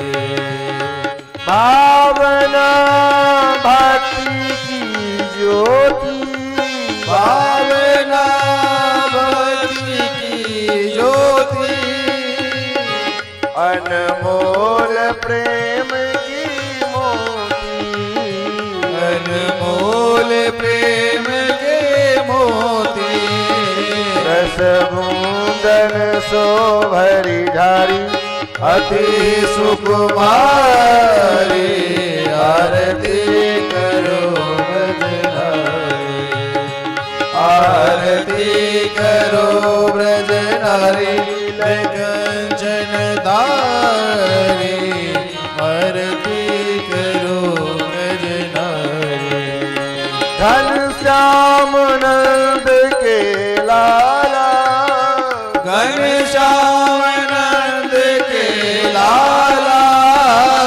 पहिरे पट पीत रसाला पहिरे पट पीत रसाला सन सोहे वृषभानु दुलारी राधिका प्यारी आरती करो ब्रजनारी आरती करो ब्रजनारी कंचन थारी आरती करो ब्रजनारी कुंडल छवि मोर मुकुट की कुंडल छवि मोर मुकुट की चंचल चितवन नट खट की चंचल चितवन नट खट की चंद्रिका चमक रही न्यारी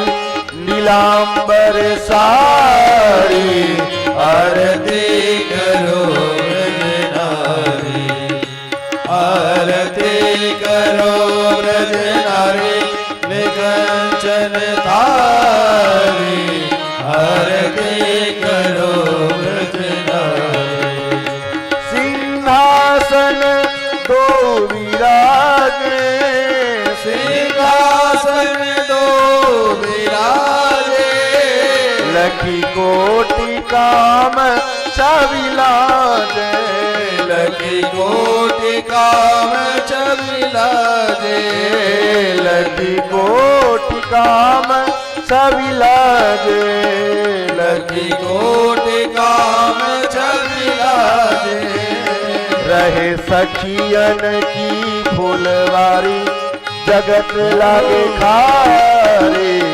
आरती करो ब्रजनारी आरती करो ब्रजनारी कंचन धारी आरती करो ब्रजनारी चिरजीवे अविचल जोड़ी चिरजीवे अविचल जोड़ी चिरजीवो अविचल जोड़ी चिरजीवो अविचल जोड़ी मोहन वृषभानु किशोरी मोहन वृषभानु किशोरी मोहन वृषभानु किशोरी मोहन वृषभानु किशोरी रस जीवन कुंज बिहारी मैं जाऊं बलिहारी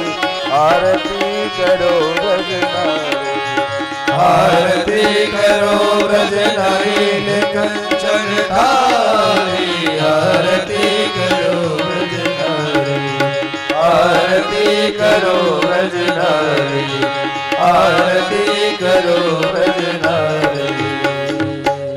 आराधिक्यं समर्पयामि जलेन शीतलीकरणम् आराधिक्य ग्रहणं पुष्पै देवाभिवन्दनं हरिः ओम् यज्ञेन जगमय जन्तदेवास्तानि धर्माणि प्रथमान्यासन्ना हेयनाकं महिमानः सचन्द्रपूर्वे साध्याः सन्ति देवाः ॐ नानासुगन्धपुष्पाणि यथा कालोद्भवानि च पुष्पाञ्जलिर्मया दत्ता गृहाण परमेश्वर मन्त्रपुष्पाञ्जलिं समर्पयामि श्री पुराण पुरुषोत्तमाय नमः। श्री कृष्ण कृष्णचंद्राय नमः। बोलिए श्री वृंदावन बिहारी लाल की जय। परम पूज्य व्यास जी महाराज की जय। जय श्री राधे। समस्त भक्त लोग ध्यान दे।